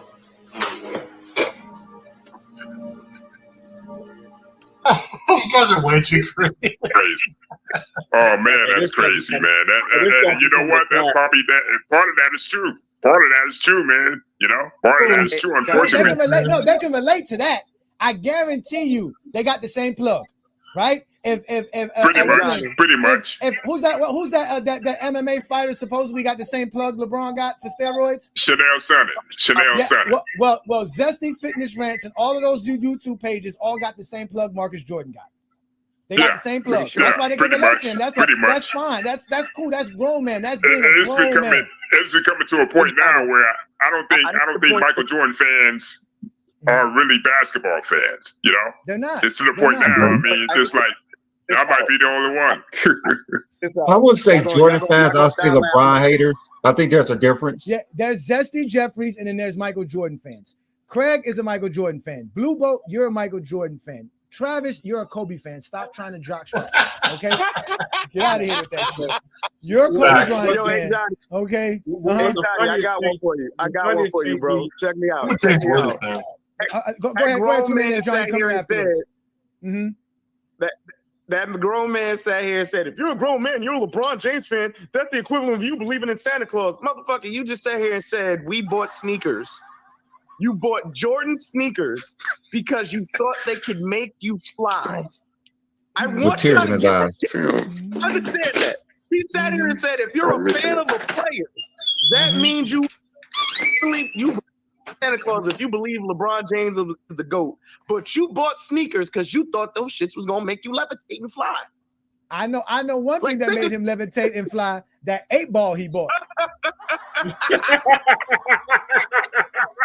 Also, shout out LeBron for landing a very savvy, business-wise, and very attractive queen. Go ahead, John. Go ahead, John. You had something to say, John. Go ahead, John. And Twin Man, help me understand this. They haven't watched the game since the 90s, but they can break down LeBron James' game, and he was drafted in 2003. I ain't watched the game since Jordan retired. So how you can tell me so much about the game since 2003 to 2024? Hey, Twin Man, can you help me with that one, please? I'm gonna try to help you figure this out. Because you know they listen to people like Skip Bayless, because as long as you can get the LeBron hate, that's the best information you're gonna get on LeBron's game. Because again, you have these things like SportsCenter not top 10. LeBron was on there a couple of times doing some weird stuff. So they'll pull up those highlights immediately. You'll have the Rob Parkers of the world talking down on his game. You'll have who's that other dude? The dude on Doug Gottlieb. The dude, the Carlton dude, Carlton from he's got fired as well. All these guys are getting fired. They're all losing their jobs. These dudes only listen to them. They don't do any research. You'll hear dudes sit here and say LeBron James cannot score the basketball and is literally the all-time leading scorer. You'll hear them say LeBron James can't play defense, and he has like the most blocks in the playoffs. And he's like up there. I think he's top 15 in blocks or something like that for his career. Like it's so insane. In the playoffs, he's number 10 in the playoffs. Yeah, he top 10. My bad. 10 in the playoffs. My Yeah, he's fault. number I 10 in don't the want to playoffs. The number one in defensive rebounds, number one in steals. In the I playoffs. want to ask a question to you guys before I left. I don't want to overrate him like let they me tried to finish. I don't want to overrate. My bad. Yeah. Let's let Blue Boat get in right quick because I know Blue Boat be in and out. Go ahead, Blue Boat. What's the question you got? This seems to be. I was on a Twin Man should know about this. I was on a live stream last night. True the King, shout out to him. He had a live stream saying Kobe is not in the GOAT debate, right? Mm-hmm. You got a lot. You had a lot of Kobe-tards in there getting in their feelings because we presented with them they presented with concrete facts about how Kobe's career actually went. What I want to know from y'all is there's a narrative out there where around 2009, 2010, 2011, 2012, Kobe was still the best player in the NBA. I'm talking 2010 to 2013. They had cats in there legitimately trying to say Kobe Bryant was better than LeBron James in 2010, 2011, 2012, and 2013. How funny is that, man? Like, they act like Kobe was this guy when actually Kobe actually stopped being the best player after 2009. Let's keep it 100. Am I lying about that? Am I delusional about that? Or that's just me or what? No, I mean, Brandon is a Kobe guy. So Brandon thinks Kobe's great, but he didn't have Kobe ahead of LeBron at that stage, right? No, right? He wasn't better than LeBron then, right, Brandon? Well, in 2010, no. No, right? I mean, to be honest with you, that's why GOAT James Kingdom does exist, Blue Boat, because in reality, Kobe is the gatekeeper to the GOAT conversation. I don't know if he's in the GOAT conversation, but if you're not better than Kobe Bryant, you cannot be in the GOAT conversation. And I don't know if anybody disagrees with me. Do anybody disagree with me there? If you're not better than Kobe, you can't be in the GOAT debate. No. I disagree My with question is, when was Kobe the best player in the NBA?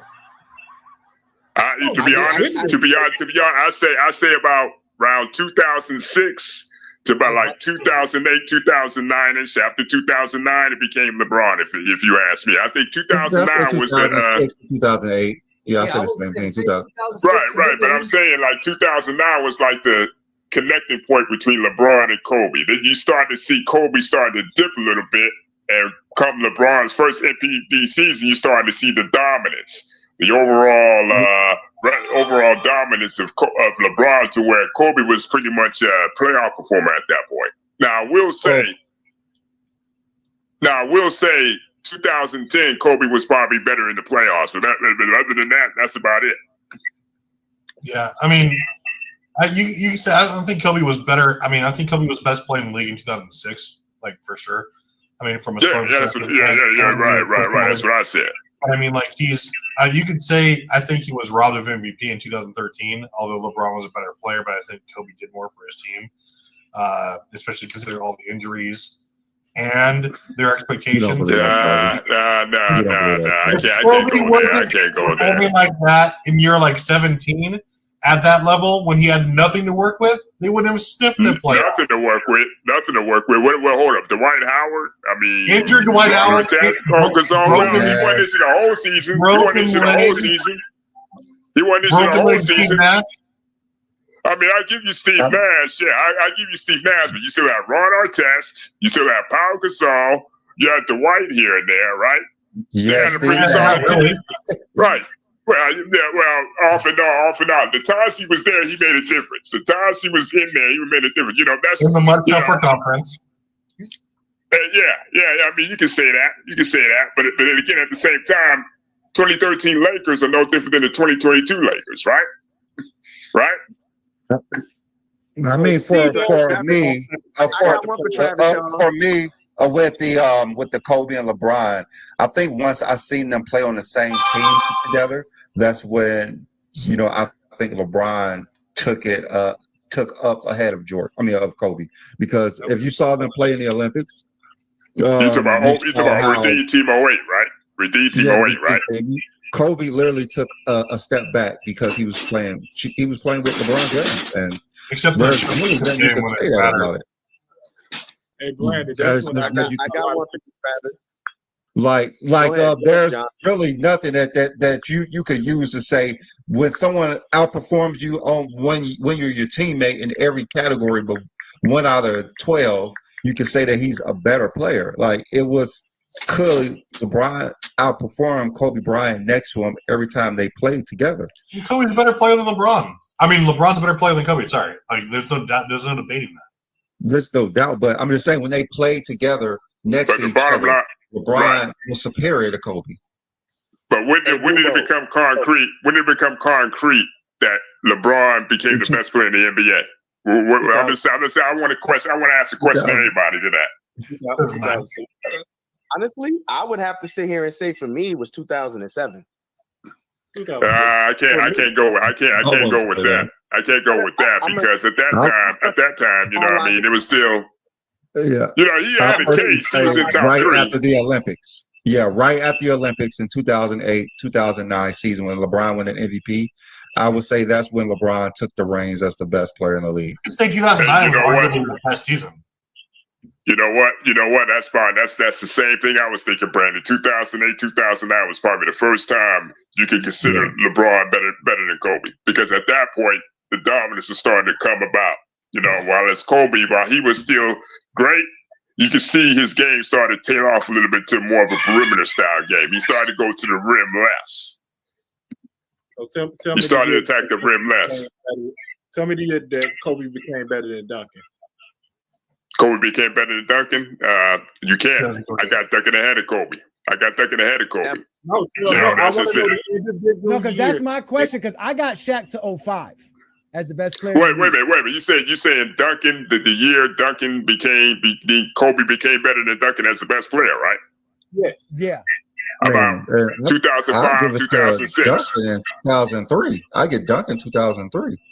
So would I. I say about from 2003. Yeah. 2003 to 2005. But hold on. What'd you say? So Shaq only got 2000 to 2002, just those 3 years? Yeah, because you started to see a tail off. Now, I don't know. Tim Duncan outplayed Shaq all the time. Tim Duncan outplayed Shaq all the time. Tim Duncan outplayed Shaq all the time. What's up, T. Perfect? He outplayed Shaq. What are you gonna say? You look at the numbers. Tim Duncan always outplayed Shaq. Brandon, you're actually overlooking the fact Blue Bolt wildly contradicted himself when he said that LeBron was like the best player in 2008 because Brian Scalabrine cleared him in every metric. I knew that was coming. But yeah, I got an argument. Blue Bolt, you'll probably remember this argument from last night too. Who's the better scorer, Kobe or KD? KD. You know what? From a totality standpoint, it's got to be KD because the only thing Kobe had over KD was flash. The only thing Kobe has over KD is flash. The thing about KD is he's a scorer, but he's efficient at it. KD is a more efficient scorer. There's no ifs, ands, or buts about it, man. Kobe might be more enticing. Trying to argue down. KD is the best scorer of all time. Talking about KD. Talk about Kobe is a better scorer than KD, even though he's more efficient.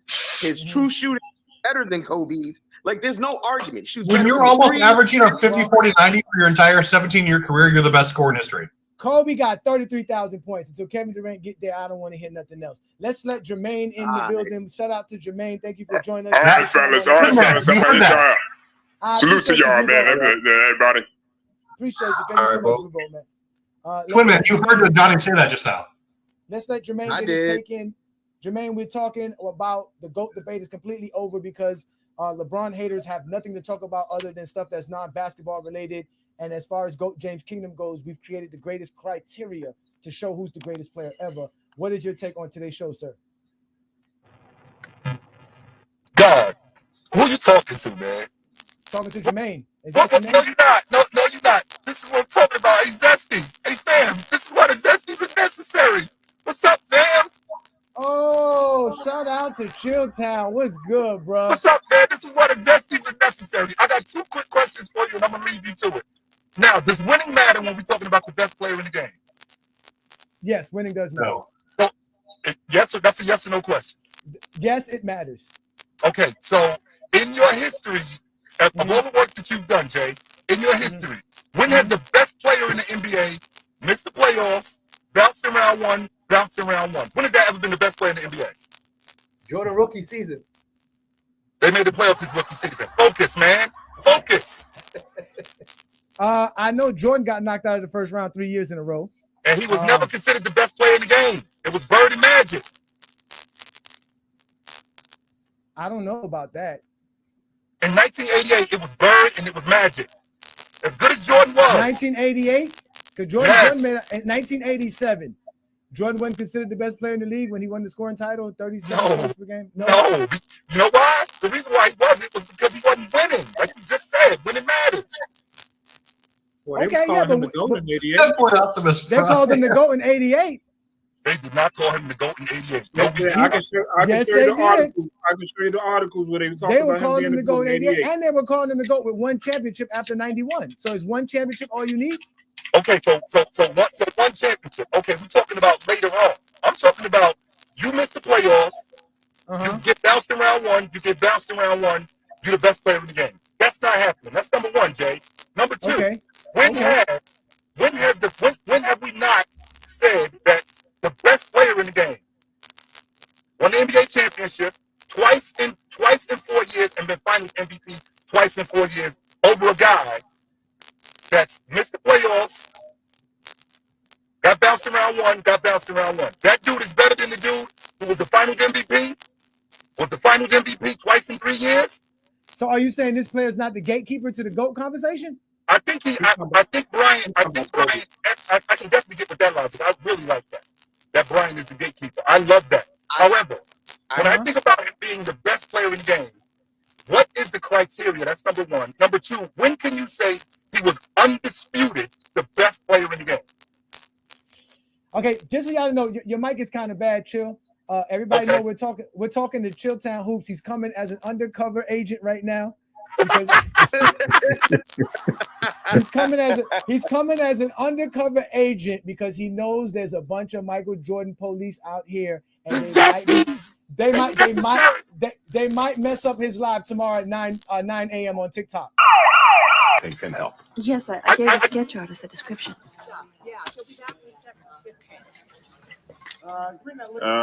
Ed, that'll be all, McTeague. Why don't we get that other artist? You know, the one who never dates, lives with those two guys? Right. Sorensen. Jane, I'd like to see the rest of the Institute now, if you don't mind, Dr. Meinheimer. So shout out to you, Chill. Your mic was kind of bad. But he was saying some true stuff there now. He was basically saying Kobe was in the middle of his prime and he wasn't making the playoffs. So how can he be the best player and get knocked out of the first round 2 years in a row?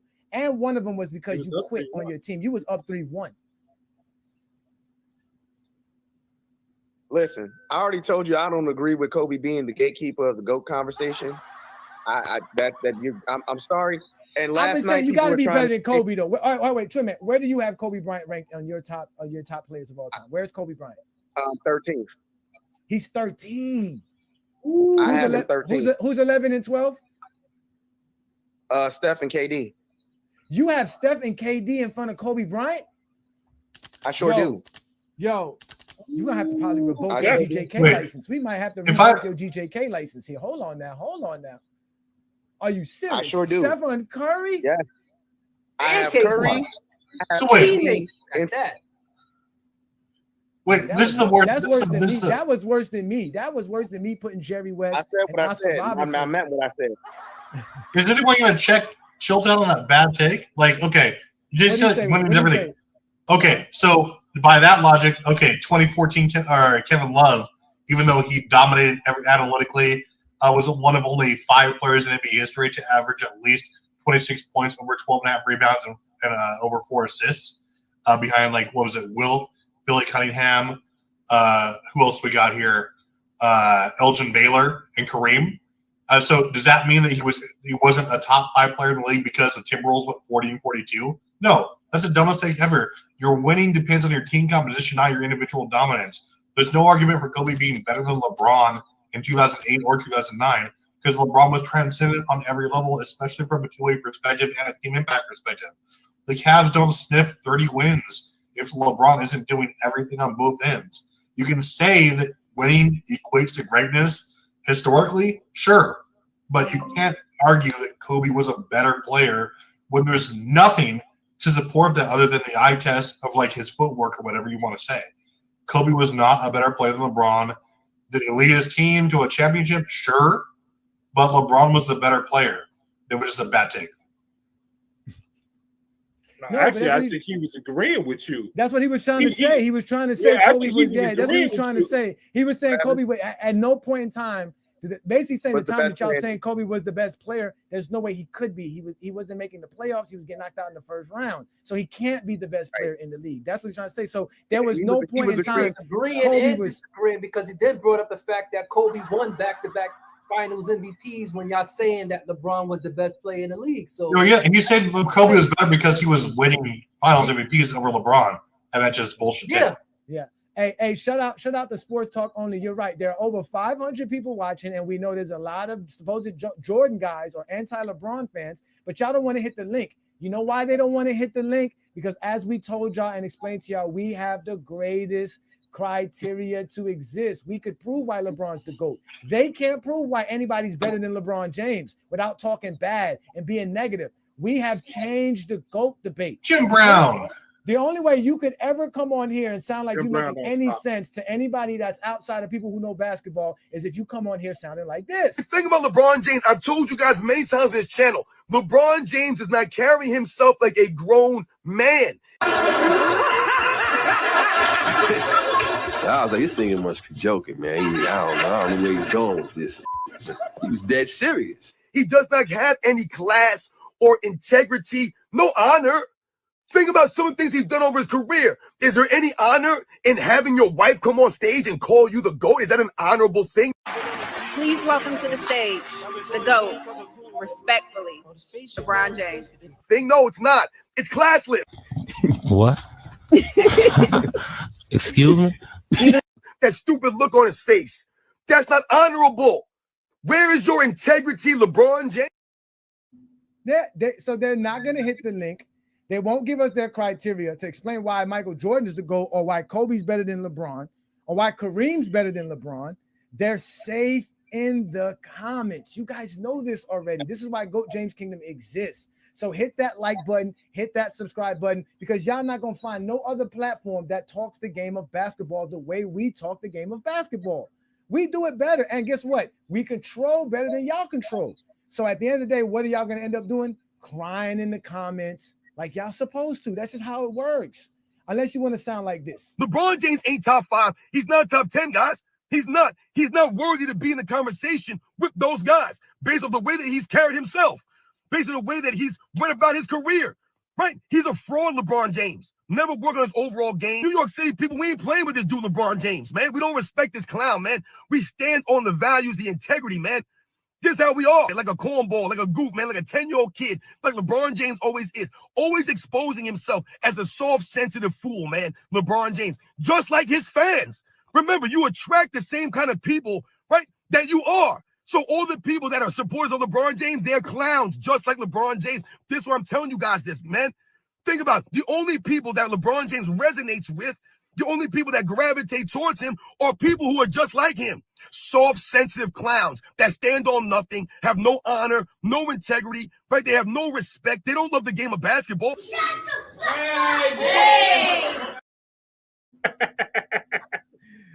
Say this, Kobe Bryant does not represent all of New York. I am from New York. He does not represent me. He needs to stop speaking for everyone in New York. Speak for yourself. Man, I'm getting so much hate in these fucking comments, man. Like they just no. Hey, Travis, he was at me last week. Jim Brown, he was at me last week. Trust me, he's picking everybody on Brown. No mind, bro. Like people saying I'm diabolical. 13th, yo, hey Johnny. People are saying I'm diabolical for having Kobe 13th. Who are you taking out of the top 10 to put Kobe in there? First, let's start with Steph. First, let's start with Stephen Curry. First, let's start with Steph. Who's your top 10? Let's start with Stephen Curry. Yeah, who's your top 10, sir? I'm putting you on blast. Who's your top 10? Yeah, we need to know your top You already know who I got at 1. So yes. I have LeBron. Jordan? Oh yeah, okay. Jordan. Absolutely. I have LeBron. I have Cap. I have Wilt. I have Jordan. I have Duncan.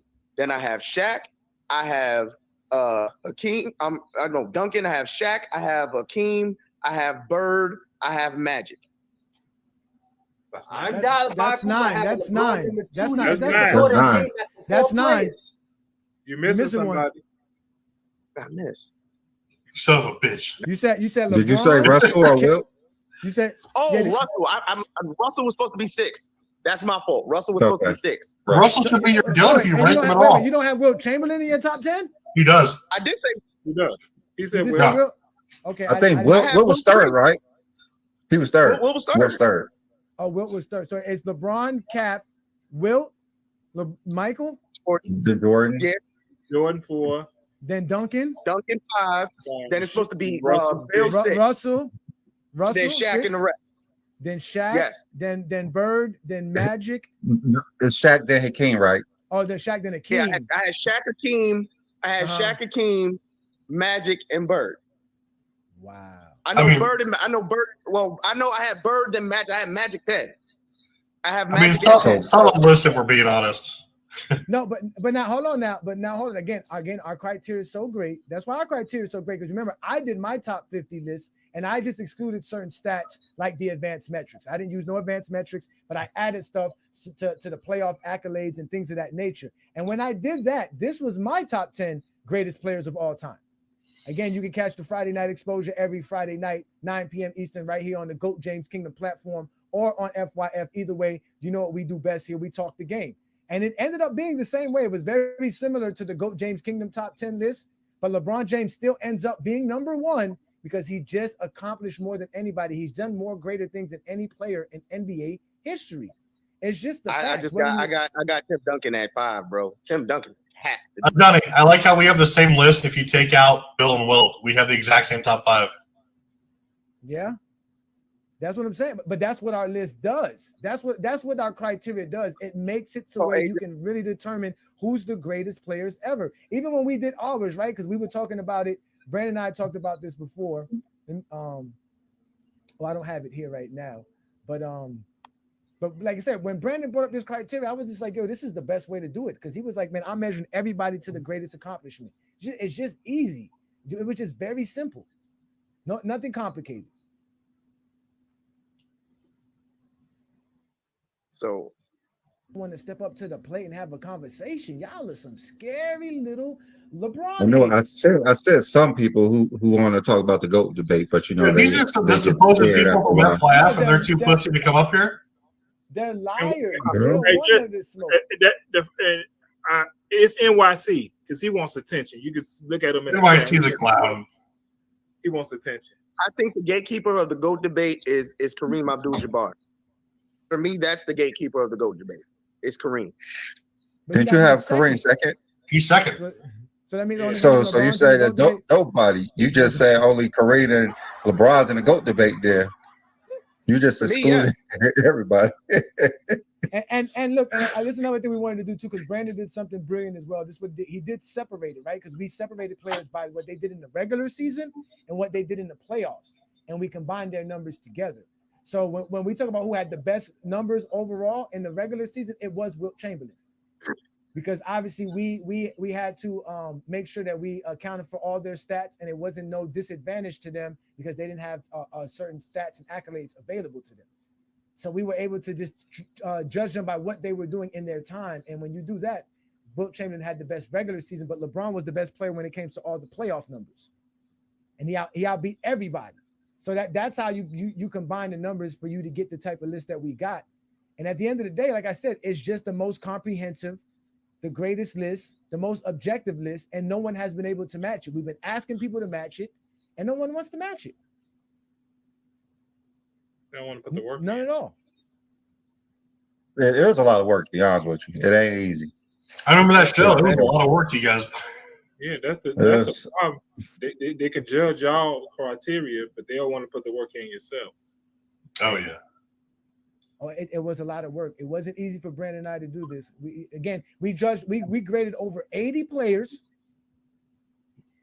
and we were able to determine how great a player was by all the greatest accomplishments in NBA history. We counted everything that they said we should count. Brandon didn't want to count steals, titles, and the Yeah, seasonal seasonal awards. titles is ridiculous to count. I don't understand why y'all keep harping on that crap. They're Yeah. included in their numbers. I didn't want to include advanced metrics, but Brandon was like, we got to, because that's something they wanted to as well. Yeah, they are people like Travis would. I don't like advanced stats because majority of them are just what they did versus their teammates. So it doesn't really make any sense to include that crap. But we had to include everything, even a seasonal title, which makes no sense. Brandon, you want to explain the criteria again? We got some new folks in the chat, some new folks watching the show. Shout out to everybody who's watching us. Again, hit that like button, hit that subscribe button. Check out the membership in the GOAT James Kingdom platform. We're going to go ahead and explain it to you how we went ahead and graded the greatest players of all time using the GOAT James Kingdom formula and criteria. All right. And it's the greatest criteria that's out there. No one's done better than us. So let's go ahead and get this going. Go ahead, Brandon. All right. So basically, with our criteria, we look at who had the highest in a certain category. So if you look at points per game, is Michael Jordan. Total points is LeBron James. You look at defensive wear shares, is Bill Russell. You look at MVPs, is Kareem. So we took all of the major categories that we could take with no points, assists, rebounds, blocks, steals. Those are the top in averages and totals. Then we look at the advanced stats, and we try to use most of the advanced stats that every player we can calculate for them. I know there's a few we could not, so those players did not get judged by those if those was not included in that era. But we took basically everyone that we could measure, every player through the history of the game that we could, and we took the greatest awards, the All NBA, All Defense, All Stars, MVP, Defensive Player of the Year, and seasonal titles. So we took all of that, and then we got a percentage of their numbers, and we got a number. For instance, Michael Jordan he's at the top. So 30.1 divided by 30.1, he's going to get a perfect 100%. So that's a score of 10. So 10 is the highest. And if we take LeBron James as 27, he's 90% of what Jordan did points per game. So he would get a 9.0, I believe. So we just took the percentage, and we got a whole number of 10. For instance, LeBron blocks is about almost 25% of Hakeem Olajuwon, so he would get a 2.5 for blocks. So we would add all the averages, all the totals, all the events, and all the awards, and we would come out with a number. So we would average whatever they got in the averages. We get a whole number. Totals, we get a whole number. Advanced, we get a whole number. And awards, we get a whole number. We put it all together, and we get a number about what they did in the regular season. And then we measure everyone to that. And then we went to the postseason. We did the exact same thing. And so once we're done, we combine the numbers, and then we would get the whole number of where each person ranked in order. So everyone had a point system of where they rank according to all of the major statistics, stats, and awards. And that's how we get our GOAT formula. All right. And to give you an example, just to give you even more of an example, this is how Karl Malone scored. So if you look on the top, those are his regular season numbers. The highest score any player could get across the board is 80. So if a player scores 80 points, that means he's the greatest player ever. He gets a 10 across the board, all the way across the board. So Karl Malone scored 22.7 in the regular season when we take his points per game averages, his per game averages, his totals, his accolades, his advanced stats. Then when we do the same thing for the playoffs, like Brandon explained, and we measure him towards those greatest accomplishment, he scores 15.75. 15.75 plus 22.7 is 38.45. That made him 14th rank in our list. So only 13 players scored higher than 38.45. So that's how our criteria was put together. That's how the formula is. And it allows you to do that across the board. We can do that across the board. It doesn't matter what criteria or what category I want to talk about. Our formula will help you understand that greatness. Even for you here who asked here, Mr. Stop Flossing TV, about the 6-0. If we wanted to include 6-0, we would have to make John Havlicek's 8-0 the best, and we would measure everybody towards that. He probably like, who?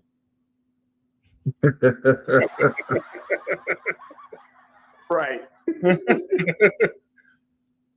And like, I've never heard anyone doing better than 6-0. I mean, That's what they told me on ESPN. That Jordan. So does that mean That's what they told me on Facebook. So that means Scottie Pippen's the GOAT because he's 6-0. No. Scottie Pippen don't count. He didn't mean nothing to the Bulls. Well, Mr. Stop Flossing TV, you are more than welcome to tell us what your eyes saw because we can't see what your eyes have seen. Since you can't see the stats with your eyes, we're probably more than likely sure you didn't see nothing with Michael Jordan as well. You didn't watch Michael Jordan's career. You guys are just liars. You didn't see Michael Jordan play. So it's just a lie. Who Ja? Who they chicks? No. Who's this guy you talking about? So again, I mean, if you got a criteria out there that can make Michael Jordan the GOAT, we're all ears. Don't be safe in the comments. Okay, Come out here and tell us what how Michael Jordan is the GOAT. We'll give you your time. Explain to us how Michael Jordan is the GOAT of basketball. Okay, this is the criteria. You have to go 6-0. You can't win more than 6 championships at all. So now the finals MVPs, it has to be 6 finals. It has to be 6 plus finals MVPs. And guess what? You have to win 2 3-peats. It can't be 8 in a row. It has to be 2 3-peats. That's it. Okay. John, wait, Mr. Jim Brown. If the finals MVPs matter the most, so does that make LeBron James? LeBron's 4 for 4. Is he second on your list? Because Kobe only got 2 finals MVPs, and Kobe is not undefeated in the finals as well. So I'm quite sure you can't put Kobe in front of LeBron. Jim Brown got Kobe second on his all-time list. I can't take him serious. If you've been watching since '93, that means you did not watch Michael Jordan's career. That is what 9 years you missed of Michael Jordan's career. Hold on, question. I have a question for Twin Man. Really fast. Go ahead. Hey, Twin Man. So this is just hypothetical, and like let's put our thinking hats on here, okay? So if I came up to you and I'm like, hey, here's player A, here's player B. Player A, and you had the stat line. Player obviously is Michael Jordan, right? So 35 and 6, right? He had, and you knew what, like they said, what the standard was for all defensive first team selections, 9. Finals MVPs, who had the most things like this, right? All these major awards, and then you have the advanced metrics. Michael Jordan's now second in most of them, right? I think LeBron leads in 4. So if you had all these selections, right, you didn't have their totals, you just had their averages, you had their media selected awards here, right? Their major ones, which are MVPs, Finals MVPs, DPOY count, their actual yearly titles or whatever it was, like steal titles, scoring titles, assist titles, all this rebounding titles, whatever they have here. For total all NBA selections, sure. First team selections, sure. Defensively, things like that. Who would you take? Would you still be taking LeBron over Michael Jordan? You have to omit a lot of stuff, though. Do you see what I'm saying there, though, Travis? What am I omitting besides totals? If I'm going by the specific thing you just said, it's Jordan. It has to be Jordan. But if you're taking totals into account, not doing that. Again, the totals are bullshit. If you're not doing that, it's going. Actually, no, it wouldn't be Jordan. Will Chamberlain. Yeah, I was gonna say it'd be Will Chamberlain. No, fuck Will Chamberlain. No. So this is the thing that Jordan fans do. They try to make a criteria specific to Jordan, but when you look 2 to 10 down the list, it doesn't make any sense. It doesn't even make Jordan the GOAT. When they try to, it doesn't make any sense. Remember, Brandon, the criteria they create is to make Jordan better than LeBron, and by doing that, it makes Jordan not the GOAT. And it makes the list look ridiculous. Like Joker as the GOAT. I don't know if you guys remember when like Dart tried to make his list to put Jordan on top, and then when he went down the list, it looked kind of stupid. So, well, yeah, because his list is retarded. Formula that somehow beats PER, where apparent. I don't know. I have somewhat of an idea of these guys, but I think it's comical that their basis of a claim that LeBron James is the GOAT is off of a mathematical formula that they produced. My turn. It is. You told me it was my turn. You can talk all that you want to, yell and scream. You lost. It is my turn. You lost the game. It's my turn. I've been gone for the last 2 weeks stewing over the most objective formula to prove that Michael Jordan is in fact the GOAT.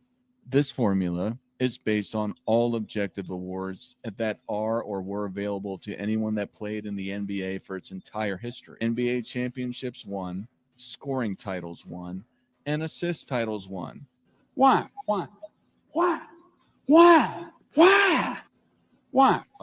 These titles accurately represent a player's dominance in their space and time. 1. Michael Jordan. Number 2, Bob Cousy. No, God! No, God, please, no! Are Shaquille O'Neal, Kevin Durant, and LeBron James. This makes me want to burn this motherfucker down.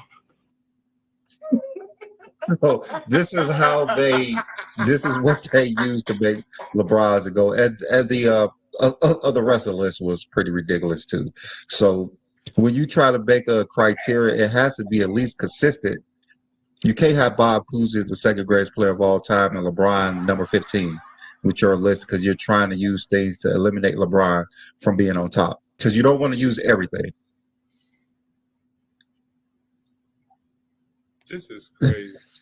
And this is why he I don't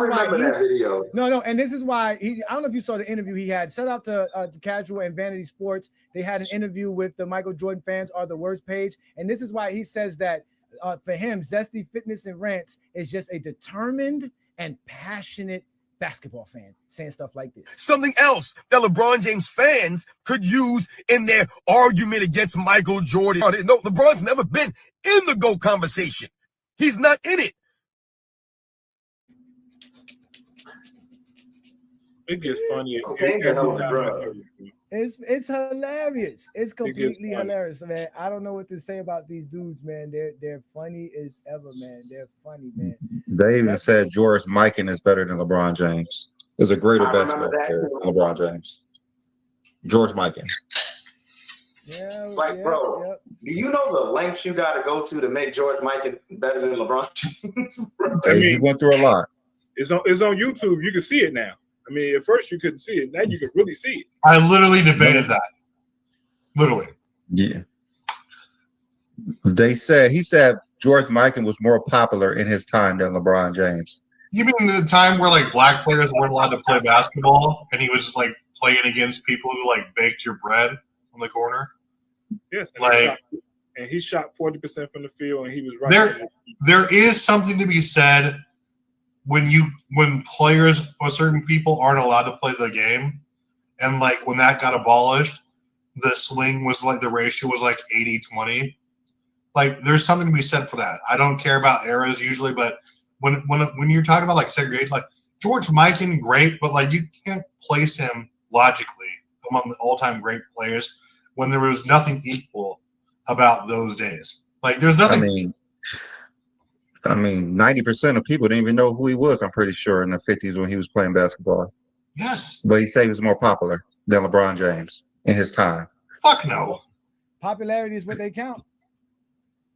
So we got a new person on the panel. Shout out to you. Thank you for joining the GOAT James Kingdom platform. Y'all make sure to hit that like button, hit that subscribe button. Shout out to everybody who's also watching us on our Facebook group, because as you guys know, we have reached 100,000 members in our Facebook group. But we have a new member here. A new panelist here. Shout out to you, Rel. Thank you for joining us. What you got for today's topic, sir? I'm coming here with no picture. I don't want to know who I'm on to see who I'm speaking. Bro, Lamar.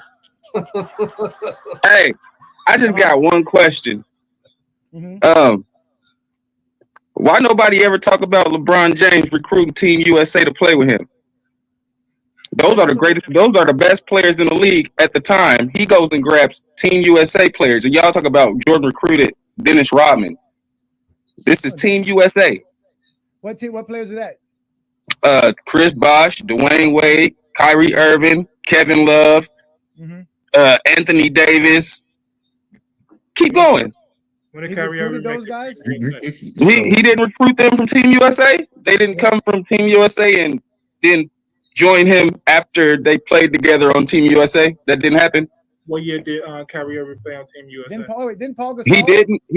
Kyrie didn't play on Team USA. Didn't Paul Gasol win international championships and was begging for people like Kobe was begging for him to come on his team? No, I'm saying. But you're saying Michael Jordan recruited Dennis Rodman. No. Didn't Ray Allen and Paul Pierce be a part of the USA team and Kevin Garnett recruited him? No, we talking about Michael Jordan. We talking about Michael Jordan and LeBron James. You keep bringing up every other person to make your case for why LeBron is this great. Jordan recruited Dennis Rodman. You keep saying he recruited Dennis Rodman. Yes. LeBron recruited every player that was considered for Team USA.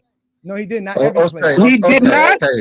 All right. So Sorrell, who do you think is the GOAT? It's Jordan. Is it close? Is LeBron a close? I mean, I would never say LeBron is not up there. You know what I'm saying? LeBron is LeBron. But to try to take away from somebody else just to make this dude the GOAT is crazy to me. What are we? And then half the people that's here arguing this, half the people that's here arguing this is only getting it from your mouth because they've never seen the guy play. No, okay. They see highlights. They've never seen him play. What are we taking away from other players to help LeBron be the GOAT? That he doesn't play with the best players in the league on his team. He doesn't play with the best players on the team. He don't? No, what do you mean? Team USA players are not the best players in the league? So you're just going off of just being a Team USA. That's it. When Michael Jordan played, they didn't put nobody on the NBA on the USA team till 92. Yeah, majority of Jordan's career, Judd Bushler would have made that team. Judd Bushler, Dickie Simpkins, Judd Bushler, Randy Brown, they would have made those teams, right? They would have made those teams. Rel, this is what we're gonna do, Rel. This is what we do here in GOAT James Kingdom. You have an opportunity here to prove Michael Jordan is the GOAT because you obviously want to talk. Hold on, you obviously want to talk. My point is, you have to let us talk. You have to let us talk. So I'm gonna ask you. We have this thing where we let you prove Michael Jordan's the GOAT. You'll have 5 minutes and 1 minute intervals to show us that Michael Jordan is the GOAT. Do you want to accept the challenge that you say that you can prove Michael Jordan is the GOAT? Yes or no? But I came with questions and you didn't have an answer for. I did have an answer for you. Your answer does not prove anything.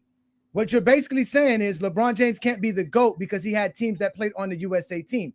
Is that correct? Is that what you said? What I'm saying is stop taking away from somebody else's greatness to make your guy the GOAT. That's crazy. I asked you, what did we take away? You didn't mention that. What did we take away from other players? Like, come on, bro. You can't be a GOAT when you flop when nobody's standing next to you. Okay, you're not answering my question. Are you going to accept the challenge? You're not answering the question nor accepting the challenge. Is that correct? I guess I'm not, because y'all ain't answering my questions. We did answer your questions. What'd you answer? What'd you answer? We just told you LeBron James did not recruit everybody on the USA team. That's what we just said. He recruited players from the USA team, right? He had players that were teammates that were on the USA team. No, he recruited. They didn't play with him until after they played on that team together, right? How can he recruit? Right? Wait. You play a whole summer with somebody. You can't recruit them? Okay, answer my question. What player name the first player he recruited that was on the USA team? Dwayne Wade, Chris Bosh. Dwayne Wade and Chris Bosh went to the Miami Heat. Why didn't they go to Cleveland if he was recruiting them? Because Dwayne Wade was more established in what's the name, and they had a better organization. Huh? So LeBron James didn't recruit them. The Miami Heat signed those 3 stars, correct? Recruited them to go play with them. Like so again, so I asked you, I'm gonna ask you a very simple question. Why couldn't he recruit them to the Cleveland Cavaliers if he's the one doing the recruiting, if he's making the decisions? Because he was done with Dan Gilbert at the time. No, he wasn't. No, yes, he was. He was trying to get them to go to Cleveland. Hey, Lamar, can I ask you a quick question? Oh, wait. Matter of fact, okay, no. Don't ask him nothing. I'm going to ask you this, Rel. Why didn't Dan Gilbert sign Dwayne Wade and Chris Bosh then? He did later on. Why didn't they? Why? Because they wanted to go to Miami. No, so that means LeBron James didn't recruit, correct? That means Pat Riley convinced them to go to Miami, not LeBron James, correct? So he joined forces with the greatest, and then after that, he decided to recruit. So what's the difference? What's the point? You just delaying. You just delaying the inevitable. No. You said he recruited USA team players. I just point out the first two players you named, he did not recruit. Now, after Chris Bosh and Dwayne Wade, which he did not recruit, what are the other USA team players that he recruited? Brown was on. Don't mean they didn't recruit each other. They decided to play with each other. And how can you recruit somebody if they have the decision to go wherever they want to go? hey, let's go play with this team together. Let's go over here. We could become the greatest thing ever. Win 3, 4, 5 championships, which y'all didn't do. But go ahead. Again, I asked you. Go ahead. I'm asking you again. That he didn't recruit Dwayne Wade. He didn't recruit, obviously, Chris Bosh because he had nothing to do with the Miami Heat. So, what other players? What other USA teams? That's crazy that you saying because they went to Miami that they didn't conjure up a thing. They didn't conjure up something to play with the greatest players. No, he didn't conjure. Because Dwayne Wade said that the night of the decision, he still didn't know where LeBron James was going to go. And it was Pat Riley who convinced LeBron James to come to Miami. So it had nothing to do with Dwayne Wade or Chris Bosh. I know you can't believe everything that man say. Why should I believe what you say? Why should I believe what you say? I know you can't believe everything that man say. I can't believe nothing you say because you're making things up. You sound crazy. That's crazy. No, you sound crazy. He had a whole decision and didn't know where he was going. Get the fuck out of here, my guy. Oh wait. You didn't see that Dwayne Wade had a decision party and he was sitting there saying, "I'm nervous because I don't know what's going to happen" while he was doing the party. You didn't see it? That's what happened. That's what happened. Did you or did you not see that? I mean, it was good for media. Hey, Rel, can I ask you a quick question? Go ahead, Travis. So, Rel, really I quick. don't know why you're doing that. So, Rel, this is just off the top. First of all, I love your avatar. I assume it's like a high-quality nugs right there. But also, can you tell me the 3 players in NBA history who have actually played alongside a teammate who's been voted top 5 in MVP voting at least 5 times?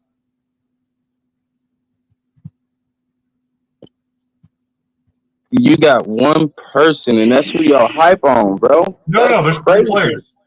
That's crazy. You got one person, and that's what you go off of.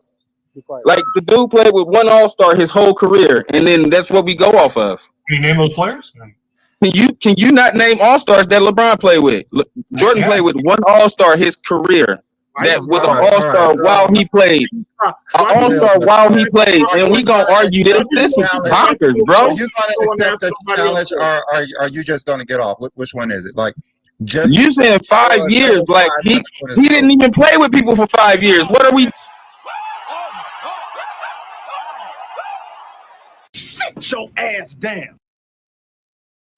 Bro, I got tired of it. He didn't even want to answer Travis's question. He don't want to answer nothing. He just wants to hold the conversation, but not actually have a conversation. You cannot dictate to people in GOAT James Kingdom what we're going to talk about. This is why you get put in the dugout like the rest of you zesty Jeffries, because you don't know how to talk the game. We're trying to have a conversation with you. You won't answer none of our questions. Sit your punk ass down. That old bullshit. Think that people really want to hear what the fuck y'all got to say. You sitting here, we asked you what players. I just broke down 2 players that you first named that LeBron James couldn't have recruited because they went to a team that LeBron James wasn't even on. Well, first of all, you have the presumption that people care what you say. They don't. Sit your ass down. And this is what happens when you come up on GOAT James Kingdom and can't talk to us. Travis asked you a nice, simple question. He started ranting about All-Stars. So it's Kareem, Kobe, and Michael Jordan, by the way. Yo, I was listening to this, and I was like, first mistake. And he made like get our 2 super instant chat in mistakes there. when he started. Yeah, 2 instant mistakes. Let's get our super chat. Let's get our super Yeah, chat. let's get our super Shout out chat. to you, Ruddy Hood Sports. He says, I'm married with 4 kids. Wouldn't swap my life for LBJ's life.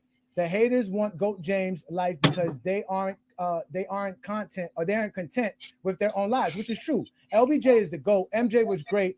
LeBron James is better. Salute, fam. Shout out to you, brother. Thank you so much for your support. Thank you. It's just that simple.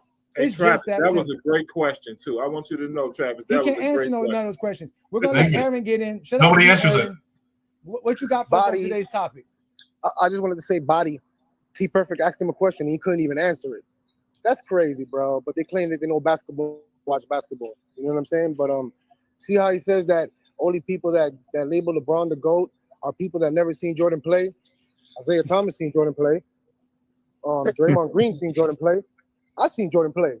If Rel wants to, he can ask me any question about the 90s, about any roster or anything, and I guarantee you I'll name him 40 players from the 90s off the top of the head real quick without no hesitation. All right? My memory is great. My memory is great. And then you want to talk about emotional. Meanwhile, this dude's getting super emotional. And Wait, this is you, dude. This is you. I'm your father, bro. I won't even talk. Man, dude, yo, check this out. Tell your two dad. I'm your dad. Stop sneaking in your room at night, bro. Stop sneaking in your room. I'm your dad. You're too old to play tea time, bro. You're too old to play tea time. All that slurping has fucked up your knee pads, bro. Fuck out of here. What are you talking about, bro? What are you talking about, bro? Rel, Over here. you are allowed to come up. Yo, my nigga. If you want to talk shit, my nigga, I'll send you my fucking address like I did, and you can pull up real easy. Nah, we ain't got to do that. All right, Aaron. It's cool, but it's cool. Listen, Rel, we are giving you the opportunity to prove Michael Jordan's the GOAT. No one will cut you off. We'll actually let you sit up. We'll move everybody to the background. Do you want to accept that challenge or not? Because you're not going to come up here being disrespectful and making up lies on GOAT James Kingdom. If you want to talk about all-star selections, why don't you mention why LeBron James has more all-stars than Jordan? That makes him better than Michael Jordan. Since his teammates, all-star selection makes him better than LeBron James' teammates. You don't want to do that. So do you want to accept the challenge or not? Are you going to sit here and prove us wrong that Jordan's the GOAT over LeBron or anybody else? Let's get it. Because the one question the one nigga asked, the 5-year question, who has LeBron been on a team with for 5 years? Name them. So you didn't even hear the question. Because if that's your response, you didn't hear the question. Name the super team. No, it's done. He's going to do this, y'all. He's going to do the exposing GOAT James Kingdom. Yes, ladies and gentlemen, we're about to do exposing GJK.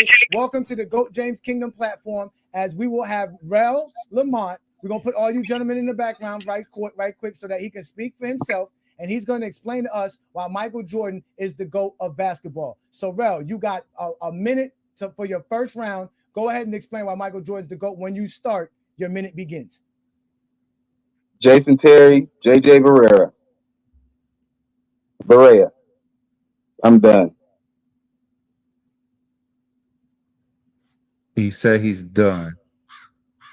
6 losses. Nobody remembers the number 2 team, bro. So y'all just going off stats and all that shit. You can't lose 6 times and be the greatest. It's absurd, dog. Jordan was never the number 1 scorer of no time to be the greatest. LeBron had the past stats. This nigga's in the league with triple-double averages on his watch. People with more rings on his watch while he was the king. But yeah, he's the king. The LaFainting GOAT, you got it. I'm done. All right. So we asked you to explain why Michael Jordan is a GOAT and not why you don't like LeBron. So that first round I never said I don't like LeBron. Never in my life have I said I didn't like LeBron. One reason why Michael Jordan is the GOAT. So I don't not like LeBron though. Okay, that first round was garbage. You can't overtalk. We let you talk. So we're going to go to the second round because you didn't say one thing why Michael Jordan was the GOAT. So you get a damn F for that first round. All right, second round about to start. Go ahead. Your round starts when you start speaking. I never said I wasn't a LeBron fan. I just said he ain't the GOAT. You can't have a losing record and be the GOAT. That's why he's not the GOAT, because he has a losing record in stat pads. Go ahead. You got it. And he creates super teams to lose to super teams. So go ahead. That too.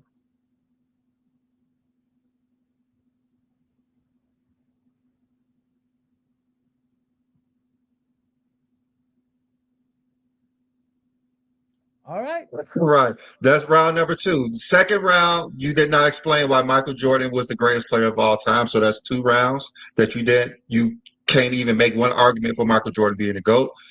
It's kind of sad. So we're going to go to round 3. Hopefully you know something about Michael Jordan to make him a GOAT. Let's go.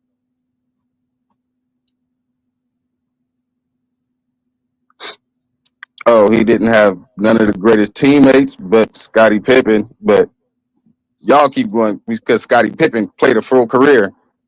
LeBron's teammates still are in the league, so yeah, he's the GOAT because he made everybody better. She got it.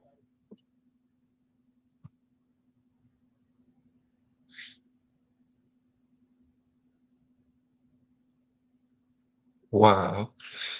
Wow. So that's 3 rounds. And you said Michael Jordan is a GOAT because of Scottie Pippen was his teammate. I'm completely lost. I'm fucking lost. Michael, 3 minutes straight. The only thing you said is his teammate was Scottie Pippen, and that's why Michael Jordan's a GOAT. All right, we're gonna go to round 4. All right, we could go right now.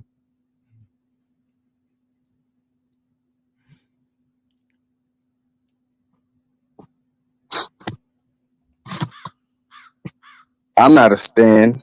You niggas are. And that's just what it is. This is GOAT James Nation. I don't have a GOAT nothing nation. I just know I watched the greatest player at the greatest time. And that's what I know. I've seen both of their careers. But yeah, you got it.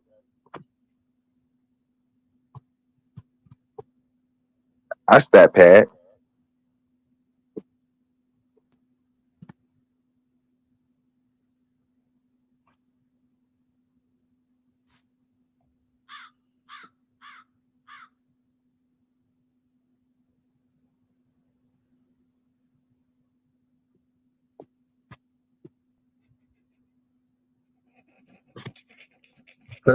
All right. This is one of the few times someone has actually went 5 rounds, but this is the least words That ever was 4. That for was 5 your rounds. That was 4. I know we got one more, so this is gonna be his 5th No, round. So because I let's came go for a now. conversation. I came for a Let's conversation. start right now. No, y'all asking me to explain why this man is the GOAT. Like, because he's the GOAT, nigga. When did he have to have the most points to be the GOAT? When did that start?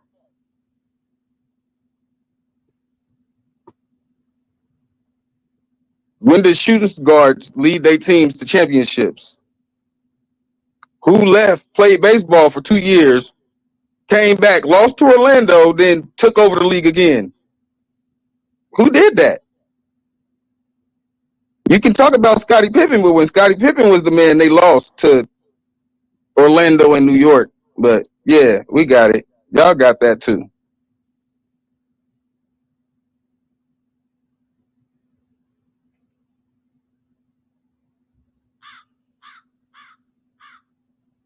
When he was the man, nobody took him down. LeBron, the man, he's 4-6, and he loses to super teams with super teams. That makes him the GOAT. Stat padding and losing makes you the GOAT. It's good. Good. Wow, that was brutal. That was brutal. Man, that has to be the worst I never ever. heard anybody explain Michael Jordan's the GOAT better than that, Rel. I got to give it to Wow. you. You're the best at it. Because I could care less to explain why he's the GOAT. I seen why he was the GOAT. I don't have to explain the stands. I don't have to explain the stands because nigga, you are gonna believe what you want to believe. No, it's what it is. It is what it is. Okay, are you gonna let me speak? Yeah, go ahead, Johnny. Okay, you got it. You only want to talk LeBron James. We gave you 5 minutes to explain why Michael Jordan's the GOAT. You couldn't even explain it. You couldn't even explain what your eyes saw. You just said Jordan's the GOAT because he's the GOAT. That didn't make no sense because we don't understand what that means. You talked about Michael Jordan quitting the game of basketball after only playing 9 years because it was too grueling and it was too mentally tough. And how is it grueling when you win a championship, bro? That's crazy. You're not going to cut me off when I'm speaking. That's what he did. He That's quit. crazy work. That's not crazy work. What's crazy work that you showed here and we gave you 5 minutes and you couldn't explain shit in 5 minutes.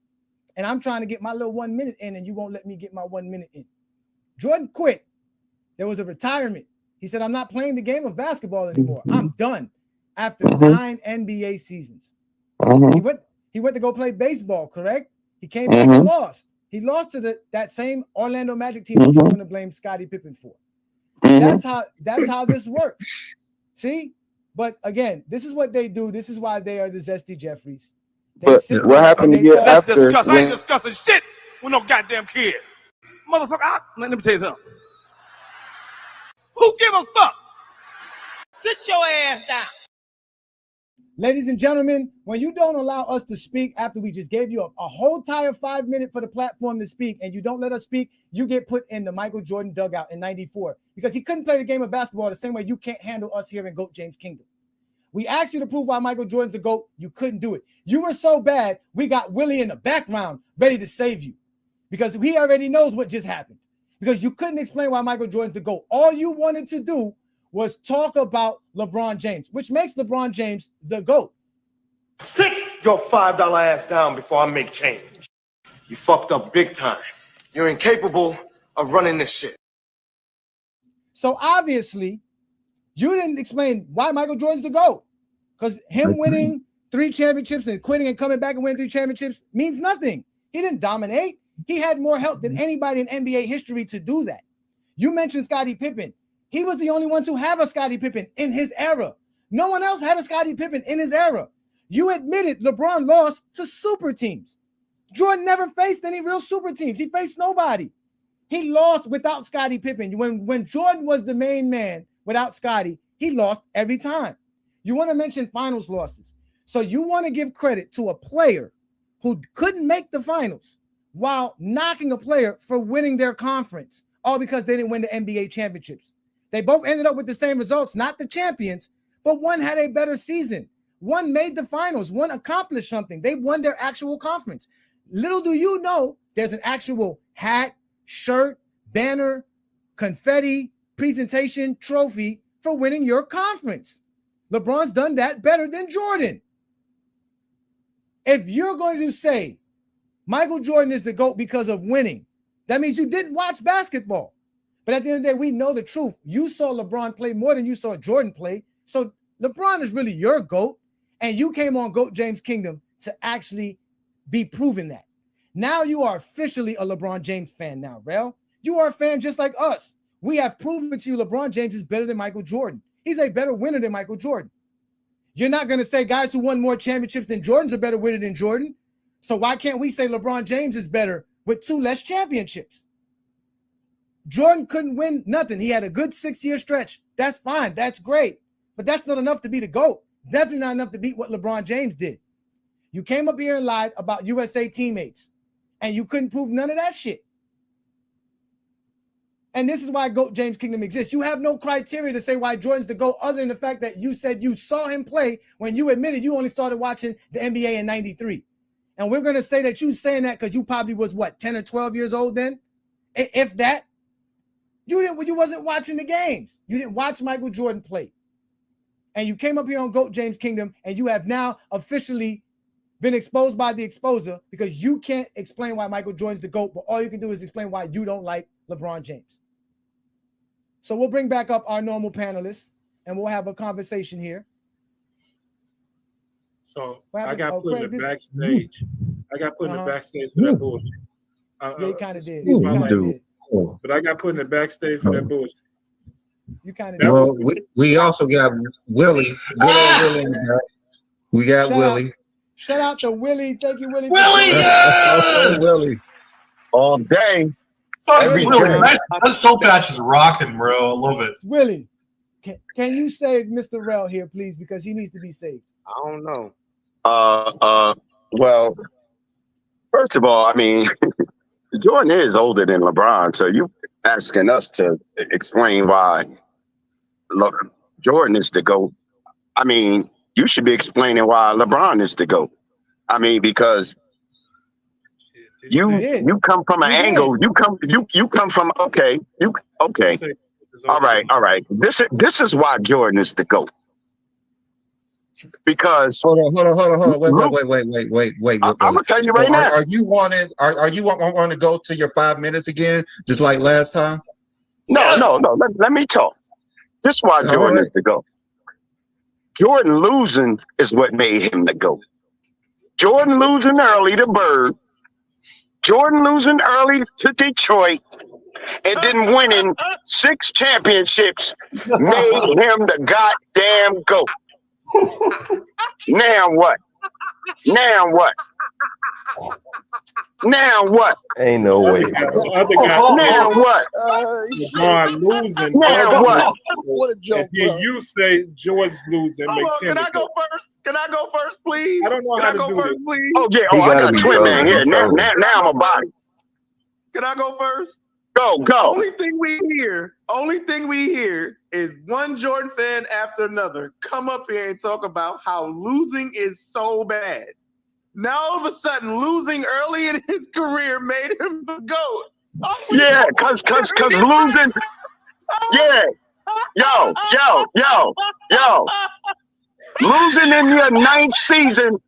Losing in your ninth season in your prime, boy. You look like trash in 2011. Trash. I thought losing was bad, Willie. Trash. I thought losing was bad. That was great. That would make you great. Yo, but Losing makes you great. Y'all go cost the team a championship. Talk about Oh that. my God! No, my GOAT owned the conference for a decade. That's what my GOAT did. And my GOAT owned titles and championships for a decade. You sharing that with Curry.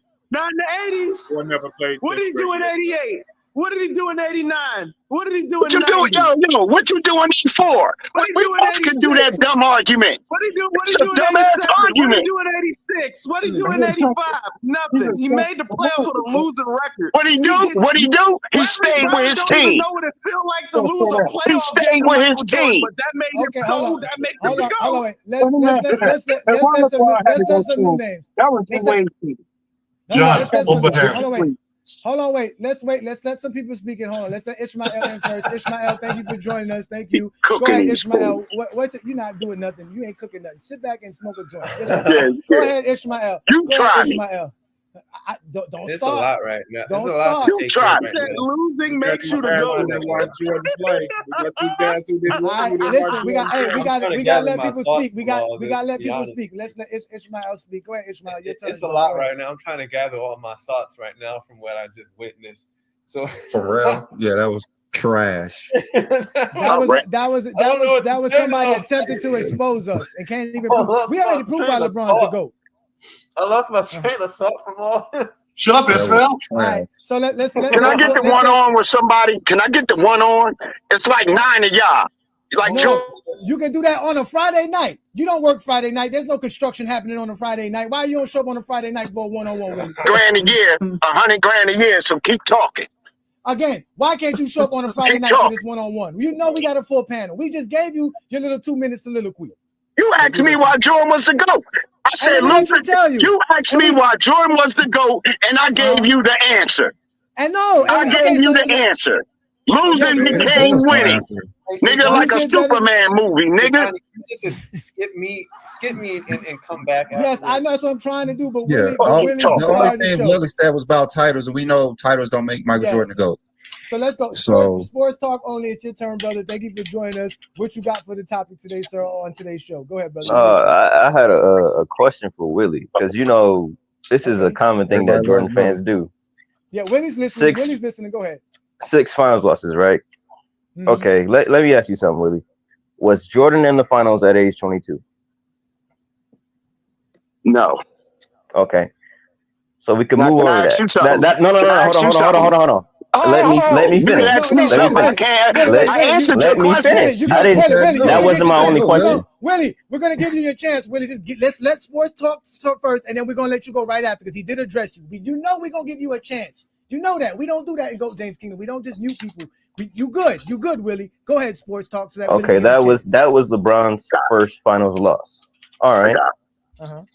In 2015, LeBron loses Kyrie Irving and Kevin Love. Did Jordan ever lose Pippen and Rodman or Pippen and Grant in an NBA final series, in any NBA final series, and win?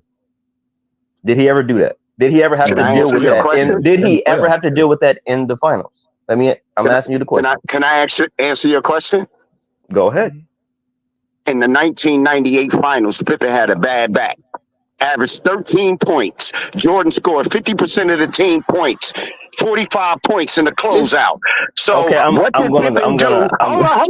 What did Pippen do to drag the Bulls in the 1998 finals? Let me give you some context. Okay, so in the first round of the playoffs, Kelly Olynyk tore Kevin Love's elbow out of socket. So Kevin Love was out.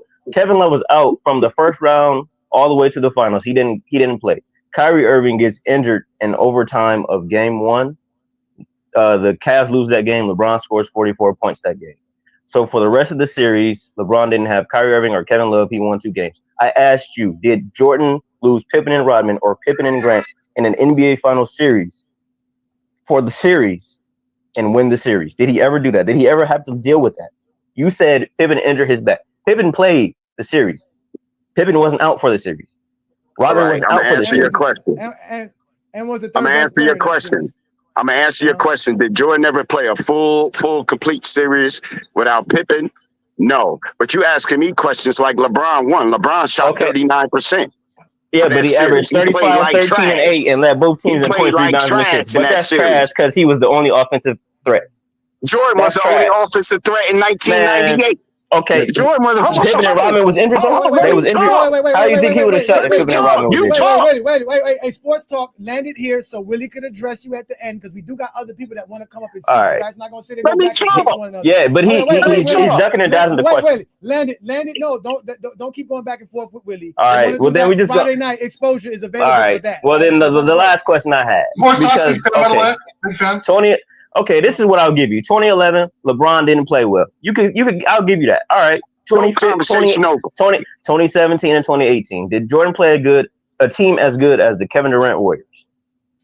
No, because they were that. They had Jordan. Oh, here we go. Yep. I already knew. Yep. They were that. Right. And you mad because KD was busting his ass in 2017 with an even matchup. LeBron versus KD. Curry versus Kyrie. Love versus Green. Here we go. Nigga, that was even. And they folded. All right, bro. And they folded. You got it. Right, and they folded.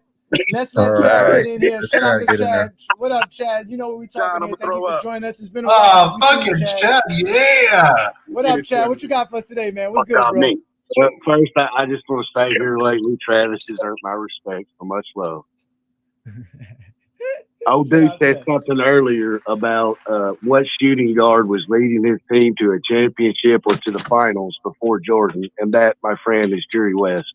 Jerry West. I was going to say that guy had the worst take that I've ever saw in 2 years on here, but Willie always comes in there and tops it off. That's all I gotta say. I appreciate you, Chad. Chad, I'm gonna let you go because we got some other people waiting in the background as well. Again, y'all want to join the GOAT James Kingdom platform? Hit that link, hit that subscribe button, become a member of the channel. Hey, We Johnny, doing I big got things. A question. Do you not currently have any room right now for the panel? There's some people that are trying to get up. It's too many people on. There's a lot of people drop on. off and can I come back? Of course. They talking about a goat. Okay, I'll come back. I'll drop off. All right, I'll come back. Okay. All right, so we'll let you go. All right, so let's let Dante speak. Dante, thank you, Dante, for joining us. You've been very patient. We appreciate you. What you got on today's topic, sir? What's up? What's up, hey Johnny? Hey, B, what's up? B, what's up, man? Hey, what's good? What's good, fam? Oh wait, who? Dante? Do you know Dante, Brandon? We know where we from. He been on a few times. Okay. I've been in the Facebook group with you, bro.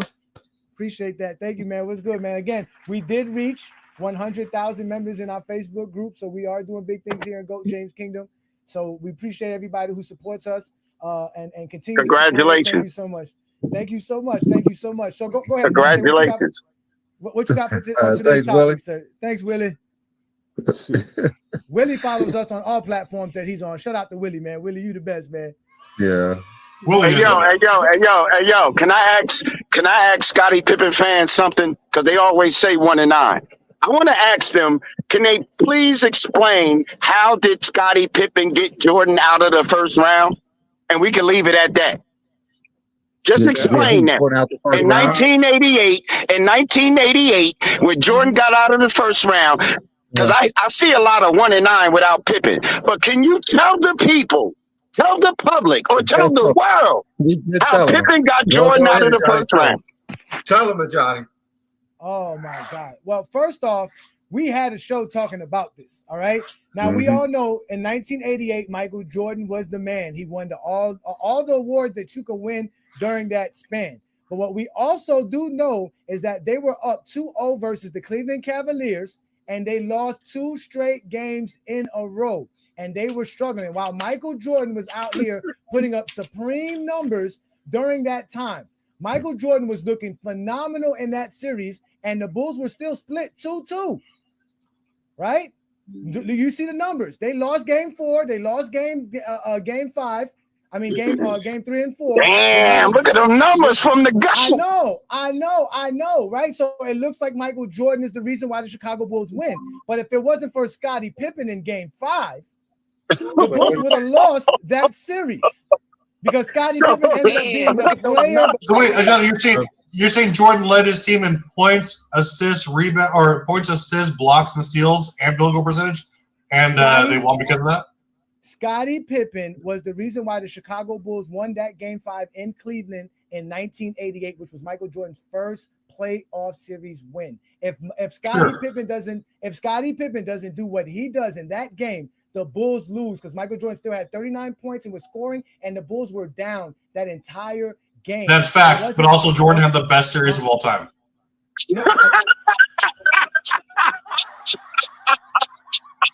How can he have a better series? How can he have a better series? How can he have player of the game? And he would no. How can he have the whatever when LeBron James had a triple double losing series in the finals? So that's better than LeBron's triple double. Is that what you're saying? Yes.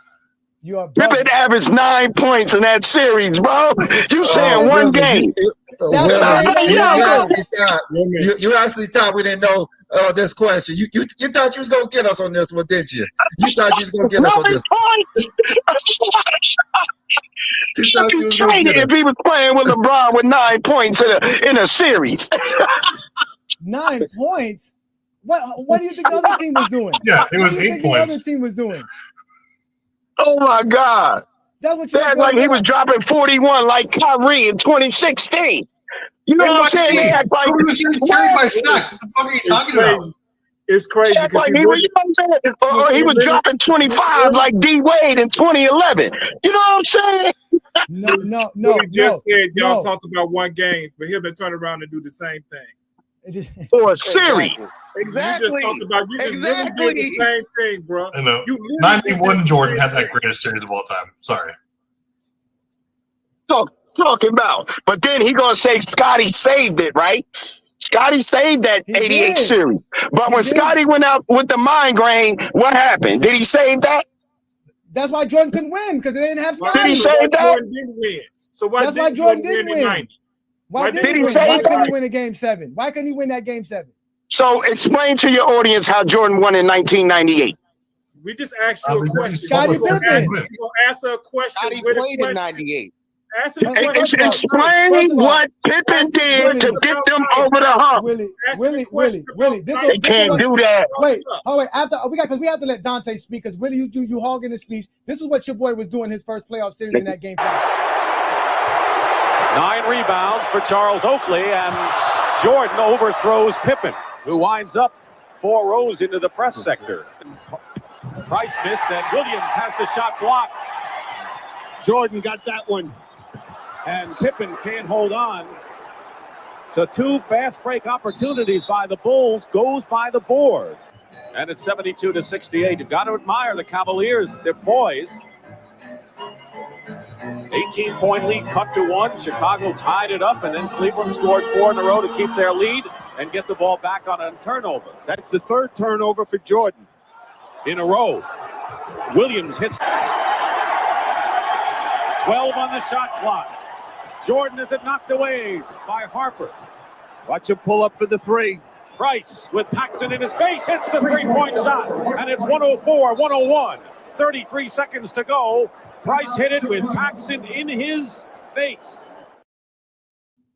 Yeah. Wait. Willie, I'm not done, Willie, because while they were talking about Jordan doing that, almost coughing up the game, Scottie Pippen was saying that. CBS Sports welcomes you again to the exciting 1988 NBA playoffs.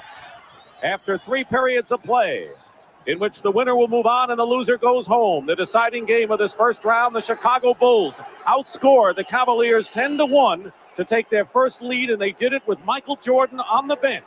They have rallied from 18. Mike Sanders goes in and scores, and it's a 1-point game. We have talked about Michael Jordan hit only 2 of his first 6 from the field midway through the second period. Since then, 9 of 12 and 33 points. But Scottie Pippen has been the other man for the Bulls this afternoon. Well, right now, he is the man, the way he's performed in this second half of the Chicago team. 96-92 Chicago, under 4 minutes. So you heard that. That came out of the people who was watching the game because you wasn't watching it. So let's let Dante speak. Go ahead, Dante. Willie did interrupt you. Go ahead, get your take in. We got Ralph in the building. Shout out to Ralph. We're going to let you in, Ralph, here shortly. Go ahead, Dante. What's going on? What's good, bro? What's good? Go ahead, Dante. Oh, Ralph. Go ahead, Dante. It's your matter of fact. Listen. When I put somebody on the big screen, y'all got to be quiet, please. Go ahead, Dante. Man, I don't got really much to say, man. I'm just letting Willie bury himself, man. That nigga a clown, bro.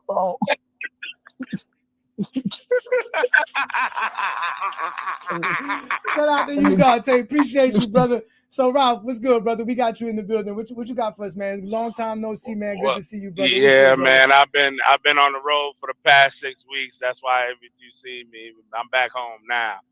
Ah, that's good. That's good, man. It's good to have you. Welcome to GOAT James Kingdom. It's been a while. We were actually talking about our GOAT criteria and how everything is over right now because basically, you know, the Michael Jordan fans got nothing to stand on. And I know you've been trying to save them for years now, but you really can't because you don't take one for the team. But it's been horrible for them. It's been horrible for them. It's been horrible. Well, I'm still working on my criteria. I'm gonna present that to y'all shortly. I told you. Me and you had that conversation already. I know. I know. Yeah. Unmute yourself, Brandon. I'll just say it, Ralph. You've been working on your criteria for over a year now. Nah, I've been working on it for about 8 months.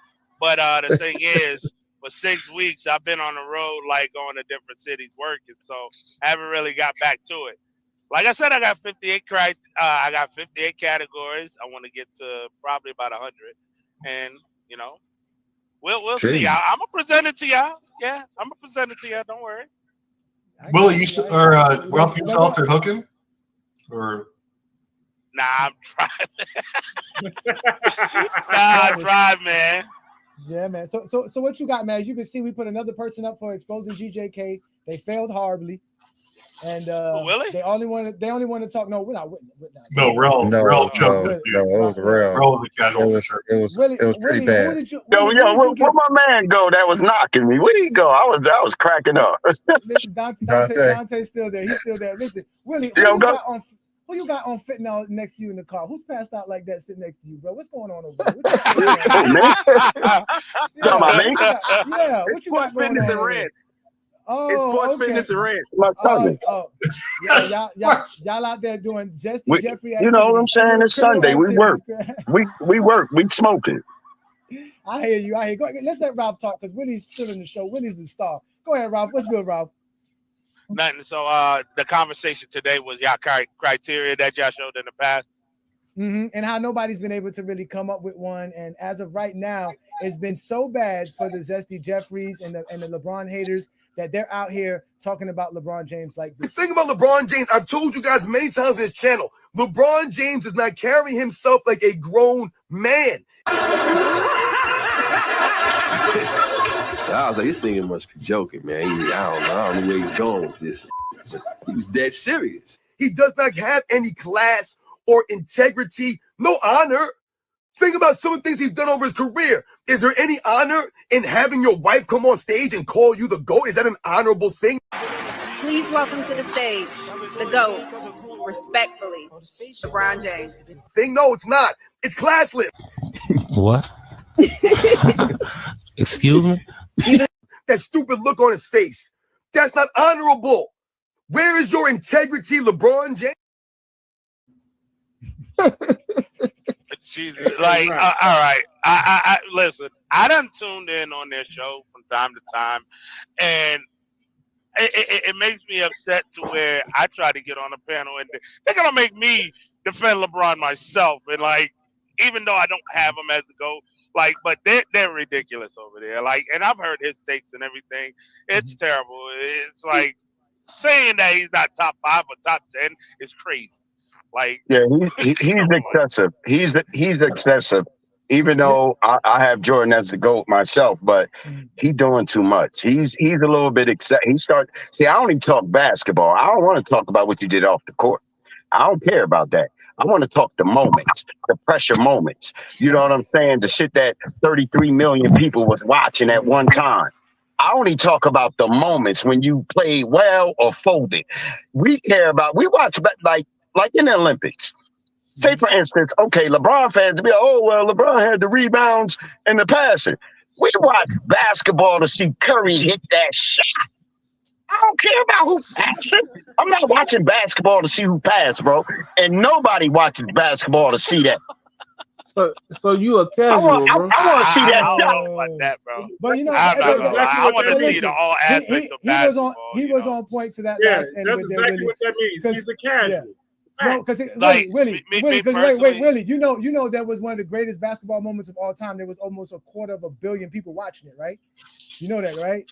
When LeBron James broke Kareem's record, there was almost 250 million people watching that. You talking about 33 million, right? Hitting shots. But hold on, this is another thing. And let me give a shout out, because again, my beautiful wife has said, "Hey, Johnny, let me take you on a date away from these zesty Jeffries." And See, listen here, wifey. I always tell Johnny he has a smart wife because she's a New York Knicks fan. But hold on, Jeffrey, hold on, wait a second. No, but wait, Ralph. See, they would be upset because my wife is supportive of what we do here in GOAT James Kingdom enough to not only become a member of our channel, but also to do a super chat. But if you allow people like Zesty Fitness and Rants talk, they'll say your wife should not be doing it. They'll be talking like this. I've never lied about LeBron James on this channel. Cocaine is a hell of a drug. To me, LeBron James is not a great husband. You have your wife come on stage and call you the GOAT like that. You're not respecting your wife. Once again, and your wife is not respecting you or holding you to a standard. He's full of crap, man. LeBron James is all talk, man. He's not substance. And to me, he's not a great father or a great husband. Would you want your kids to emulate the things that LeBron James does on the court? And then we think about off the court stuff. LeBron James is a dirtbag, man. Stop it. Get some help. LeBron James treats everyone around him like crap. He treats everyone around him as if they're a tool for him to use, right? For his own benefit.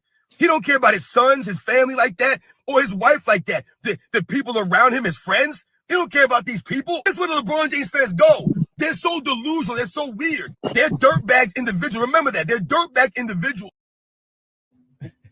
As a Jordan fan, I would never go that far as to try to bash that man's family and shit. That's crazy. Yeah, I've always said keep it basketball, and like he's going way too far. They don't do drug tests. That's too much. That's too much. That's too much. Yeah, Ralph, you know here we respect fathers, right? Because you a father yourself. We respect husbands. We respect men that have wives and come home and provide, right? Just like Willie. Willie works hard, goes home and provides for his family, those that support him. They can't relate to that. They can't relate to that because, see, when Michael Jordan's son is out here doing the booger sugar, they have no issues with that. They can relate to that. You're able to do drugs during the day and still function, still do your job. How the fuck else would you do this job? Cocaine and hookers, my friend.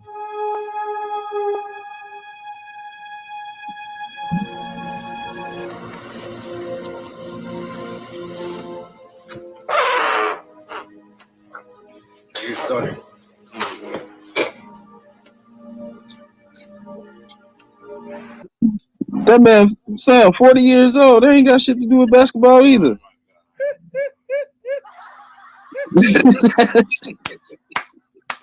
Jesus Christ.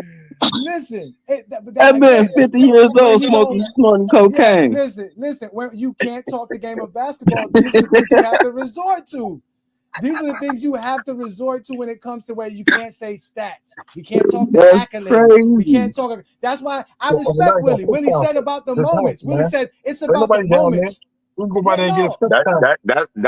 That's not the moment. But it's funny how you brought up Pippen playing one good game in 1988, but you didn't bring up that one good game Boobie Gibson had in 2007 when LeBron shot 27%. Wait a minute. You asked us You to ain't bring bring up up a that. moment.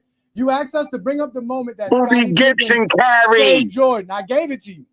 I got other ones too. There's other ones as well. Bring them, and I can bring you 1,000 of them. You want to talk about the finals? You want to talk about the finals game? What are you talking about? Finals game versus what are you talking about? Don't even bring nothing up, bro. Oh my God, you are LeBron. This guy is the best. Boobie Gibson carried them boys. LeBron shot 27%. Game 6 to go to the finals. Hold on. Can I get a? Got it. So what he's doing is he getting real loud. He acting like Sport Ratness, and he's acting like him right now. Hold on, good time, bro. He's hilarious. He's acting like him right now. He's literally acting like him right now. Hold on. See, the thing is this. Don't see you acting like I'm talking basketball. I'm talking basketball, and you talking about me. We see you. You really I'm talking basketball. I'm talking basketball. I'm just making sure. I'm just making I'm sure. talking basketball. I didn't say LeBron's son got caught smoking weed on the internet at 16. I'm talking basketball. You won't allow nobody else to speak, and you just laugh and laugh while others speaking. You have to stop at some point. See, now it's counseling. Talk about the game. You ain't my psychiatrist. Now it's counseling. Talk about what I said, bro. I talk basketball. Will you talk narratives, dog? That's a your feelings. Without your feelings. Let's do this. No, let's do this, Willie. Since you want to rep so much. So how come when we did our criteria, Michael Jordan did not end up being better than, forget LeBron, he wasn't better than Kareem and Wilt. How is Jordan better than Kareem and Wilt? Kareem and Wilt? Yeah, Kareem and Wilt. Because when we did our you know what? To be honest with you, stats wise, I don't think Michael Jordan is better than Kareem and Wilt. I only think Michael Jordan is better than them as far as legacy and his impact and what he did for the game. But as far as numbers, because they are centers, it's funny how y'all compare centers to guards. It's funny how y'all just act like a center don't shoot a higher percentage than a guard. But y'all, that's y'all show and it's y'all criteria. That's the weirdest thing I ever heard. I compare guards to guards, forwards to forwards, centers to centers, power forwards to power forwards. That's my criteria. So when you want to everybody. All right, no. So let's do this. So who's your greatest point guard? Since you said that, let's start there. Who's your favorite, best point guard? Who's that? Magic Johnson. Okay, and Michael Jordan's your greatest shooting guard. So who's your greatest small forward? LeBron James. Okay, and who's your greatest power forward? That's hard. That's one of the hard ones. That's not a you only saying Duncan because of the accolades, because Malone busts his ass through stats. So I don't want to hear that. And winning that's is a hard one. Hold on. We didn't win with his stats, bro. Let me get this. Duncan and stats? Hold on. Carmelo has better stats than Duncan? So wait, Malone did knock out more under the Carmelo was number 2 scoring all time at some point. When you look at both careers with Duncan and Malone, like you look at Duncan with his winning aspect, the MVPs, yes, the all NBA's all defensive, and on top of that, not missing the playoffs in the whole 19-year career, and then the first 10 years of his career. When you look at, he's top 5 at MVP, and I believe 9 of the 10 years. And then on top of that, he's top 5 at MVP and DPOY within those years as well. You can't, Carmelo, you can say he was top 5 and MVP a lot of those years, but not MVP and DPOY in the certain years. And then when you look at, he has, I believe he's second in all defensive win shares all time, I believe. And like the defensive metrics, it's not even a close comparison. Ralph, also you're forgetting the fact that Malone was like #1 in knocking up like 13-year-old girls like during that period. So that's scandalous. Undefeated. Well, when we did our criteria, Tim Duncan did score higher than Karl Malone. Tim Duncan was 6th all-time on our list. So again, we did do Karl Malone as well. Karl Malone ended up being 14th on our list. So you can see Karl Malone scored 38.45, and obviously you can see Tim Duncan scored 47.02. So and again, the things that's holding Karl Malone back is the fact that he doesn't have championships. We obviously know Tim Duncan has 5 championships, so that kind of changes the meter there, which I find funny that Willie wants to try to put Karl Malone in front of Tim Duncan with the idea of winning and moments and. Because what Karl Malone moment do we have? I'm listening, Rel. Go ahead. Hey, but with the numbers, Karl Malone and John Stockton would be the best point guard and power forward. Hey, so those numbers don't count. Bro, you don't get to say shit. You asked. You got. Hey, I can say whatever I feel like saying, sir. You can't tell me nothing. I'm a 45-year-old man, son. Hey, I'm a 45-year-old man, son. Bro, you were embarrassed. I'm sorry. You can do whatever you want to do. Talk to yourself. I don't need to talk to you. Go talk to your wife. Go talk to your dog. Stop talking to me. And I can talk when I feel like it. I can talk when I feel like talking. As long as he allows me on the panel. And yeah, but you are not going to disrespect our panelists. Travis is part of our panelists.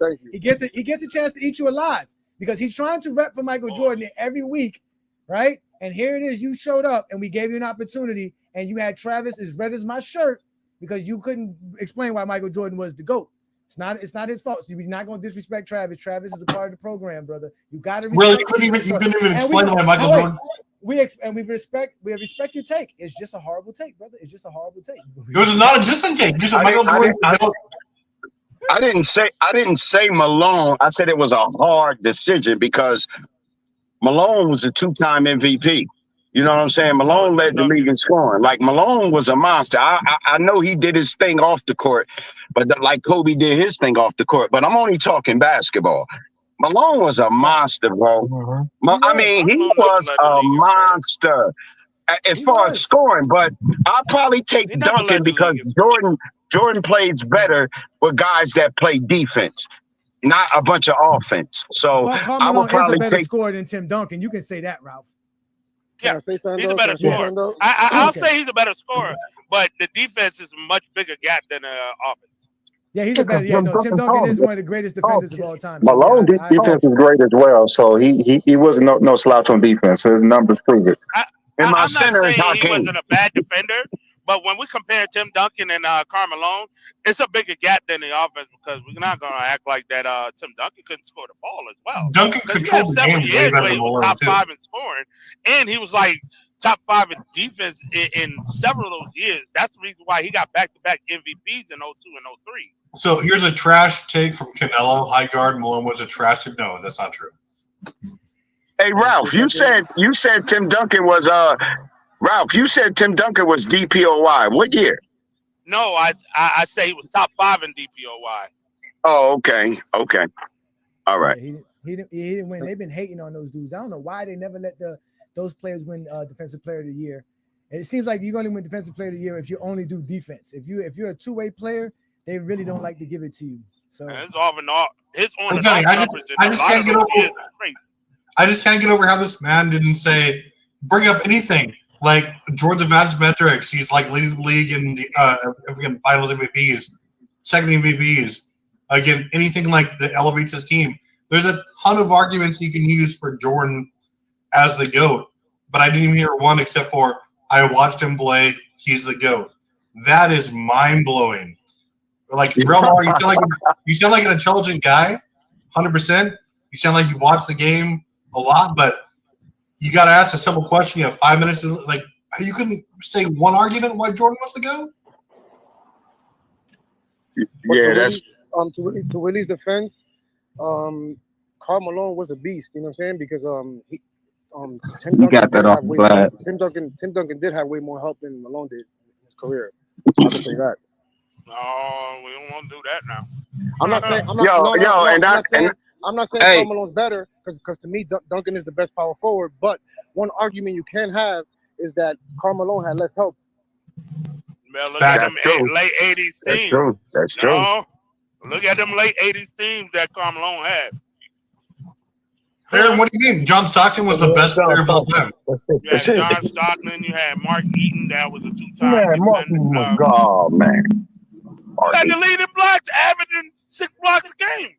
Okay, Booty. Okay, Gobert. This is the only thing I really love about Jordan is that Jordan really won only with really defensive players. He didn't win with a bunch of scoring. Like his teammates didn't wow you with scoring. He had Jordan won with defensive players. He didn't need a Joker dropping 26 or 41 or this and he is scored. Let me ask you a question. In the 90s, was there a team that had multiple top scorers that won a championship? When? What are you talking about? I'm asking in the 90s, was there any teams that won a championship with multiple with great scores? Like, let's say well, only the Bulls really won in the 90s. Houston, 95.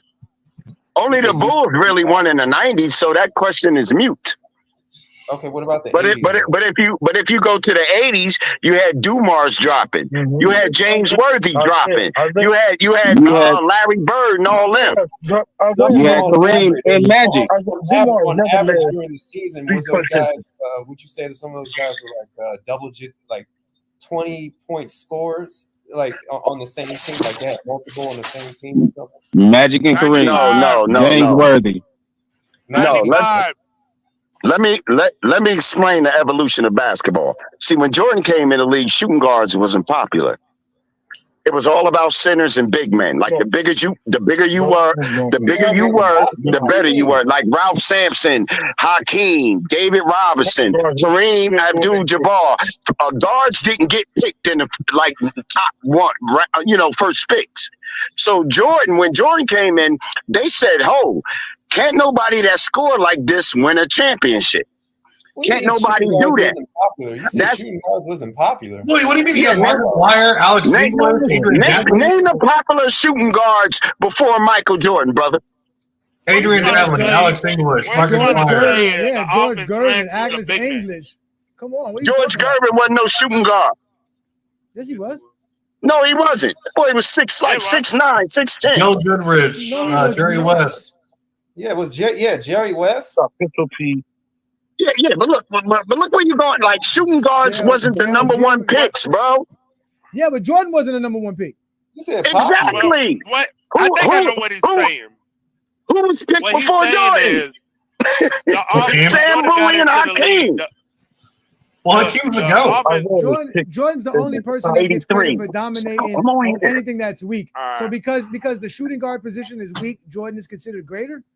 No, the shooting guard position was not the main thing that the NBA was looking at. I mean, Shaq was the number one pick in '92. I know, and you would have never won if they don't change the rules to help Jordan. I mean, what he's saying. I see what he's trying to say. He's trying to say when Jordan got into the league, the offense was ran through the big man. That was the consensus. And he's trying to say to where Jordan really did switch that around once he started really winning and everything. Is that correct? That's why D-Wade and all them coming out. Hold on for a second. It was because of Dr. J. Wait, hold on. Did shooting guards never win? Is that what you're trying to say, Willie? Wait, did shooting guards never win a scoring title? Like did a guard never win a scoring title? No, George Gervin won 4. Well, then that doesn't seem like a good point to say the offense was ran by like centers. If you had guards winning scoring titles. No, he said what I just said. He's trying to say the offense is like when Jordan got into the league, the offense was ran through the big man. I mean that is the consensus, but I don't know if that's. I'm trying to see if that's exactly what Willie's trying to say. Exactly. Why do you think Magic got so many assists? Why do you? That's why I don't put a lot of emphasis on assists. People be, if you pass into the score, like how's that? Like you the best player. But second of all, Magic passing the ball to Kareem, Stockton passing the ball to Malone. Like, yo, they was passing the ball to big men. They wasn't giving the ball to Jordan in the 80s. That's why Isaiah wasn't leading the league in scoring. Like, it was a big man's league. And then Jordan started flying and doing all this dumb shit. And then it became, yo, let's draft Penny Hardaway. Oh, let's draft Kobe Bryant or T-Mac or D-Wade. Or it went into a guard or Steph Curry. Iverson. Guards started running the league after Jordan and Reggie Miller and all them boys. So that proves our point that Jordan had no competition at the shooting guard position. Then Isaiah Thomas started. He didn't have competition. No, I'm saying, but Bernard King was a small forward, but Alex English was a 2 guard. He was a serious scorer. So was what's his name? Like I said, Gordon, Dantley, all those guys. Jordan changed the narrative of you couldn't win with a shooting guard that can lead the league in scoring. He did change that. Say that, but Mark Aguirre. First of all, let's let Ishmael get his take. Go ahead, Ishmael, and then we're gonna let Kane Marco get his taken. Kane Marco. Good. Yeah, you guys have. I would say like you guys have an interesting criteria. I just disagree with using advanced metrics though and per game averages. I just don't think you can shake all your head all you want, Travis, but here's the thing though. Totals don't change the criteria. Advanced metrics change how they see fit, and so it just doesn't make any sense. Where like who the heck wants to say I'm going to be the highest VORP of all time? Like how do you make that a goal? You can't make a goal of VORP because it's decided on statisticians. Like some of these advanced metrics to me, it's just like you need to take a college algebra class, to In other understand words, it. you don't understand it. Yeah, just say you don't know basketball. Some of them are important. Some of them are important, showing how impactful you are to your teammates. I got you. I mean, some of them all are of them. useful. Wait a minute, but all of them are predicated off of your totals. And then and then some of them is just like some of them are like they're just so difficult to understand. Like there's so many that are adjusted with different formulas based on box plus minus or whatever. You know what I mean? It's just ridiculous. You need to take a college algebra class see if you can understand it. And they're gonna change. They're gonna say, well, this is this and this is for whatever narrative they're gonna. So it's ridiculous. No, it's funny that you say that, Ishmael, because you know the anti LeBron guys love using the advanced metrics while disrespecting the way people view analytics in basketball. So the same people who created the advanced metrics, which are the analytic guys, are the guys that they hate, but they use those guys' metrics to help them with their argument. That's funny. I think some of them are useful. Well, I for use like, everything. I think some of them are useful for like a single season. You know, like to measure the impact of a player. But like for career, it just like to say career is different because it's like with per game averages, circumstances change with players, and especially the longer you play, it's the harder to maintain a career average. Or sometimes people have a great rate of production, and then it dips the longer they play, or it's hard to maintain it. It's like I remember I asked a guy in the comment section, it was Bobby or something like that. He didn't answer me. I said because I use player A. Player A played 1,300 games, scored 27 points per game. Right, I mean, 25 points per game, and then player B played 900 games and scored 25 points per game. Who's better? You can't like who do you say who's better? Well, you see from that. You see the gap. I mean, the gap in the games is much wider than the per game the example that you gave. So I wouldn't. You have to decipher that. Well, you can't. So you can't really say because and player A was Kobe Bryant. And the second player I believe was Jerry West. So it's like, and then the fact that Jerry West is ranked higher all time in per game averages, but per game averages is an estimate value based on the games that you played and from the production. And so that's why you have to decide on a time played. You can't just be like, no, that's subjective. No, thank you. Like you can't do that. Like Travis, in next 5 years, what in next 5 years? What if the average NBA career is 10 years? Are we gonna say like, oh, now we got to do 15? It would double in the next 5 years. Look, man, no, man. That's why I'm sticking with totals, because the purpose of totals is to go based off production. Despite the games you play, it doesn't matter because it goes based off a ranking. If you continue to score, your ranking goes up. If you continue to rebound, your ranking goes up. With per game averages, you continue to play, your averages can go down. So that makes it very difficult. You can't go like averages are good to me in single season, but you that's can't. Why you don't use either. That's why you gotta count. You gotta count everything. You just can't count one specific thing. How do you count that? You can't even tell me who's better. You can't tell me who's better. You can't tell me who's better between Kobe and Jerry West. That's what I got to do between both, because Jerry West don't have 33,000 points. Kobe Bryant does. That's the total. Exactly. We got to do both. So we got to do both. Let's let Kane or Marco get his take, and he's been very patient. What you got for us for today's topic, sir? What's good, fellas, man? Appreciate y'all having me on. To kind of explain what y'all was just talking about with the stats and all that. To me, when we get down to the top 10, 15 players of all time, all of those players average some variation of between 20 to 30 points, 5 to 10 rebounds, 5 to 10 assists, 1 to 2 steals, 1 to 2 blocks. So let's throw that out. We don't give a damn. At the end of the day, like Hermet would say, you play to win the game. Now, when we look at Jordan, what I called in for is to tell y'all why Jordan is the GOAT. So when you look at Jordan, when he played, he was indisputably the best offensive player in the league. Am I right? Yes. If you go score, he was the best scorer. Yeah, go ahead. And he was also the best defensive player at his position. Now, when we go back to the different eras, and not to mention he also was the most dominant winner and the most clutch player. Now, when we go back to the other eras, and I'm not that old, so I don't go that far back. But just to, what we know, Bill Russell, Wilt Chamberlain. Bill Russell was probably the better defensive player, but Wilt was probably the better offensive player. It was an argument. When you get to the 70s, it wasn't really no one player that dominated the 70s. I guess maybe Kareem and Oscar Robertson. Not even maybe not. Kareem and but really. But the winning, it was straight parity. I think like a different team won every year in the 70s or some shit like that. Yeah, no. I don't know if I can curse now, my bad. You look at the 80s.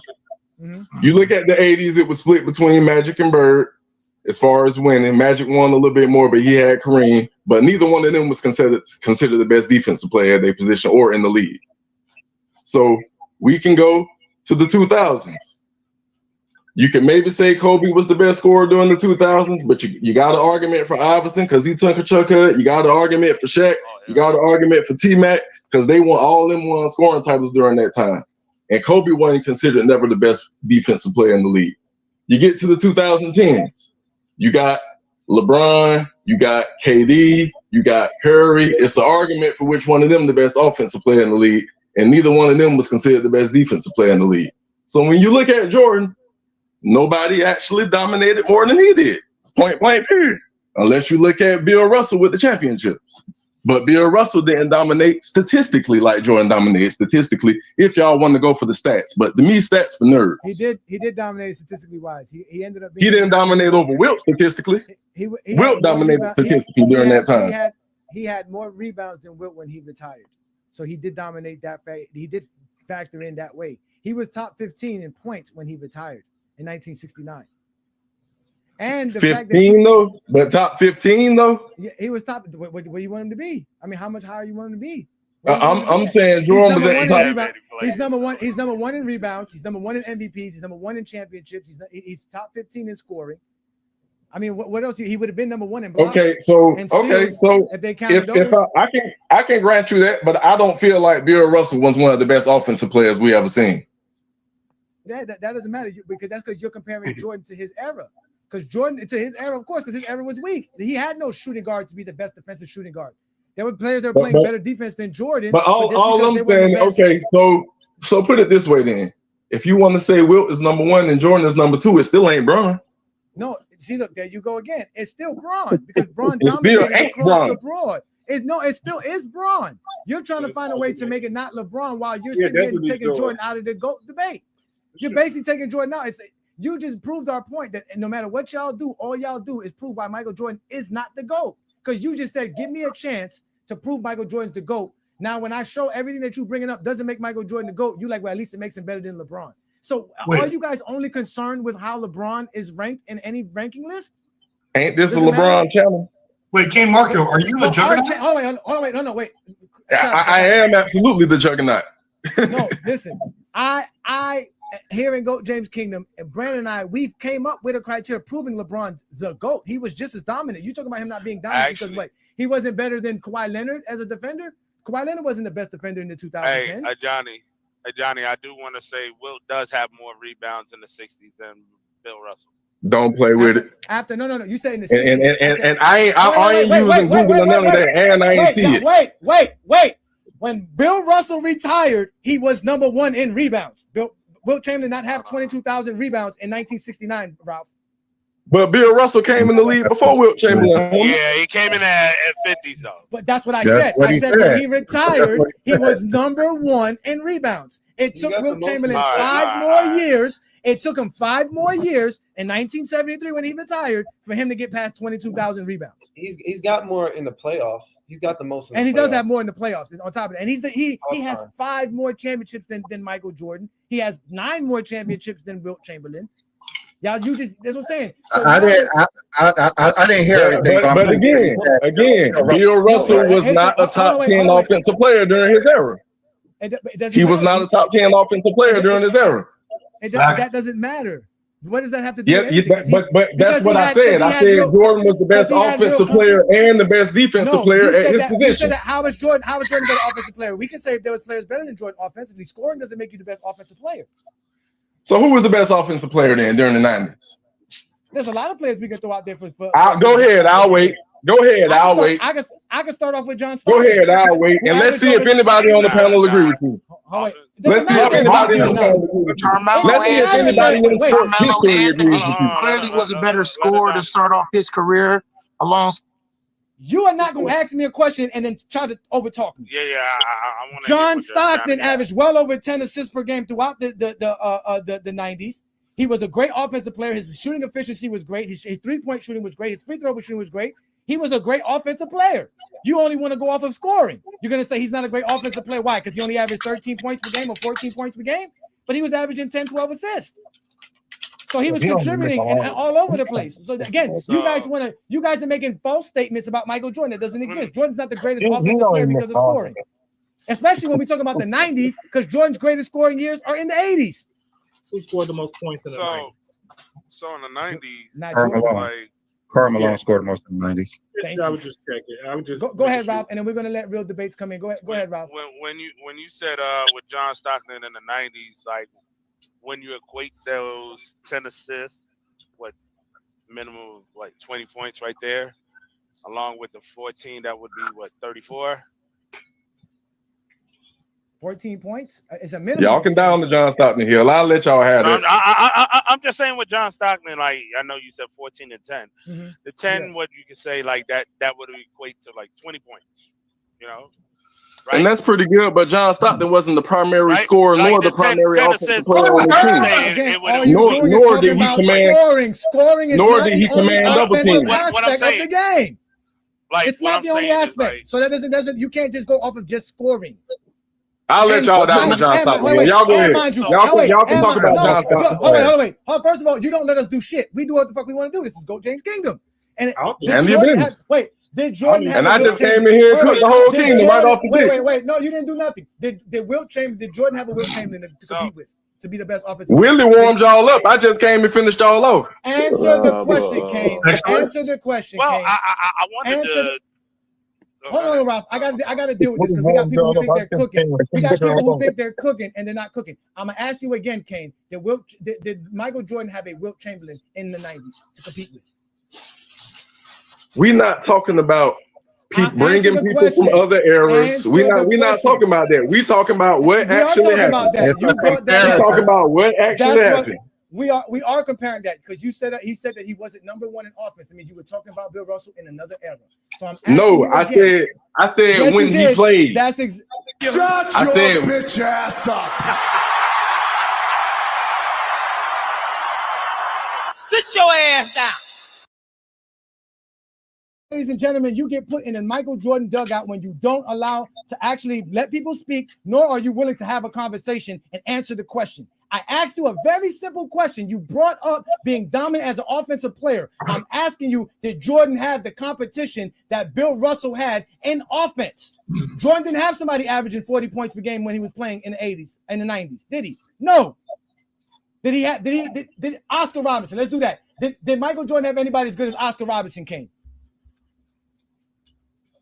You mean on this team or to go against? Offensively, scoring points. Offensively, did he have On the somebody opposite, like on the opposite team? Yes, offensively, did Michael Jordan have somebody as great as Oscar Robinson to compete with on offense in his era? Yeah, Clyde Drexler was pretty comfortable. Clyde Drexler was getting almost 30 a game, bro. Nah, but Dominique Wilkins was the elite. And Dominique, yeah. Dominique signed the same. And Malone was getting almost 30 a game. Dominique was in the 80s. You had several players getting almost 30 a game, bro. Was Clyde Drexler averaging 27 points per game throughout the 90s? Not throughout the 90s. Now you just want Okay. Okay. Oscar Robinson was averaging that throughout the 60s. Was there any player in the 90s that was as good as Jerry West offensive-wise scoring? Yes. Light work, guys. Come on. Kane, answer the question, Kane. You're in the dugout. I'm sorry. I thought you were posing that to the panel. What was the question? No, you're the one in the dugout. You're the one in the dugout. Yeah, I thought you put me in timeout. I was chilling, bro. I'm asking you a question. Is there anybody in Jordan's era, offensively scoring wise, as good as Jerry West? As good as Jerry West, yes. Dominique Wilkins. Dominique Wilkins was averaging 27 points per game, 30 points per game in the 90s? Not throughout the 90s, no. So how was he better? That's what West was doing throughout the 60s. Because the players that you name in their careers started in the early 80s, bro. Clyde Drexler and Dominique careers started in the Michael early Jordan 80s. had no competition then, right? That there's no competition for you to sit here and say he dominated. Okay, so check this out, right? What you're doing is you're trying to make me cross compare errors. I said when he played, You did. my whole no. Wait 1 second, bro. Wait 1 second. I said my point was he dominated his era more than any other player dominated their era. That was my point. That's comparing eras. And I just told you Jordan had the weakest era to dominate. No, he you didn't have to should've worry about a Wilt Chamberlain. He didn't have to worry about a Jerry West. He didn't have to worry about an Oscar Robinson. He didn't have to worry about a Kevin Durant or Kobe Bryant. He had nobody to deal with. Even the guys you guys are mentioning, like a Clyde Drexler and a Dominique Wilkins, were not dominant in the 90s. Hey, Johnny. I would have mentioned Hakeem. I would have mentioned David Robinson. I would have mentioned Johnny. None of those. Wait. Even if you want to, Ralph, none of those guys are as great as scorers as Jerry West, as Oscar Robinson, as Wilt Chamberlain. In that decade, There's a bunch of guys who were more efficient. You have Shaq. Not Wilt. But Jerry West, I think that's a conversation between. Like, Come on, Ralph. You had Shaq. You can say Malone. You can say Hakeem Olajuwon. You can say, I think they are. Malone, you're good. You had said Shaq, Malone, David Robinson. You had like Adrian Dantley, Alex English. Say that because they all these didn't people play in the 90s. You're naming people that did not play in the 90s. Stop it. The 90s was fucking horrible. We're done with the 90s. That shit is over with. Stop it. The fucking 90s suck. Jordan could dominate a horrible era all the fuck he wants to. Don't make him the GOAT. That's a weak era. He don't have a Kevin Durant. He don't got a Stephen Curry. He don't got none of this shit. He's over here dominating with Scottie Pippen. That's how he's winning. Those are the facts. Johnny, you're knocking Jordan for playing in his era. You're knocking Jordan. You're knocking Jordan. I'm knocking You're knocking Jordan for dominating his era. No, you're using his era that dominates to make him better when you don't have nothing else. That doesn't make him better. Because if hold on. So your era Basketball is your peers. That means your age group. That means the people that's 5 years older, 5 years younger. Your age group, right? LeBron is playing with his age, KD. What? Drafted 2007.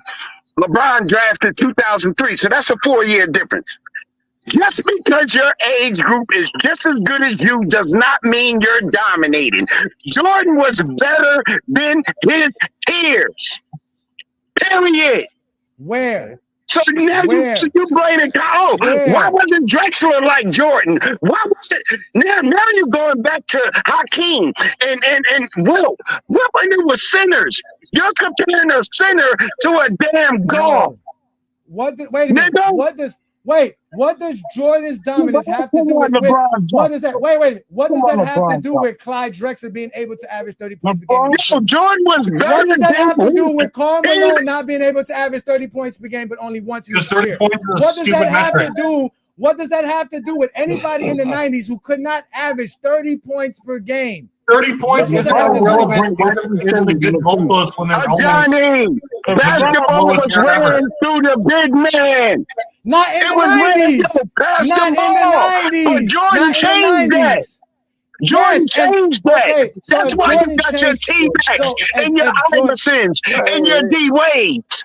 Jordan changed that.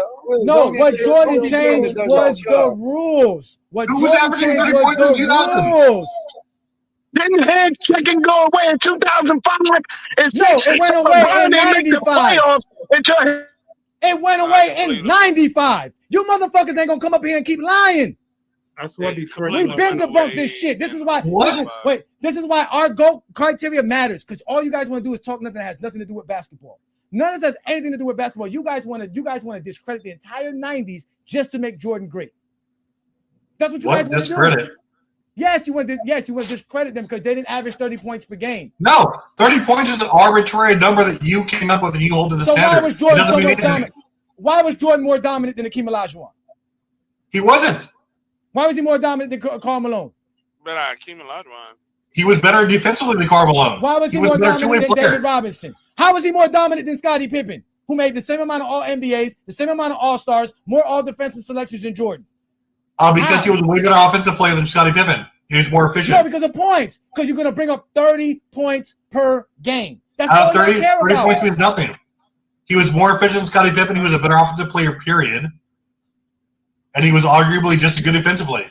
Look, Willie's just ranting. Look at Yeah, he won't stop. And that was my point earlier. He won't stop. Let's get real debates. Points per game measurement is only have to do with errors.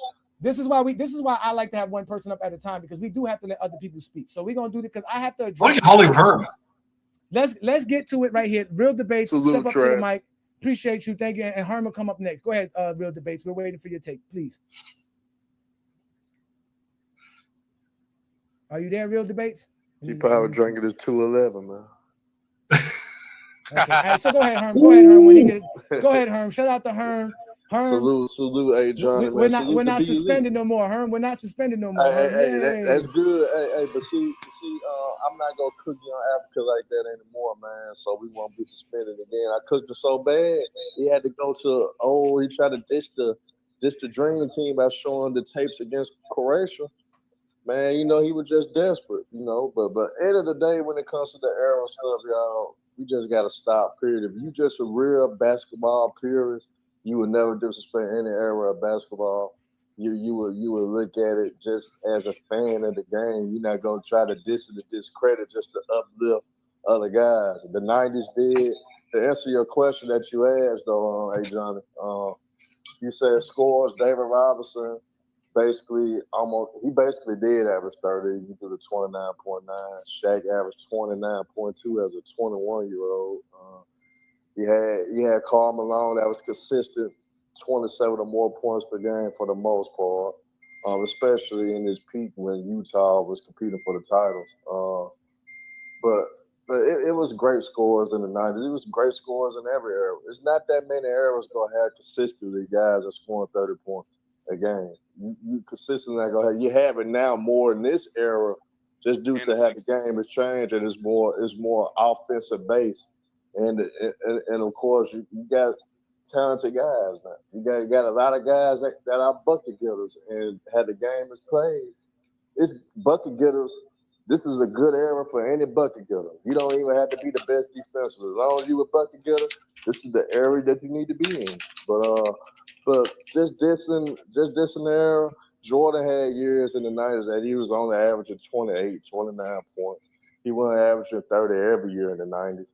And at the end of the day, he still was winning scoring titles. His averaging 28. So, end of the day, we don't have to diss any era, man. That's why I really want us not to do, John.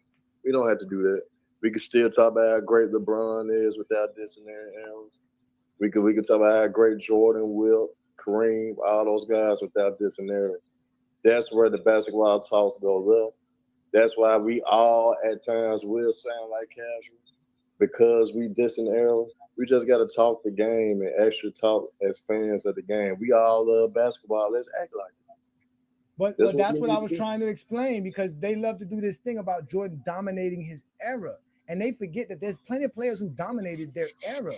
Magic dominated his era. There's a lot of people who dominated their era. Sure, if we want to, we brought up Kareem. Because there was no Dr. J, he dominated the NBA for 5-6 years. But he was winning MVPs. But he won 4 MVPs between 1971 and 1976, right? So it's like, there's plenty of players who were dominant. None of that makes Michael Jordan the GOAT. That's what they fail to realize. Like Jordan didn't have no competition. I sat here and did a whole criteria. You saw it yesterday for the greatest teams of all times and the teams that won the most games. There wasn't even teams in the 90s that could win 65 games. While in every other era, there was multiple teams who can do it. The 90s was a very lot of special 64 era. win teams, though. You know, Bro, you capping too, man. Yeah. You capping, bro. Orlando Magic won. Jordan faced most 60-win teams than everybody, bro. Yeah, I said there wasn't no teams that couldn't win 65 games. You guys have to listen. If 60 wins means so much, if you got 65 wins, what does it matter if you're playing a 60-win team? Who faced more teams with a better record and beat them with a better record? Michael Jordan or LeBron, Kane? Kobe Bryant. You tell me. That is true about Kobe. LeBron James. Kobe beat the best competition. LeBron beat teams with a higher record and a higher seed than him than Jordan did, by far. But LeBron got upset way more times than anybody else too. Upset meaning by what? Upset meaning he was the number one seed and lost. That only happened once when he was the number one seed and lost. Twice. What second time? 09 and 2010. Appreciate that, y'all. Yeah, 09, he was the number one seed in the East. They did have the number one seed in 2010 as well. You're right. They just won less games. So those are 2 times that he won that. So we're going to hold LeBron accountable for not being able to win the championship because he won 60-something games. But you're going to praise the team that Jordan played that didn't win the championship for winning 60 games? So the bottom line is this. When Jordan had the championship caliber team, he didn't lose. When LeBron had championship caliber teams, he still got his ass whooped. What teams were that? All his teams that were either the number one seed or made the finals. So all you got to do is Which teams was that? Which teams was that? No, which teams was that? Which teams was that? 09 and 10. Those are only 2 teams. Yeah, I was gonna say that. I said all his teams that he played on that were either the number one seed or made the finals. So that's about 12 different. That's about 12 different teams, right? So making the finals makes you and favorite? so no, that makes you a championship caliber team. If you have a championship caliber team, you should make the finals. So that only happened 6 times with Jordan. Exactly. So So Jordan you said that only happened 6 times with Jordan. So LeBron had more championship teams than Jordan. He had more. He was on more championship caliber teams than Jordan. Yes. Yeah, because he got to the finals. And he still won less and lost more. What does that have to do with anything, though? That means nothing. Winning more doesn't mean nothing. Jordan didn't win more. He didn't win the most. How he didn't win the most? He won more, but not the most. 6 is not the most championship wins, my friend. We talking about Jordan and LeBron, right? Ain't this a LeBron channel? We're talking it seems like there's a lot of goalposts moving on this channel. I thought the goalpost was wrong. Kane, the greatest players of all time. We count everybody. It's not Michael Jordan versus LeBron. You can't make Michael Jordan better than anybody else. How is he even better than LeBron? My bad. I thought it said Goat James Kingdom on your page or something. That means he's better than everybody, not just Jordan. He's better than everybody, not just Jordan. This is not But you ain't proved one point about him being better than Jordan.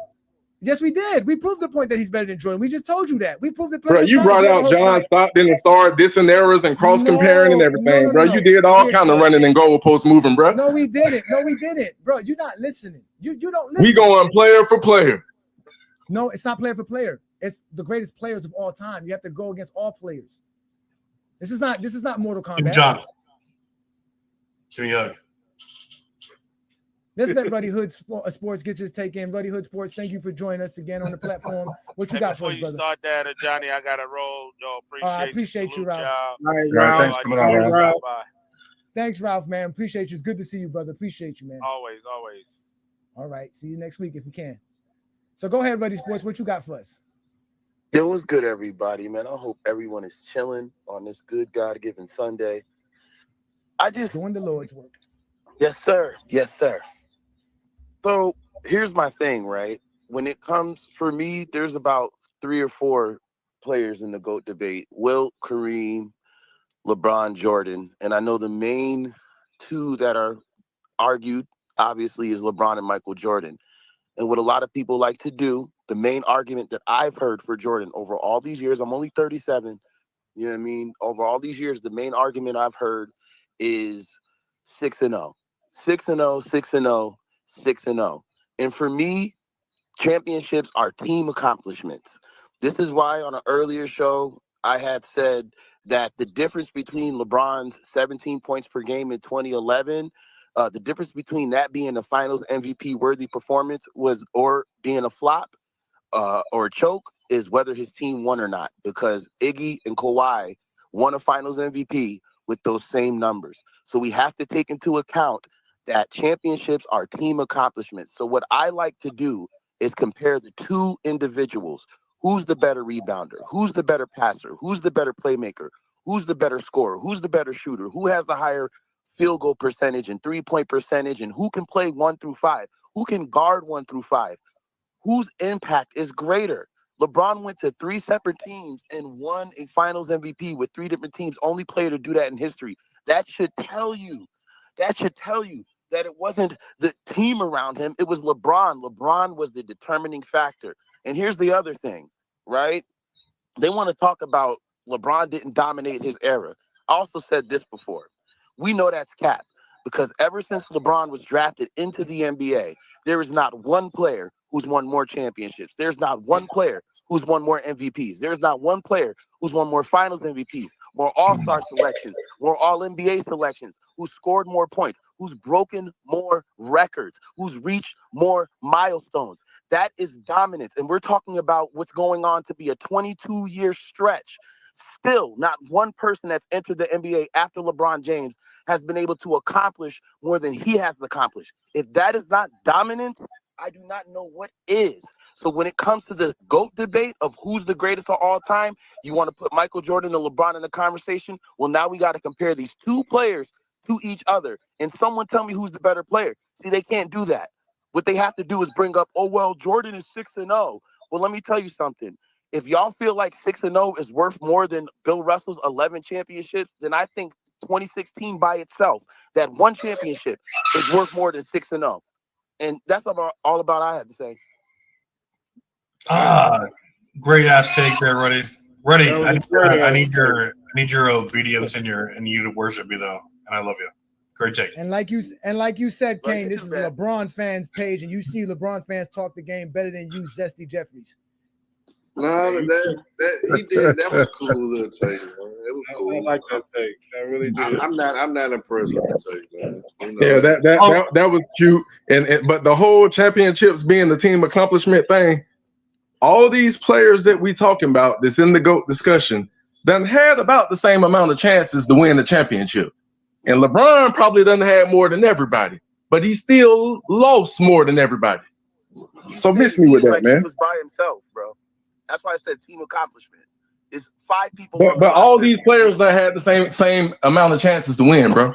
I'm gonna tell you. And he happened to come up more than everybody else. All right. Because you I keep can talking see if about I can see if all the other players had way more chances than him to win the championship. That would be different. I mean, you trying to act like Michael Jordan is the standard for titles when he's not. So I don't understand this argument. The argument because you didn't listen to what I said the first time. I said not only the championships, I said he was the best offensive player and the best defensive player at his position, along with the championships, along with being clutch. What does his position has to do with anything? We're talking about the greatest players. Who cares about his position? We talk about the greatest players of all time, not the greatest shooting guards of all time.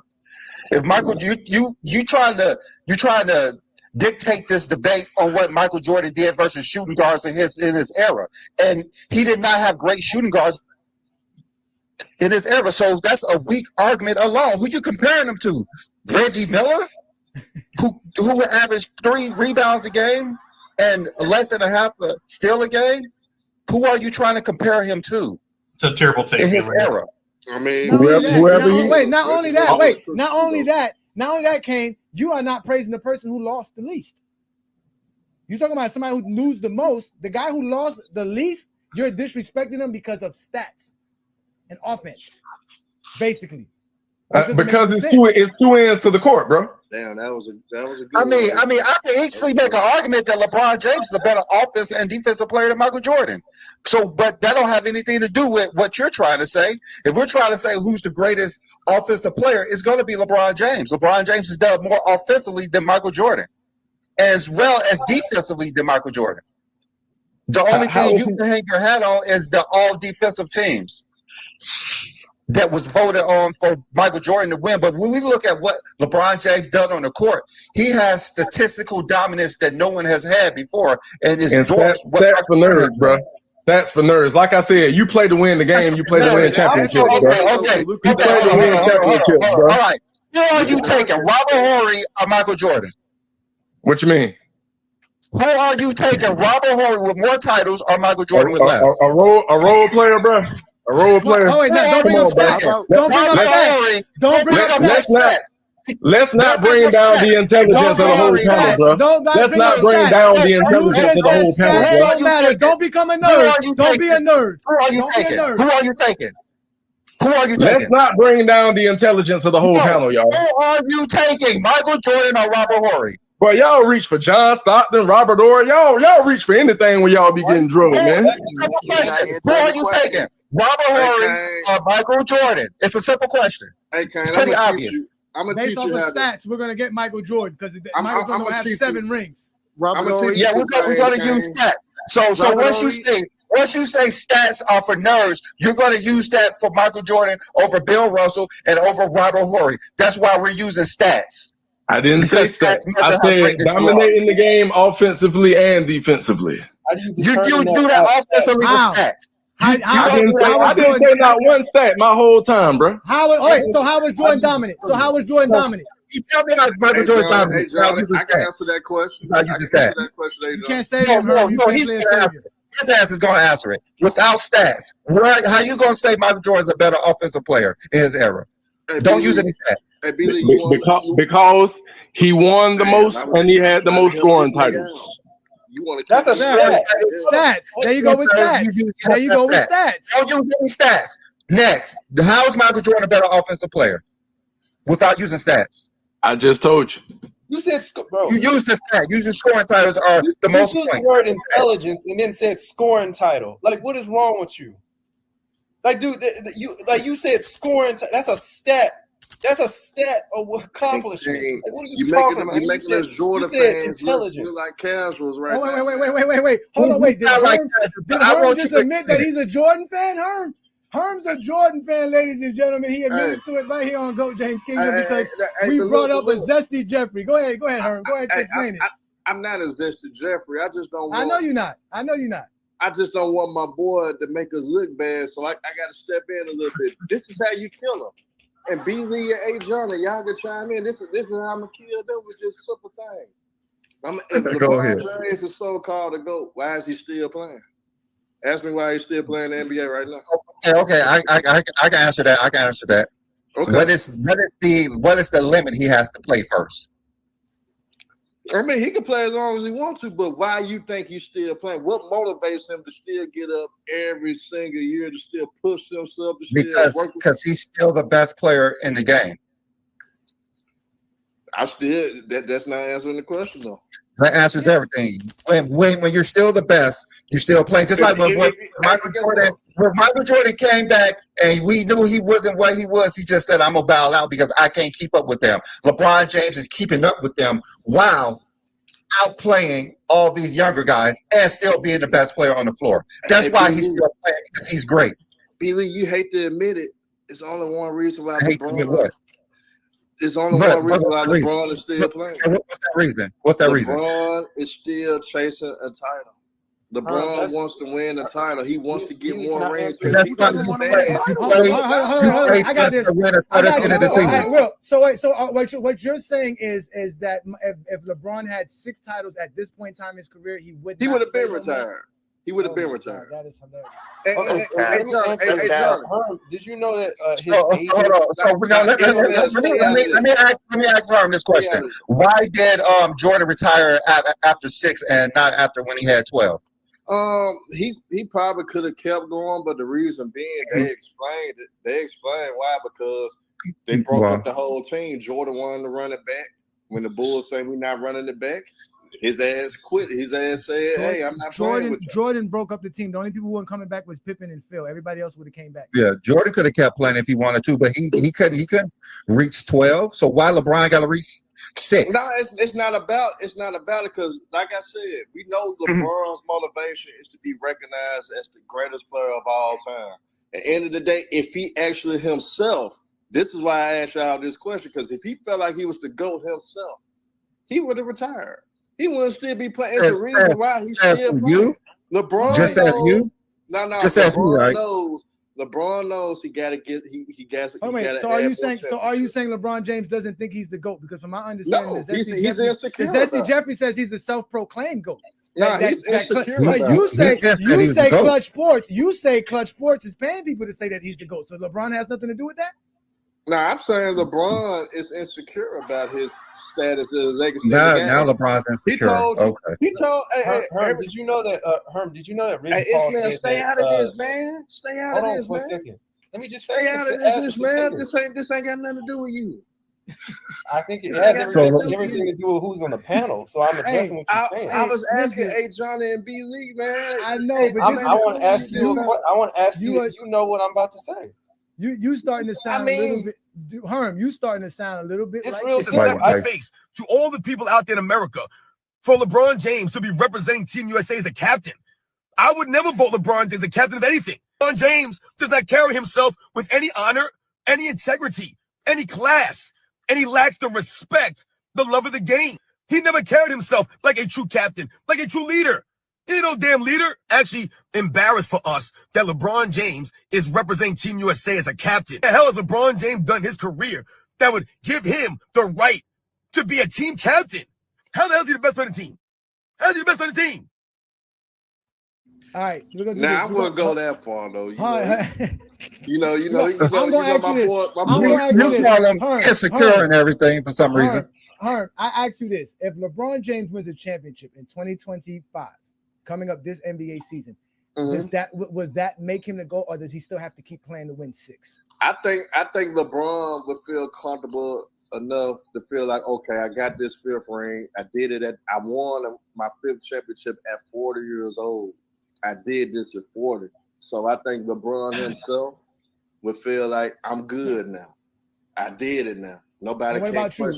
Would you make him the GOAT if he won a championship with his I'm not gonna lie. If he win, I'm gonna tell you. I'm gonna tell you right now. And this is on record. This would be on record. If LeBron James win his 5th title this year with this team that he got right now, they don't make any adjustments, anything, like don't even get a superstar count. He wins with this roster right here. I'll say he's the GOAT. Shots fired. All right, let's let Mingo Jester in, because Mingo Jester just shut up. You got something to say, Brandon? I wanted to ask him a question. No, hold on, because it's gonna go too far. Let's let Mingo Jester come in first, and then you can ask Herm a question. Herm got all day. He's suspended on FYF. Go ahead, Mingo Justin. What's good, brother? What's going on, man? Man? I don't understand what the combo. I don't even understand what the combo done went. I mean, like everybody be everywhere. Like we'll be talking about one specific thing, then y'all start bringing up Robert Horry and all. Man, who the hell? Bro, Horry got 7 championships. Yeah, but bro ain't got nothing else outside of those 7 championships. What else he got outside of those 7 championships? Name some stuff. So more stuff Hold is on. needed Let besides me go and answer this question. So he was saying that stats don't mean anything, only the number of titles. So I asked him, is Robert Horry better than Jordan? Which is obviously no, but he wouldn't answer the question because he didn't want to put his foot in his mouth. So you're going to say Michael Jordan better than Robert Horry because of stats, even though he has more titles, and that's why we say LeBron James is the GOAT, even though other players have more titles. Just as simple as that. Bro, that wasn't my point. When I first started, I said that all the players that we comparing got comparable stats, bro. I had said that way in the beginning. That's why I said you weren't listening. I said that from the very beginning. Nobody got the stats. No, they don't. They don't have so to me, Kane, you had your chance to speak. Let's let Mingo Jester save you, because trust me, Mingo Jester can save you. Go ahead, Mingo. I already cooked y'all, boys. I ain't worried about it. I'm just here to listen, man. How you cook us? You a Kobe guy. You can't cook us if you a Kobe guy. Oh, wait, I had you pulling out John Stockton, bro. Wait. There's too many people talking. I thought Mingo Jester said that. I'm sorry, Mingo Jester. You didn't say that. Go ahead. I did say that. I'm a Kobe guy too. No. You said you cooked us. When did you cook us? I didn't say that. Oh, that's what I'm saying. You didn't say that. Kane said that. I thought that was you who said that. That's what I'm saying. But I apologize. Go ahead, brother. Go ahead. I know you're a Kobe guy. Go ahead, brother. Yeah, but what I'm saying is, man, you can't just be bringing up just random role players trying to put them in these conversations because they got more titles. Robert Horry just was in the right situation at the right time. That's why he got 7 titles. He wasn't the leader of none of those teams. That's why you can't put him in these conversations. But anyway, stats matter. I mean, that does matter, but so does accolades and all that other stuff too, right? NBA history, though, with that point. I mean, everything does matter. You have to get accolades with stats. But that's why but Mingo Jester, that's why we created criteria that included everything. And then when we did that, Michael Jordan wasn't the GOAT. It was LeBron. Nah, bro. Wait a minute. How did y'all do that? How did y'all come up with this? All right, so we're gonna let Brandon explain it again. Brandon, if you don't mind explaining, or you want me to explain it, because I know you got the grasp. You could go and explain. I gotta get this little girl quiet. Okay, all right. So let's go ahead and do this right quick. Let me bring this up here. So we did this based off of these simple criteria. All right, we did off the regular season. So you see, we did by a player's point per game average. We measured everybody's points per game to Michael Jordan's 30.1. Would you agree 30.1 is the greatest accomplishment in points per game, Mingo Jester? Yeah. Okay. Magic Johnson's 11.2 assists per game. Is that the greatest accomplishment when it comes to assists per game for careers? Yeah. Right? We go down the line. We go to totals. We got the totals as well. LeBron James is 40,000 points. Would you consider that the greatest when we're talking about totals, correct? Yeah. Right?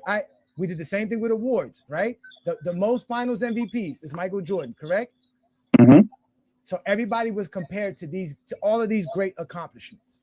So as an example, LeBron James has 4 finals MVPs. Michael Jordan has 6. So LeBron James is 66% of Jordan's greatness when it comes to finals MVPs. Do you understand? Yeah.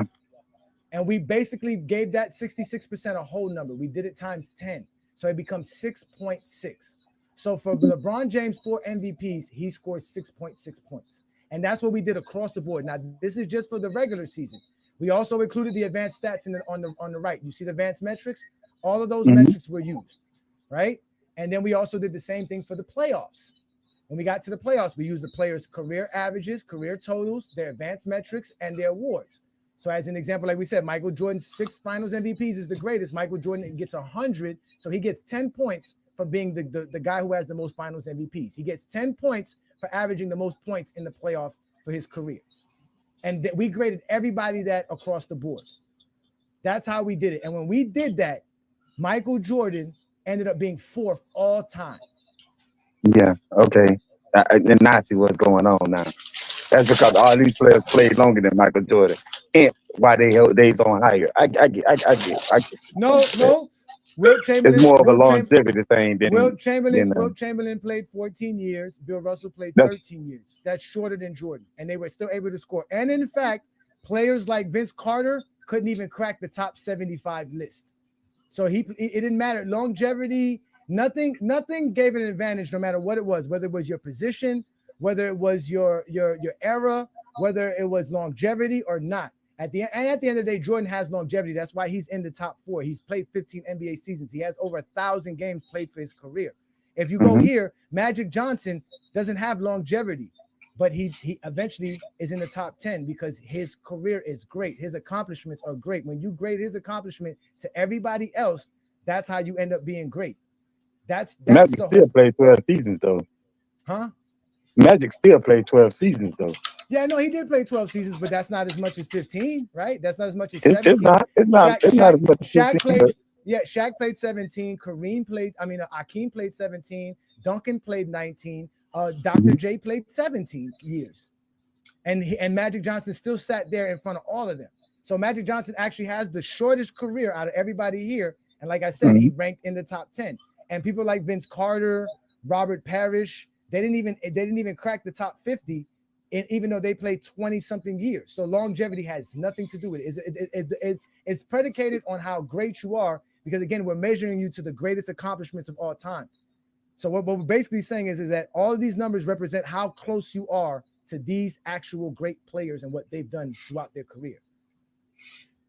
That is our criteria. That's why it's the most comprehensive criteria, because it includes everything, and it's the most objective because it doesn't give anything an advantage, no matter the era, the position, whatever it is, longevity, not longevity, short career, long career. It measures you to the greatest accomplishments of all time, and that's why we have the greatest criteria ever. And it's just the facts, right? No accolades or nothing else, right? No, accolades are involved as well. Yeah, we included accolades. You see right there, accolades are right there. You see it says it right there. It says awards. You got all NBA, all defensive selections, all stars, league MVP, defensive player of the year, and seasonal titles like your scoring titles, rebounding titles, steal titles, assist titles. All of that was included. All of that. That's funny. You guys didn't even include player of the month or player of the weeks in this. No, we didn't do that. No, we didn't do that. No, we didn't do that. So that was the formula that we use, and our formula is still the greatest formula. No one could come with a better criteria, especially anybody who wants to put Michael Jordan as the GOAT. I like my criteria better, but your guys's might be better. I like mine, but yours might be better. Yours is garbage. So Mingo Jester, do you have any No, it's not. questions? It's better than yours, Do you have Chuck. any questions about the criteria? Anything that was confusing? Because I know I talk kind of fast. No. I got it. No. Okay. I got it. Okay. You got any questions about any player and where they ranked? Because we can give you I got the list. Yeah, because I was looking for Larry Bird and Kobe in the whole thing. Yeah, Larry Bird and Kobe just got out of the top 10. Kobe is 11th and Larry Bird is 12th on the list. Okay. That's crazy. Okay. That's how you know What it's do y'all garbage. use for the tiebreaker if 2 players got the same score? See, Travis, in mine, at least I got Kobe. Well, the way we scored it, that's why we used the 100th decimal to help break the tiebreaker, and luckily we did do that because there were no players that actually had the same numbers. Every player of some sort was better by whether it was the 10th decimal or the 100th decimal. So, and to give you a better idea and a better picture, this was Stephen Curry right here. I don't know why they always show the last person, but give me a second here.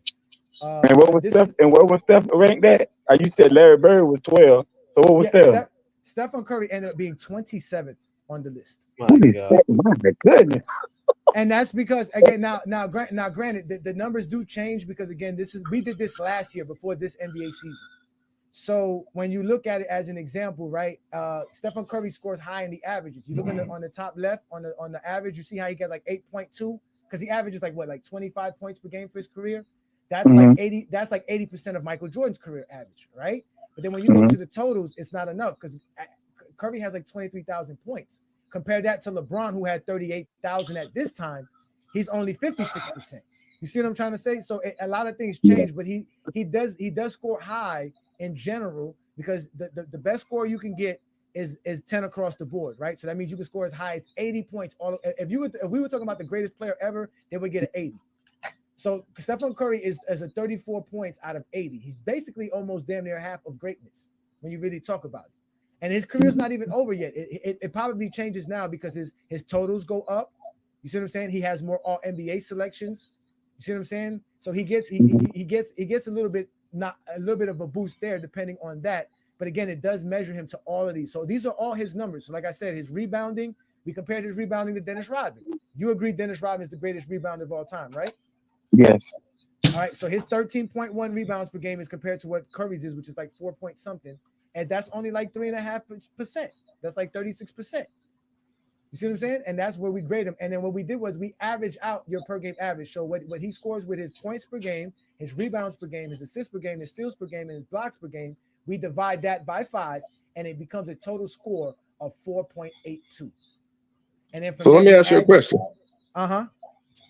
So why are we comparing Curry's rebounding to Rodman's rebounding? That's a great question, because at the end of the day, right, points per game is a neutral thing. It doesn't matter position. You agree with that, correct? Right? It doesn't matter what position you are, you could be a great scorer, correct? So that's a neutral position. Rebounding and blocks more than likely goes to the big man. So the little men do get a disadvantage at that point. But steals and assists are going usually to the smaller guys, and that gives the big men a disadvantage. So at the end, it's still 2-2. So while we're comparing Curry to Rodman's rebounds, we're also comparing Rodman's assists to Curry's assists and Curry's steals. You see what I'm saying? So he may have the advantage on rebounds, but because, like you said, of his position, he's not going to have the advantage on assists or steals because Curry's going to have that as a guard. So that kind of evens out the scale right there. That's why it doesn't really help any other position. And that's why we didn't include field goal percentage, because like you said, field goal percentage is also predicated on your position. And to take the greatest field goal percentage of all time is not fair to someone like a Kobe Bryant or Stephen Curry. You know what I'm saying? They're not shooting like, let's just say, a Shaquille O'Neal who shoots like 58% from the field for his career, some crazy number like that. So to me, and this is very comprehensive and very informative, but to me, this is why I say you can't cross compare errors, because 30 points per game today is not the same as 30 points per game in the 2000s. You see what I'm saying?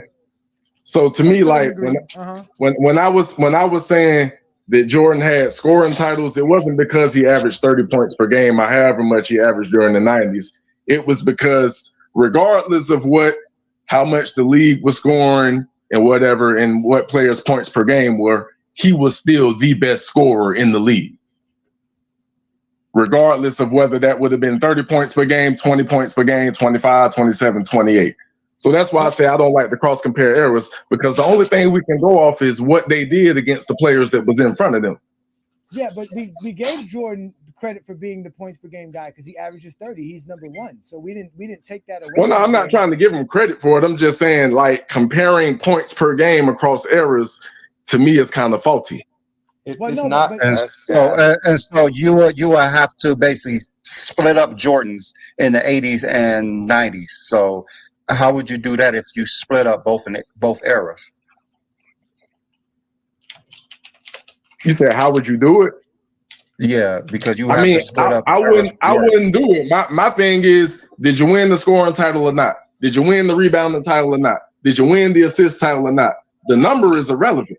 No, but that's my point. But this is the point I'm my trying to bring to example. you. What does Jordan scoring 30 points per game have to do with somebody else who can't do that?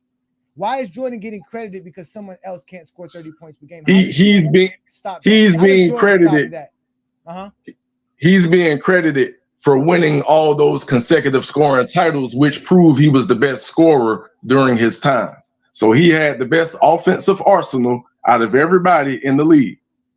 Well, he took more shots than anybody during that span as well. So that's why he was scoring more. He just shot the ball more than anybody. He wasn't more efficient than anyone else. He just took more shots. So again, are you saying we're only gonna measure by who scored the most points in the era? Like that's how you would do it? Who scored the most points? That's not what I'm saying. What I'm saying is using the numbers doesn't necessarily tell you. You can't compare across eras. That's what I'm saying. That's all I'm saying. But you're using numbers. But you're using numbers to show how dominant Jordan was. So that doesn't make sense. That's why I was gonna get at Go Giants, Kingdom. Like, Karen, if you go use the scoring element as a talking point, bring up something different that nobody really don't know. A lot of people don't know that Jordan in the season scored over 2,500 points 6 seasons. You know what I'm saying? Only him and Wilt have done that more than 5 times. LeBron James, you could have brought up LeBron, never scored 2,500 points in the season. Never did. But LeBron James is the only player. LeBron James is the only player with 15 seasons. No, but LeBron James is the only player with 15 seasons plus averaging 25 points per game. So, like, we could bring up stuff like that as well. Like, you see what I'm saying? Like, there's a lot of ways to talk about the scoring because, again, the way the criteria works and ways y'all talking, like, Wilt Chamberlain led the league in most categories by far. Like, by far. He led the league more as far as scoring, right? I know Jordan did it 10 times, but as far as which I was bringing up the 2,500 points per game and all that other stuff, 2,500 points in the season. And then he also led the league in rebounding. He led the league in field goal percentage. He led the league in games played, minutes played. Like, there's so many categories that goes beyond just scoring, but y'all just want to make scoring the most important part. Yeah, we know Jordan was a dominant scorer, but just because Jordan was a dominant scorer doesn't mean that he was the only dominant person. And there's a lot of players like Tim Duncan, Mingo Jester. Are you saying Tim Duncan is not a great player because he never led the league in any category? Or Larry Bird? Because he never led the league in any category ever. I mean, I wouldn't say that. I wouldn't say that. It depends on how you're looking at the numbers. That's what I'm saying, because those are all around players, just like LeBron. Yeah. You're an all around player. You're not gonna lead the league in some category. I think a lot of people just do not understand that. Yes, LeBron only had one scoring title because he's constantly getting assists and passing the ball. He did more than one thing. Like, we want to penalize LeBron for getting rebounds and assists because he's not just scoring. What do you mean penalize him? In fact, he's more of an all-around player. The counter that what y'all saying for is like what A. Johnny brings up, because Jordan just shot more. He still had to make them.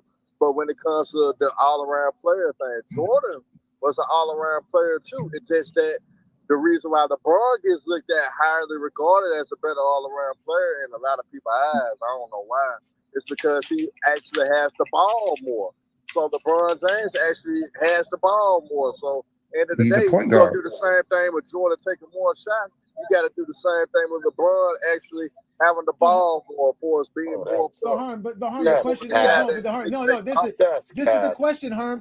So why don't Jordan fans say that about Jordan? Why they only mention his scoring? Why don't they mention how good he was as an all-around player? I mean, a lot of guys really, like I said, they don't really talk from an aspect of being a fan of the game of basketball itself. So not gonna get those type of talking points that we should get, but they're not gonna do that. So that's the biggest issue when it comes to that, honestly. You heard that? Okay, Herm. He called you out, Kane and Mingle Jester, because y'all got to talk basketball. Talk the game, brother. Talk the game. I know you were saying so.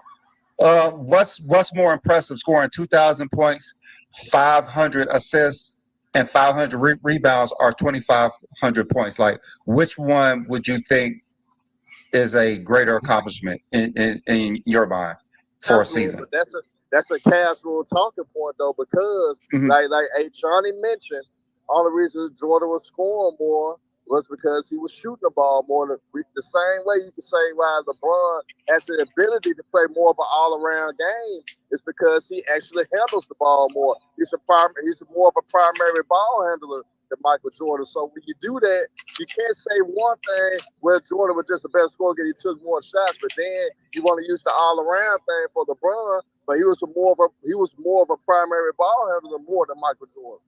So it goes both ways. I think that's a casual talking point, honestly, when you bring that up. It's not a casual talk, it's which one is more impressive talk.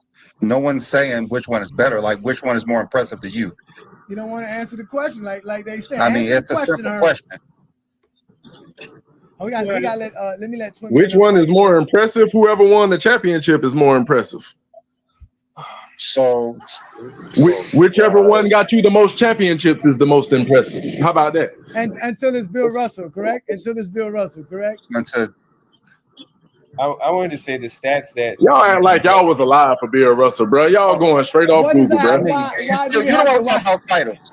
You don't want to talk about titles. Well, I wanted to say the stats that are actually comparable across errors without anything are totals, because it's not it's not based on per game averages for that set season. It's based on the ranking of everybody that's played in NBA history, and they go based off that record. Yes, because it's like, I understand like when people say that you can't compare errors for averages like that because the different level of pace of play and different rules affect that. But I do know totals, you can't compare it like that because it's not based on the rate of production. It's just based on your career, you know. Yeah, listen, so, your total tells you how great you are. Without a fact, it tells you how. I understand that. Yeah.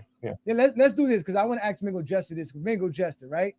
We in our criteria, Jason Kidd ended up being better than these 4 point guards. Would you agree? And it goes down the line. So it's basically Jason Kidd, Westbrook, then Gary Payton, then Tony Parker, then Stephon Marbury. Would you agree with that down the line as in this 5 order ranking with these 5 guys? I do. As far as point guards, right? Okay. Yes, I do. All right, so let's go here. We know Jordan and Kobe were the 2 best shooting guards, right? So after that, we had Dwayne Wade ended up being the next best one, but then it was AI, Gervin, Allen, and then Reggie Miller. Would you agree with this order as far as shooting guards go? I do. I do. Okay. Mm-hmm. All right. How about this one? This one might throw you off a little bit. Scottie Pippen was ranked higher than these 4 small forwards in our rank list. Would you agree with this ranking? I got a hard time with Scottie Pippen and Kawhi Leonard. I got a hard time with it. That's the only 2 I got a problem with, Scottie Pippen and Kawhi Leonard. But so you would put Kawhi Leonard in front of Scottie Pippen, but then Scottie Pippen. It's Kawhi, then Scottie Pippen, then the rest of them. Man, you can't put Kawhi Leonard over nobody. He barely be on the court. I get that, but Kawhi Leonard a hell of a player, though. That's what John said. Shout out to John. I know he had to get up out of here. We've been here for a while. We're about to get up out of here real shortly. We've been having fun. Shout out to everybody again. We are debuting on FYF today for the first time. So shout out to everybody who's showing love to us on FYF. Y'all know we are also on Facebook, Instagram. Well, we just got off Instagram because we went too long, but we're having some fun. Let's keep going, Mingo Justin. Let's keep going. Where Bird at? Bird is before. They already got Bird and LeBron. Okay. Yeah, remember Bird was random. Bird was 11. Scottie Pippen was 22nd. So Scottie Pippen ended up being 22nd all time.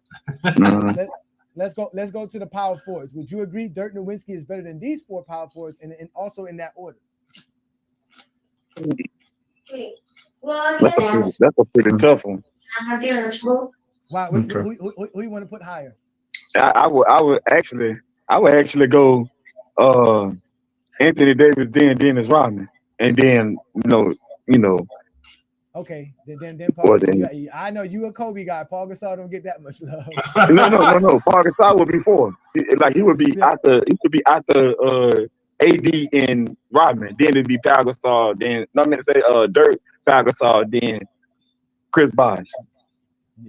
Yeah, I mean, the funny thing is about when you really look at Rodman's numbers, even the advanced metrics, man, Rodman didn't really do nothing but just rebound, to be honest with you. That's all that man ever did. He had some good defense. Where Barkley? Rebound. He got 2 defensive player of the years, 5 titles, so his career is pretty great. Good defense. Barkley was ranked in front of Dirk Nowitzki. Barkley was ranked at 26. Dirk Nowitzki was 30th. So AD carried LeBron to a title. Was better than Dirk Nowitzki. So let's go. Let's finish it with the centers. And these were the centers. So we had these are the centers. Would you agree with this ranking? With Akeem being obviously better than Rodman? I mean, than Robinson and then Moses, then Howard, then I actually agree with that. I'm with that one. Yeah, good with that one. So so with Mingo Jester, who's highly critical of what we do here in GOAT James Kingdom, he went on ahead and agreed with our criteria and basically said, "Hey, this criteria is not that bad. I appreciate it. Ain't that bad, actually." Yeah, and again, it works. It works across the board as well. It works across the board because I did my own criteria, but I removed the advanced metrics, right? And I added some stuff, and this is my top 10 here, right? This is my top 10 there. list here. Kobe's not in the top 10. No. Neither is Larry Bird, but okay. Yeah. Irving out of there. And then I also did it to do defenders, and like you said, this one I was able to separate players by their positions. So I did perimeter to interior, and I compared them the same way by defensive metrics by using like defensive rebounds, steals, blocks, defensive win shares, defensive block plus minus, and this is ended up being my top 10 list. So in reality, like Brandon and I have said, we can use this criteria across the board for anything.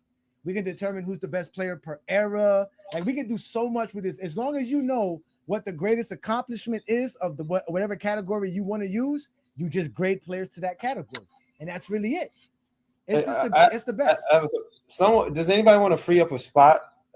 H from the Lord's servant said he wants to join the panel. Yeah. Jump off, man. Oh yeah, that's H for the UK. Wait, who said they can jump That's off H first? for Who the said UK. That was Kane. I'll jump off, man. I appreciate y'all too, man. It was fun, bro. No, Kane, you were the man, son. You do exactly what we expect. You stood 10 toes down. Appreciate you, man. Hopefully we can catch you on another show on another topic, but it was definitely fun. We appreciate you. Man. Yes, sir. Y'all boys keep it real. All right, no doubt. I'm gonna put the link up again for y'all. What happened? Yeah, you put the centers back up. Oh, you want me to put the centers back up? All right, hold on. Y'all crazy, man. Kobe Bryant top 10, man. Get out of here, man. Not. Stop it. Nah, bro. He's got some of the greatest. He's got some of the greatest production of any player in career in history. Bro, he's top 10, bro. I'll never disrespect the Mamba like that. I would have to move Dwight Howard up. I'm sorry. I think he should go in front of David Robinson. Fuck no. That's incredible. You tapping I right see. Insane. That's insane right there. I'm trolling. I just had to get y'all going. I'm sorry.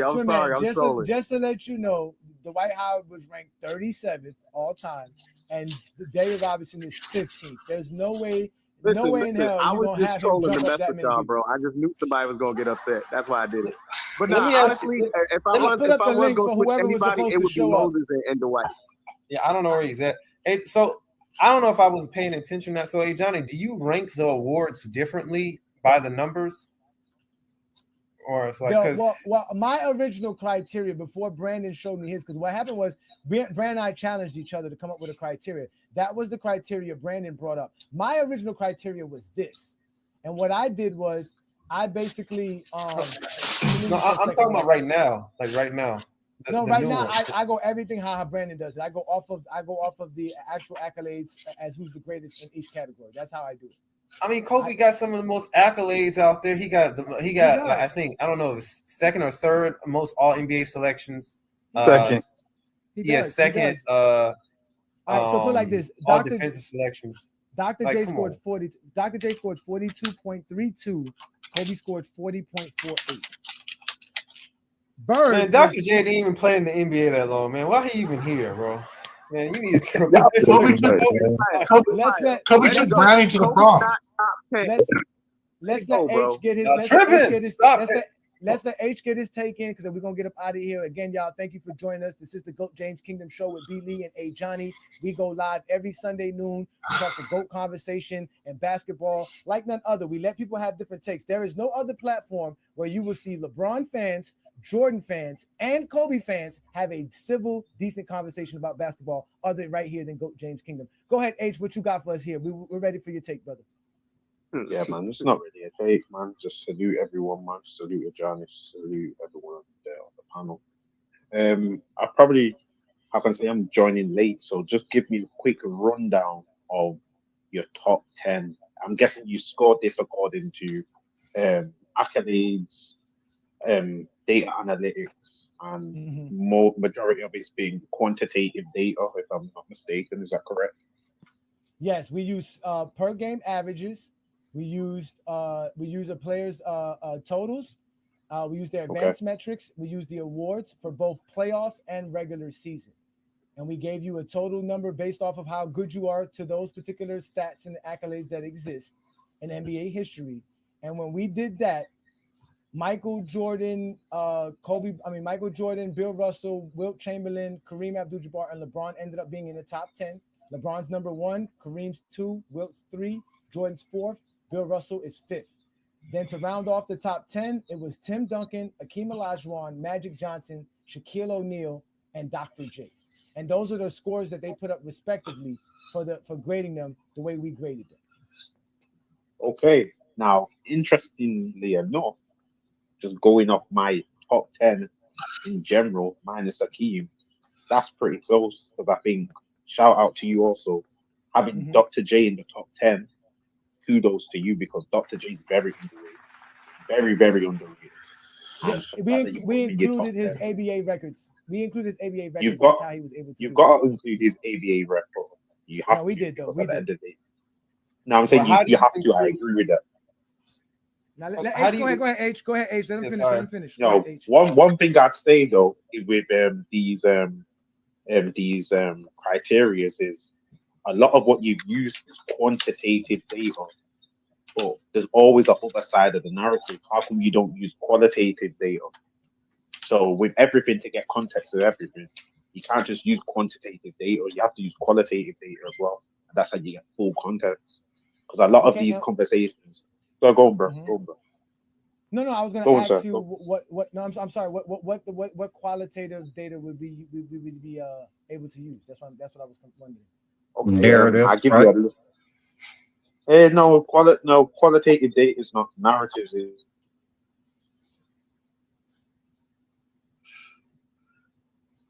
are you there? He crashing out. H got exposed like a bitch. Stop. Leave H alone. And let H show up and let him get his takeout. H, are you there? Because we can't hear you. You're not talking no more. What is he talking about? He's not. What the Brandon out here looking up stuff. H, whenever you're ready, brother, you can come back and speak. But again, listen, y'all. I mean, the accolades and achievements that we use are basically the majority of the stuff that we hear in the GOAT debate. Now, mind you, when I did my top 10 list, I didn't include advanced metrics. And I also included extra stuff like how many times you made the playoffs, how many series you won, how much playoff games you won, right? I included those type of factors. So I added some extra stuff. On this one, Ishmael, I did include player of the month because it is a trophy. So I did also include that. So when I changed it, the actual top 10 list wasn't different as far as the players. It just changed in order. Magic just ended up being 10th when I took out the advanced metrics. And it still was the same thing. It was still LeBron, Kareem, Wilt, Michael Jordan, Bill Russell, and then it was Tim Duncan, Akeem. That was the same top 7 as GOAT James Kingdom. But then Dr. J jumped Shaq and Magic, and then Shaq stayed at 9th, and then Magic ended up being 10th. So I'm like I said, the criteria does help us understand how great a player is, if it does anything. Did in the ABA, did they have all NBA team and stuff? Yeah, they had like all ABA team. They had the all ABA team, and they had an all defensive team as well. They also had had Ishmael upset, bro. Yeah. Ishmael, you mad Kobe ain't in the top 10, aren't you? I'm just a little disappointed, man. This is come on now. This is disappointing. That's why he's asking these questions. Ishmael is But that's why Kobe is the gatekeeper for the GOAT conversation. Because at the end of the day, the guys that you see that most people put in the GOAT conversation are these guys. So at the end of the day, Kobe is the gatekeeper. If you're not better than Kobe, then you're obviously not better than Dr. J. You're not better than Shaq. You're not better than Magic. You're not better than Akeem. You're not better than Duncan. You're definitely not better than Bill Russell, Michael Jordan, Wilt Chamberlain, Kareem Abdul-Jabbar, or LeBron James. So Kobe's the gatekeeper. Kobe's the gatekeeper for the GOAT conversation. You got to get past Kobe first. Shout out to all the Kobe Bryant fans. God damn. So, Johnny, you drafting LeBron over Prime Akeem? So let's let H finish his take. Go ahead, H, because we got to get up out of here. We've actually been doing FYF stuff going for 5 hours. I don't know how Lamont does it. That's crazy. Ahead, I know. Go ahead. Yeah, H, no, 5 hours is a long time. No, sorry, I was speaking all that time and I timed out, man. Yeah, something happened to your mic, brother. I don't know what happened, but go ahead, finish up, brother.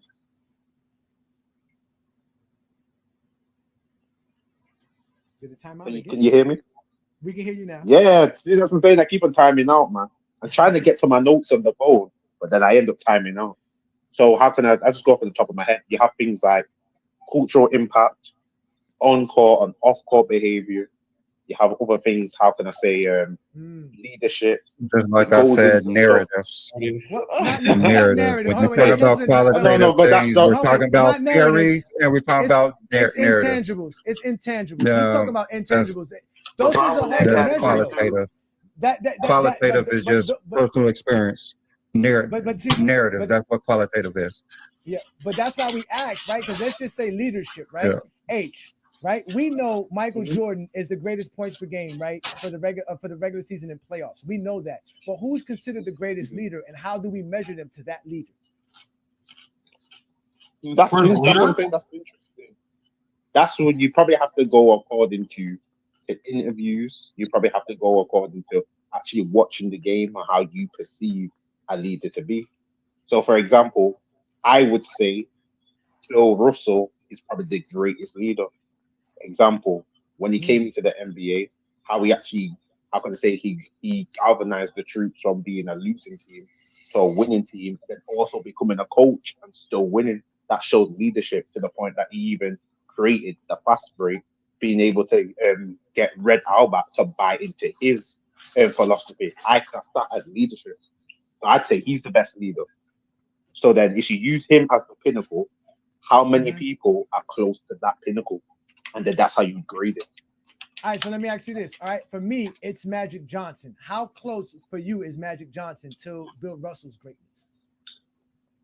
In terms of leadership? As far as leadership, yeah. I have Bill Russell. Let's say Bill Russell's a 10. Yeah, he's a 10. If you're the greatest, you're a 10. So as an example, Michael Jordan's 33.4 points per game is a 10. LeBron James's 28 point something percent is like 95% of that, something like that, like 96% of that. So what would Magic's? Yeah, so it's like a 9.5. So he would be like 95% of Bill Russell's leadership greatness. Okay, so we go. Let's say Magic Johnson's a 9 or 9.5. That's a 9.5. But you do understand by doing that though, it's very subjective, right? There's no really way to measure that, and that's what we try to avoid. We try to eliminate that point. The point of us to make it as objective as possible. I mean, the thing is, we could state that LeBron is a 10 and Jordan's a 5. It's our personal experience. That's why we're not using any qualitative narrative or personal experience in this criteria. But Jordan is the greatest leader. He punched his teammates to victory, man. He punched his teammates to victory. That's leadership. Now, mind you, H. What you're talking about, H. What H is talking about, though, we do understand that that's something that people want to have in the GOAT conversation, and we understand that. That's why we allow people to have their takes, because, like you said, you can have your subjectivity, your opinion, and what you saw and how you perceive it, right? But the problem is that it's hard to measure. So when we get into these conversations, it's definitely hard. It's definitely hard to measure, but I think so that's why when you get into these conversations, you have to let somebody speak, right? You have to. So I have to allow you to give your take in and not disrespect you, because again, it's hard to measure that. I can argue with you all day that Magic's the more better leader, but we really don't know. It just becomes a pointless argument. You understand what I'm trying to say?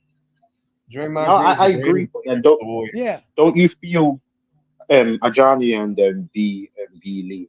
Don't you think though, if you just go, how can I say, solely off the quantitative data, it takes away the soul of the game? Because the game's not just based on numbers. I think what's happened with basketball now is that we have two sets. We have people who just go solely off numbers, and then basically, to me, you just become a textbook nerd. And then on the other side, you have people who just go solely off narratives, and then you have no, how can I say, no substance to what you're saying. I think the game is built on both of them, and that's how we get the true value of the game. The game's not just numbers, and the game's not just narrative. You have both of them to provide a full picture of context. Because I can show you, okay, you got two players who scored 25 points. How did they score 25 points? When in the first half, one person could have scored 0 points, and the other person could have scored 20 points. How did that other person who scored 0 points in the first half end up to have 25 points? All of these things come into play. The coach could have, how could I say, riled him up. what's it called? A fan could have threw something at him and said, "You're going to get traded," and that motivated him. All of these things come into play for the player, and that plays into context. I think when you take away that side of it, you took away the soul of basketball. And that's what I'm trying to add back in. I'm all about numbers in my day job. I play with numbers all day. That's a part of my day job, just doing analytics within construction.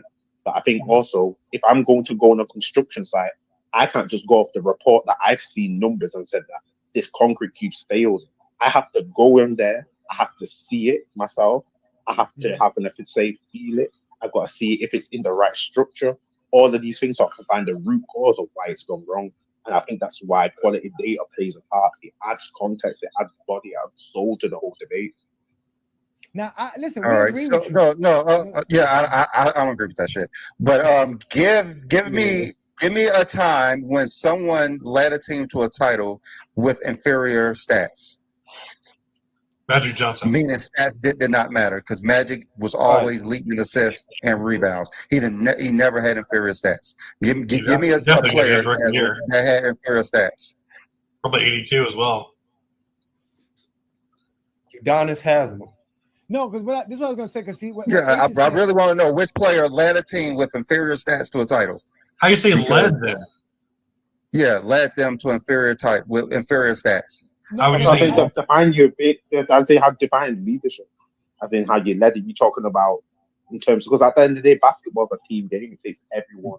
Yeah, it's a team game, and if you're not producing on the court, your teammates are not going to listen to you. So which player had inferior stats that led them to a title? What alpha has ever done that? That's not happened.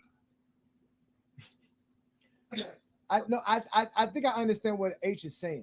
I kind of understand. It's not that he's saying that the stats don't matter. He's saying that on top of the stats, right? Like Brandon, right? Thank you. Brandon, you would agree, right? Right, Brandon, you would agree, right? That this is not your top 5. I mean, this is your top 5, but this is not your top 10 all across the board, correct?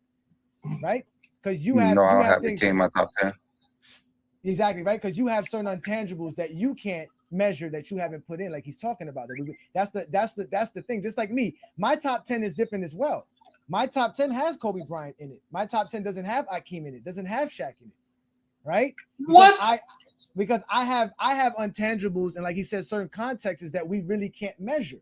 There's certain things like I said, that's personal experience. That's personal fan feelings.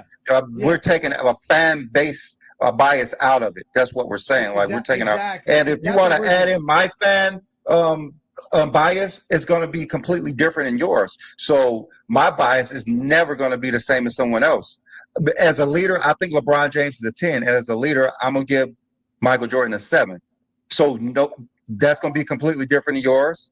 So my bias about what a leadership is, what impact is, Michael Jordan couldn't even get above 500 without Scottie Pippen on his team. LeBron James led 3 different teams to titles. His impact is going to be greater for me than it will be for Michael Jordan. So putting in my bias, my personal experience, my personal feelings into something as a criteria just does not make any sense. I can say my personal top 10 is this and that. Just like a Giant said, his personal top 10 before had Kobe Bryant at 17. Like, yeah, that's crazy. But that's his personal top 10. It was 15, not 17. Don't make it that bad.